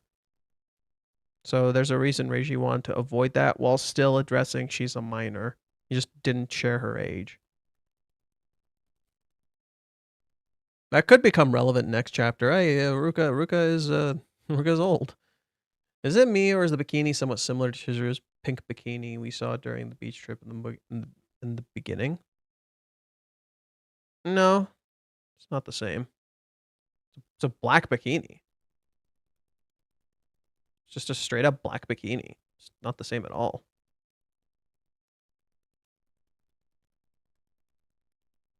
If she were legal age, wouldn't have Reiji already revealed it? Well, she's legal age, but she's still in high school. So I don't know. Frankly, it just doesn't seem like Reiji wants to talk about it. I could ask him next Monday. Be like, hey, what's Ruka's age? You don't really tell us.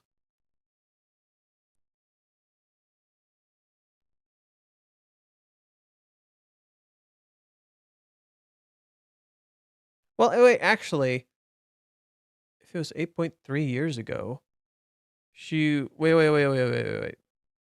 Actually, wait.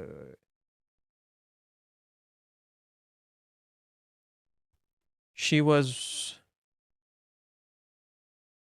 Oh, she was age 9. 8.3 years. I see. Specifically because they tell us her age. Okay. I was wondering. It's like specifically because they tell us her age, we can piece it together. Okay. When she kneels in front of Kazuya, she looks like a ghost. Here? Or here? She kind of does look a little ghosty.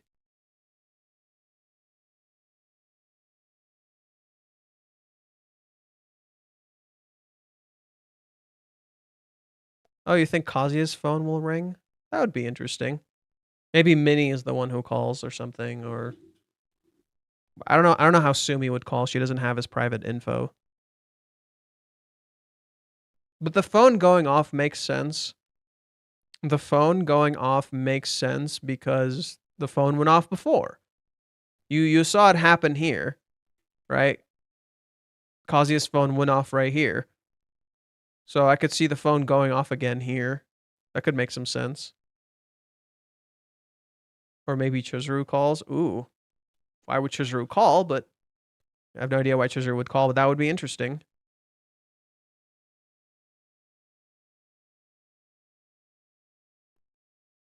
Wondering why did Ruka leave out her ribbon? She's getting undressed. Why would you keep the ribbon on during sex? No, really. Why would you keep the ribbon on during sex? That's a weird thing to do. Why would it? The better question is, why would you keep it on? That's the better question. Why would you keep it on?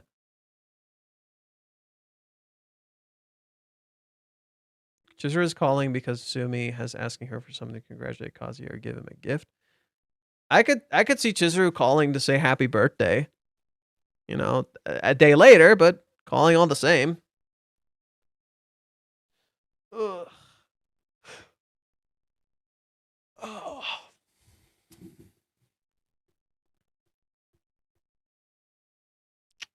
So most likely age is actually 18 when she met Kazuya, because she met Kazuya a few months, about 2 years after his birthday.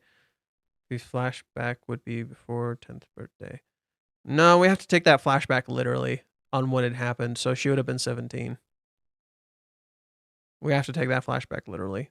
So she would have, if we're counting it correctly, she would have been 17. That makes more sense in my opinion. Don't like introduce random numbers into the equation.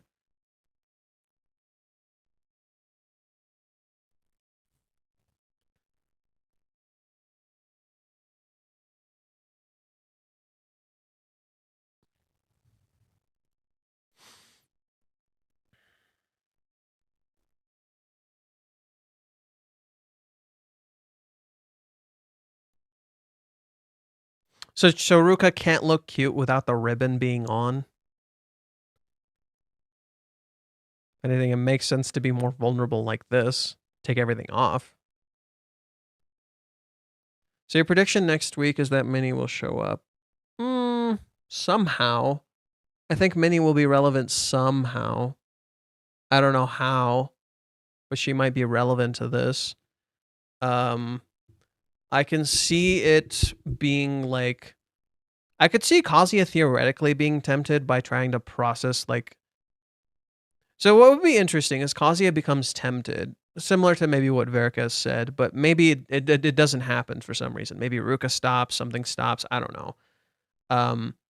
And it'll become a moment of like processing, but also being put into position where you actually have to make a choice. It sounds like from the teaser, someone is going to ask, like, are you fine with this? And it seems like Ruka might say, yeah, I'm fine with it. Like, personally, I'm fine with it.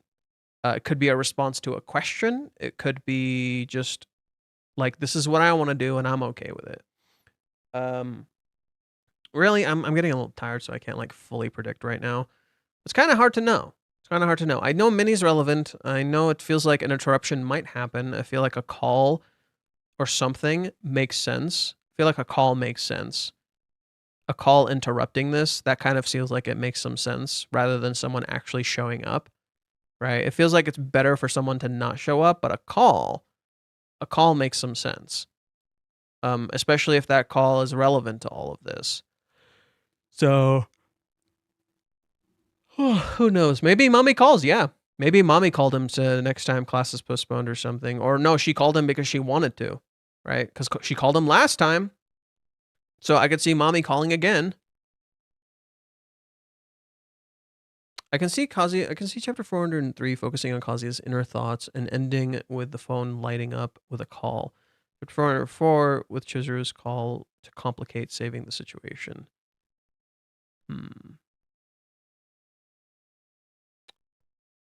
Yeah, it seems like next chapter is gonna look lucky, but it might not be lucky. My question is, does Ruka feel pressure to do this? The pressure is coming from within. No, Ruka wants to do this. No, Ruka clearly wants to do this, but at the same time, she's afraid to do this. Like, it's clearly a desire. It's not from pressure, but she's also afraid of this in some ways. I think she wants Kazuya to take the lead because she can't do it herself. That feels more fitting, actually. If you look at the entire presentation of what's going on, that feels very fitting for Ruka's character.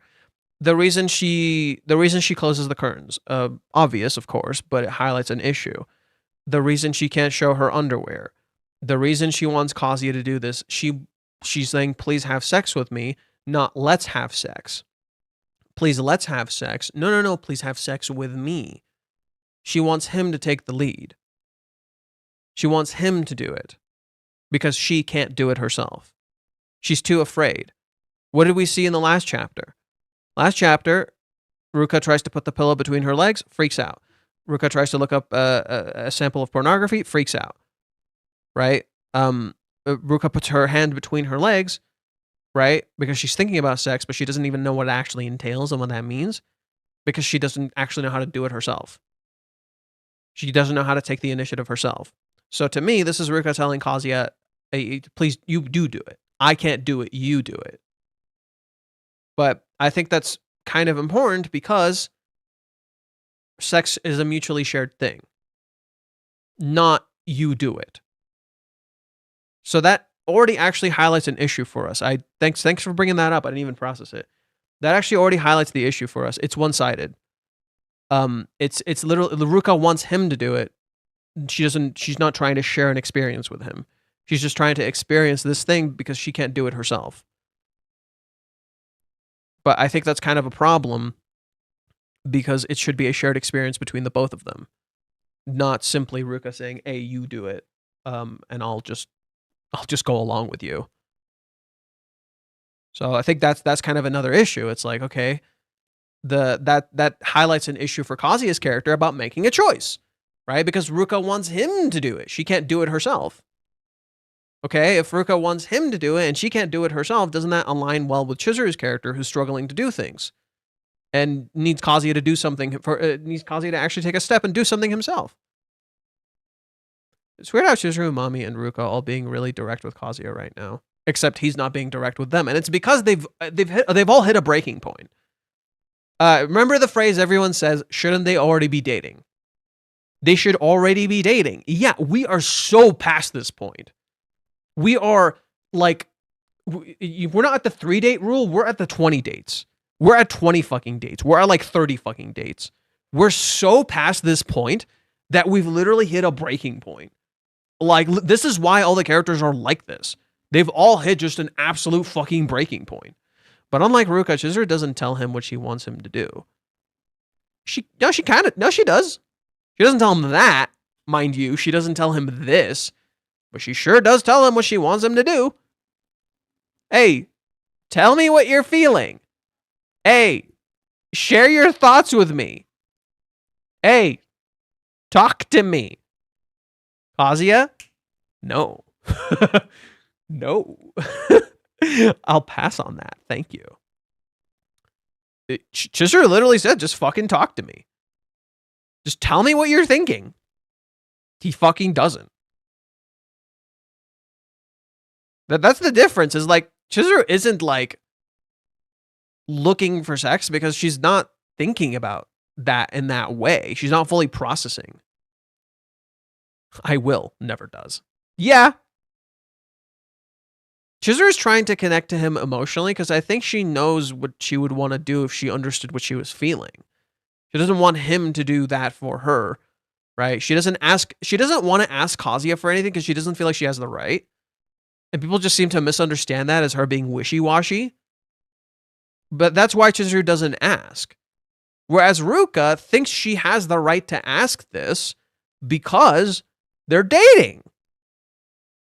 That's why Ruka's okay with this. They're dating. So she can ask this. It actually more so shows her trust in him. That's the issue.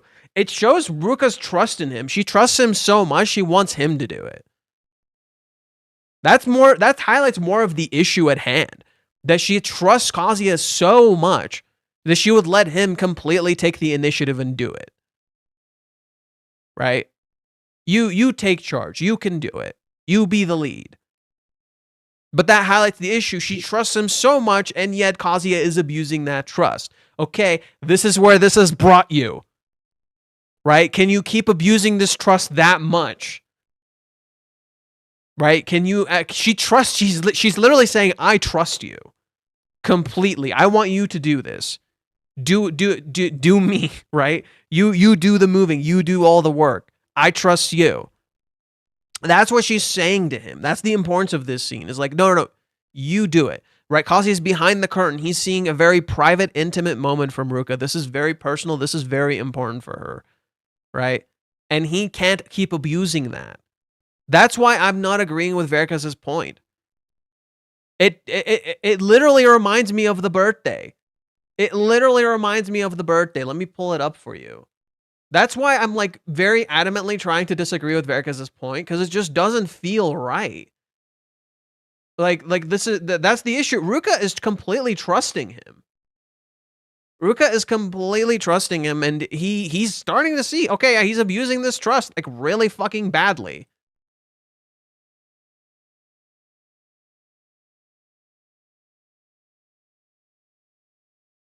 Like here, when Ruka kisses him, right?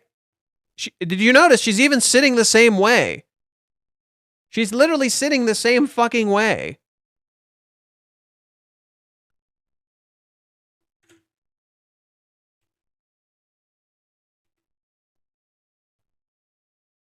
Right? He's in the same situation.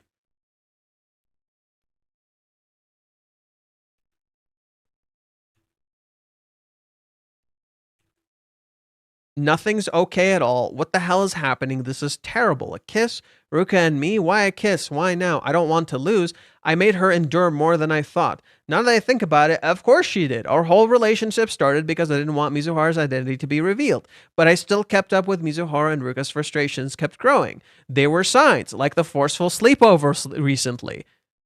It feels like we're going back to this point. There were signs that we were building to this point. I drove her to this, and finally, except now he's not driving her to this. It's like, oh, this is the opposite. He didn't push her to this. He led her on to this. To me, Kazuya realizing he led her on is important, but like Kazuya not resolving this well is also important. Are you really okay with being your first Ruka? No, of course she isn't. Kazuya asks, are you really okay with me? Personally, I'm fine with it. Not with her first being from a half-assed relationship like this. I'm sorry, Ruka-chan. This is all my fault. I drove you to this. This happens. Okay, let's go to the next chapter.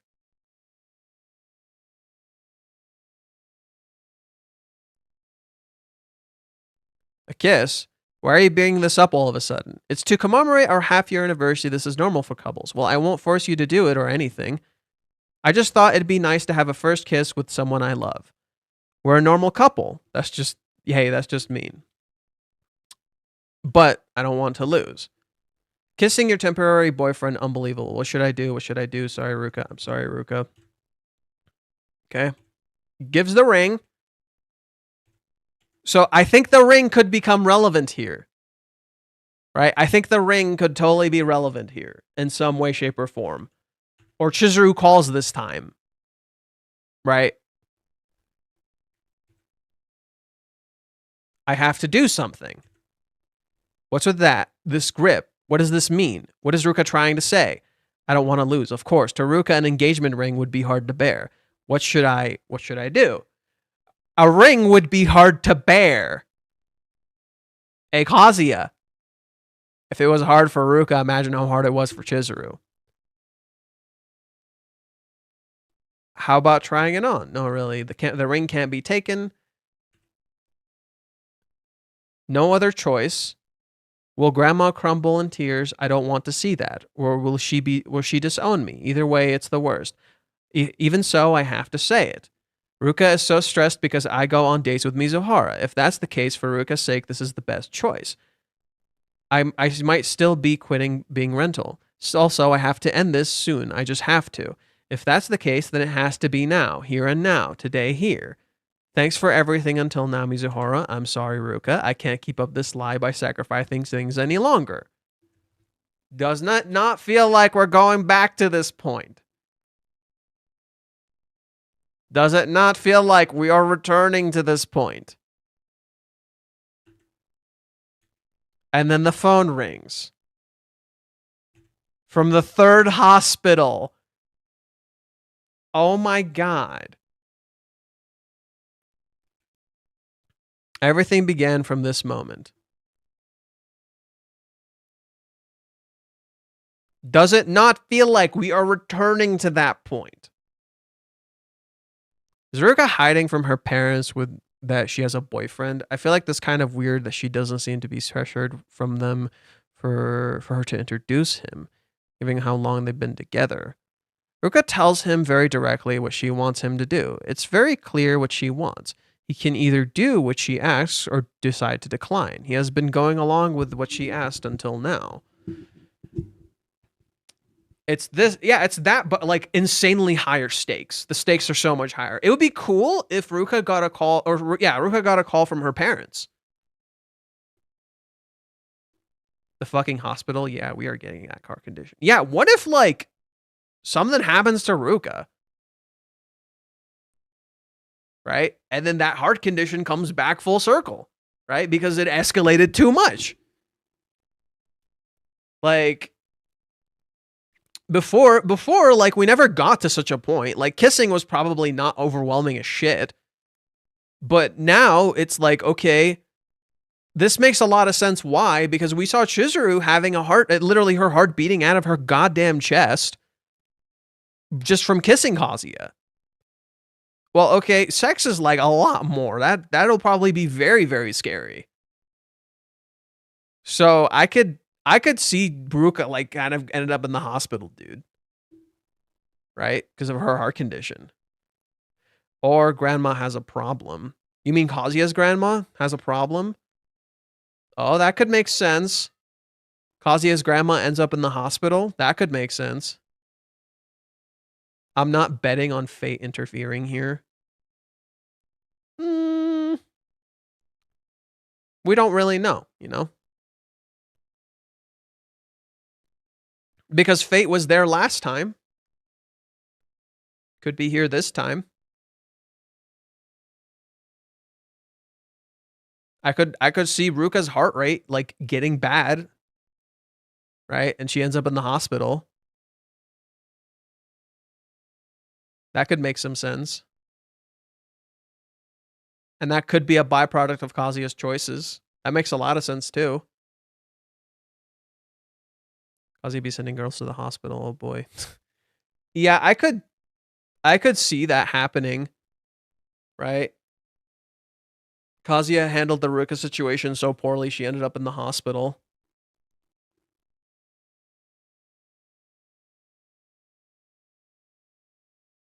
Johan, fate, please interfere. I think that's a decent theory. Kazuya handled Ruka so poorly she ended up in the hospital.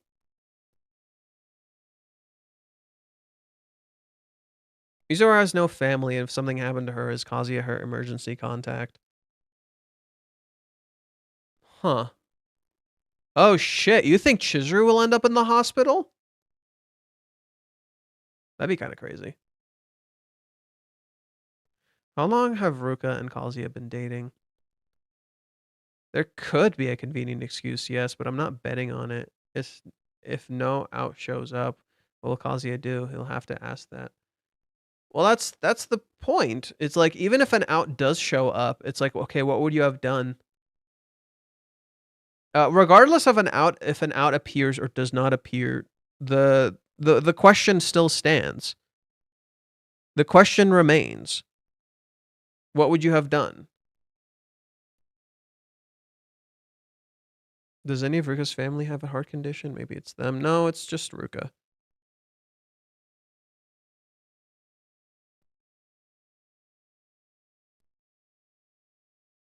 Yeah, a lot of this is just prediction. We really have nothing to go on. There has to be an out because I don't see Kazuya choosing anything at that moment. Right? I agree. I don't see Kazuya choosing anything. He's like, I love Chizuru, but I don't want this to not go anywhere. You know, I don't want this to make, I don't want to hurt Ruka, so he's not going to choose anything. I don't think we'll instantly hop into an Umi arc. I feel like the next thing, Sumi and Chizuru has to sort of talk. I don't know. How did Umi come here? We've seen Chizuru very distracted lately. I know it'd be super unexpected, but that's why the idea came to mind while talking about the hospital. Huh. Yeah, maybe Chizuru gets hurt and Kazuya gets a call from the hospital and be like, hey, you were this girl's emergency contact.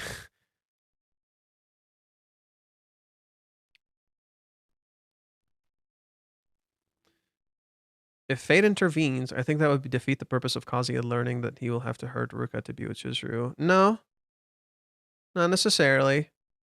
This isn't about hurting Ruka to be with Chizuru. This is Kazuya's actions catching up to him.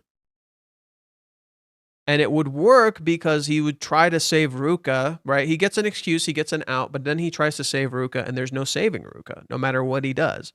He can't find a solution to fix the Ruka situation. That's why I think regardless of how Reiji plays it out, it could work. The problem is you're too close-minded about this. That's why I'm saying, like, I feel like you guys are being a little too close-minded about this. You actually have literally infinite options. You just think you don't. Ironic, considering Kazuya. If he doesn't choose anything, what will be the default that he does?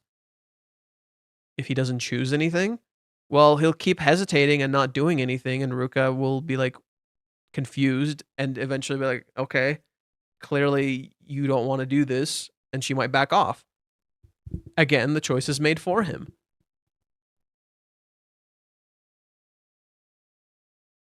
Well, no, she wants no. Ruka is not going to advance. Ruka wants him to do the work because she's too afraid to. Ruka wants him to do the work because she's too afraid to. She's going to hesitate and freak out. She knows this. So you think July 11th is Chizuru calling out Kazuya as a reverse of 164? No. I think July 11th is a lie and it's not going to happen.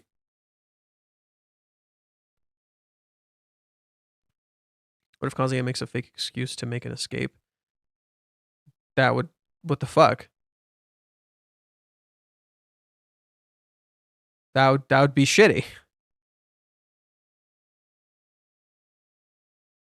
Like literally, he's being put between a rock and a hard place. That's just the set. Sooner or later, he'll have to face Ruka. Why not just do it now? Do it because you want to, not because you have to. But also because you need to. The problem is you're trying to like force an issue on a character who does not want to deal with his issues. So he won't. You're kind of just missing the point of his character. He's not going to do this.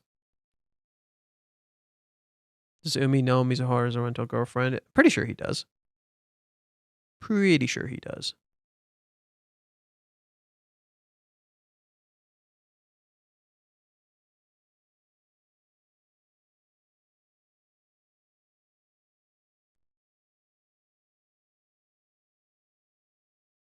At some point, it's no longer about what you want, but the cruel reality itself. No, this is all about what you want. This entire arc is about what you want. There's no... the cruel reality stuff is more so just you ignoring reality. Reality becomes cruel when you ignore it. Or when you don't know what it is. Right? Reality is cruel to children because they don't know what reality is like. But you can see the cruelty of reality and still choose to not let it define you. Am I the only one that thinks this feels like a domestic girlfriend chapter? It's funny because you made me think of that. I think there was like a character that was like hospitalized in Domestic Girlfriend, and she was like the main girl or something like that. I'm pretty sure that's what it was. There's a girl in Domestic Girlfriend that was like that, and it was like the main girl, and then she wakes up from a coma, and then they get married or something. I'm pretty sure that happens in Domestic Girlfriend, right? I kind of hope that doesn't happen in this. I kind of hope that doesn't happen like that. I feel like it would be more fitting if like Ruka just ends up getting hurt, ends up in the hospital, but she's fine. I kind of don't want that to happen with Ruka or with Chizuru. That would kind of be stupid in my opinion. It's like, oh, Chizuru ended up in the hospital, right? That'd be kind of weird. It's like, what's the plan here? This feels more like about Kazuya making a mistake rather than anything Chizuru did. So Ruka ending up in the hospital because Kazuya didn't handle his shit correctly. Feels more fitting. Kazuya hurting Ruka emotionally. That feels more fitting. I think Ruka ending up in a hospital is pretty strong and could work, in my opinion. I think that makes a lot of sense. That could work. Oh yeah, Ruka just ends up in the fucking hospital because Kazuya like didn't handle her properly or didn't handle the situation well. But granted, Kazuya also didn't know about the heart condition and he never asked. So that it's technically not his fault, but it kind of is. Where's Trunk-kun, Reiji? Already mentioned him once. Trunk-kun? Who?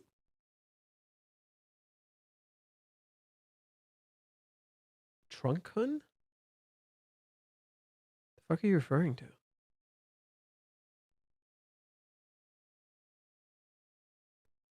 What about the slap? Is it still relevant? Could still happen for sure. The slap could still happen for sure. Truck? What Truck-kun? What the fuck? You mean Kazuya's delivery truck? Okay, I think you're reading the wrong manga, buddies. Y'all are reading the wrong fucking manga. If you think we're going down the truck route, if you think we're like going down the domestic girlfriend route, you're reading the wrong manga. I'm sorry. you're reading the wrong fucking story.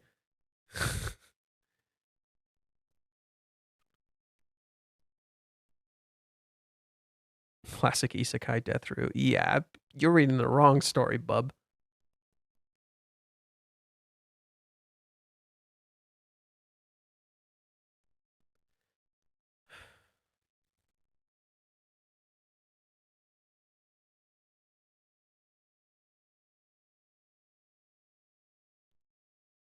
All the time Kazuya has been selfish. He's so selfless in his selfishness that it loops back around to being selfish. Extremism of anything loops back around to becoming the very thing it's trying to not be. So if you're so selfless to the point of not caring about yourself, that you become selfish. If you're so selfish, you literally only ever care about yourself, it becomes selfless in the sense that you don't actually value yourself. Because you're not actually working on anything in the world. And you don't care about anything.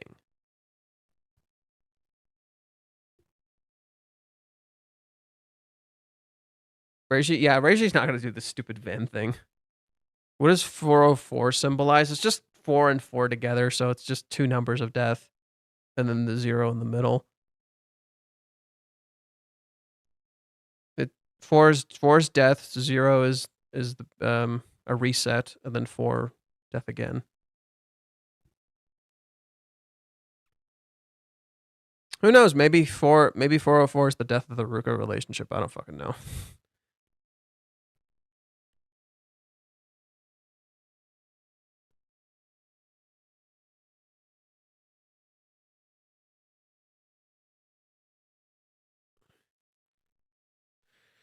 What if Kazuya realizes his own words can hurt because he actually does set the boundary? He no longer asks if she can break up, but instead states it. Ruka agrees, and she leaves, and she collapses.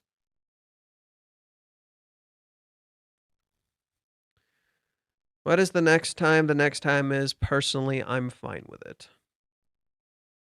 That's the next time. Isn't 404 an error? Yeah, sure. It could be an error. I'm aware. I know what 404 means. Relax. I'm aware. But I doubt that's just gonna be it. That might be a joke in there.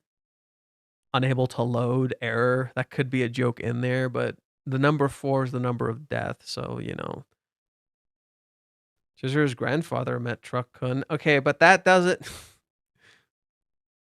Fuck you. Fuck you. Fuck you. Fair enough, but fuck you.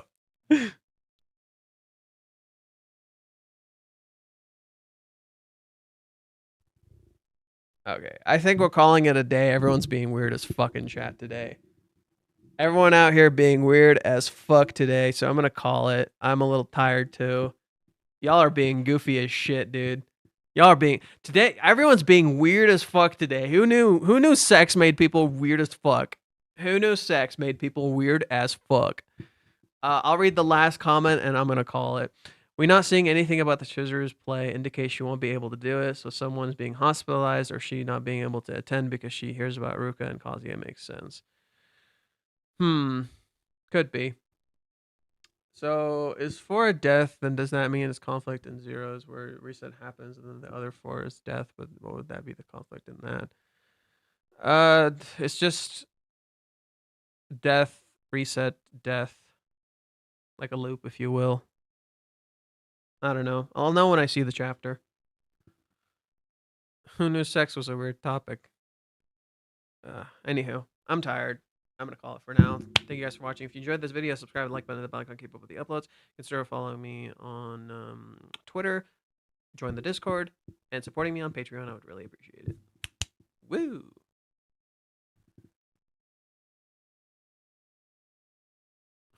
404, stuck between two shit choices, death or death. Yeah, that could work. There you go. Okay, see y'all.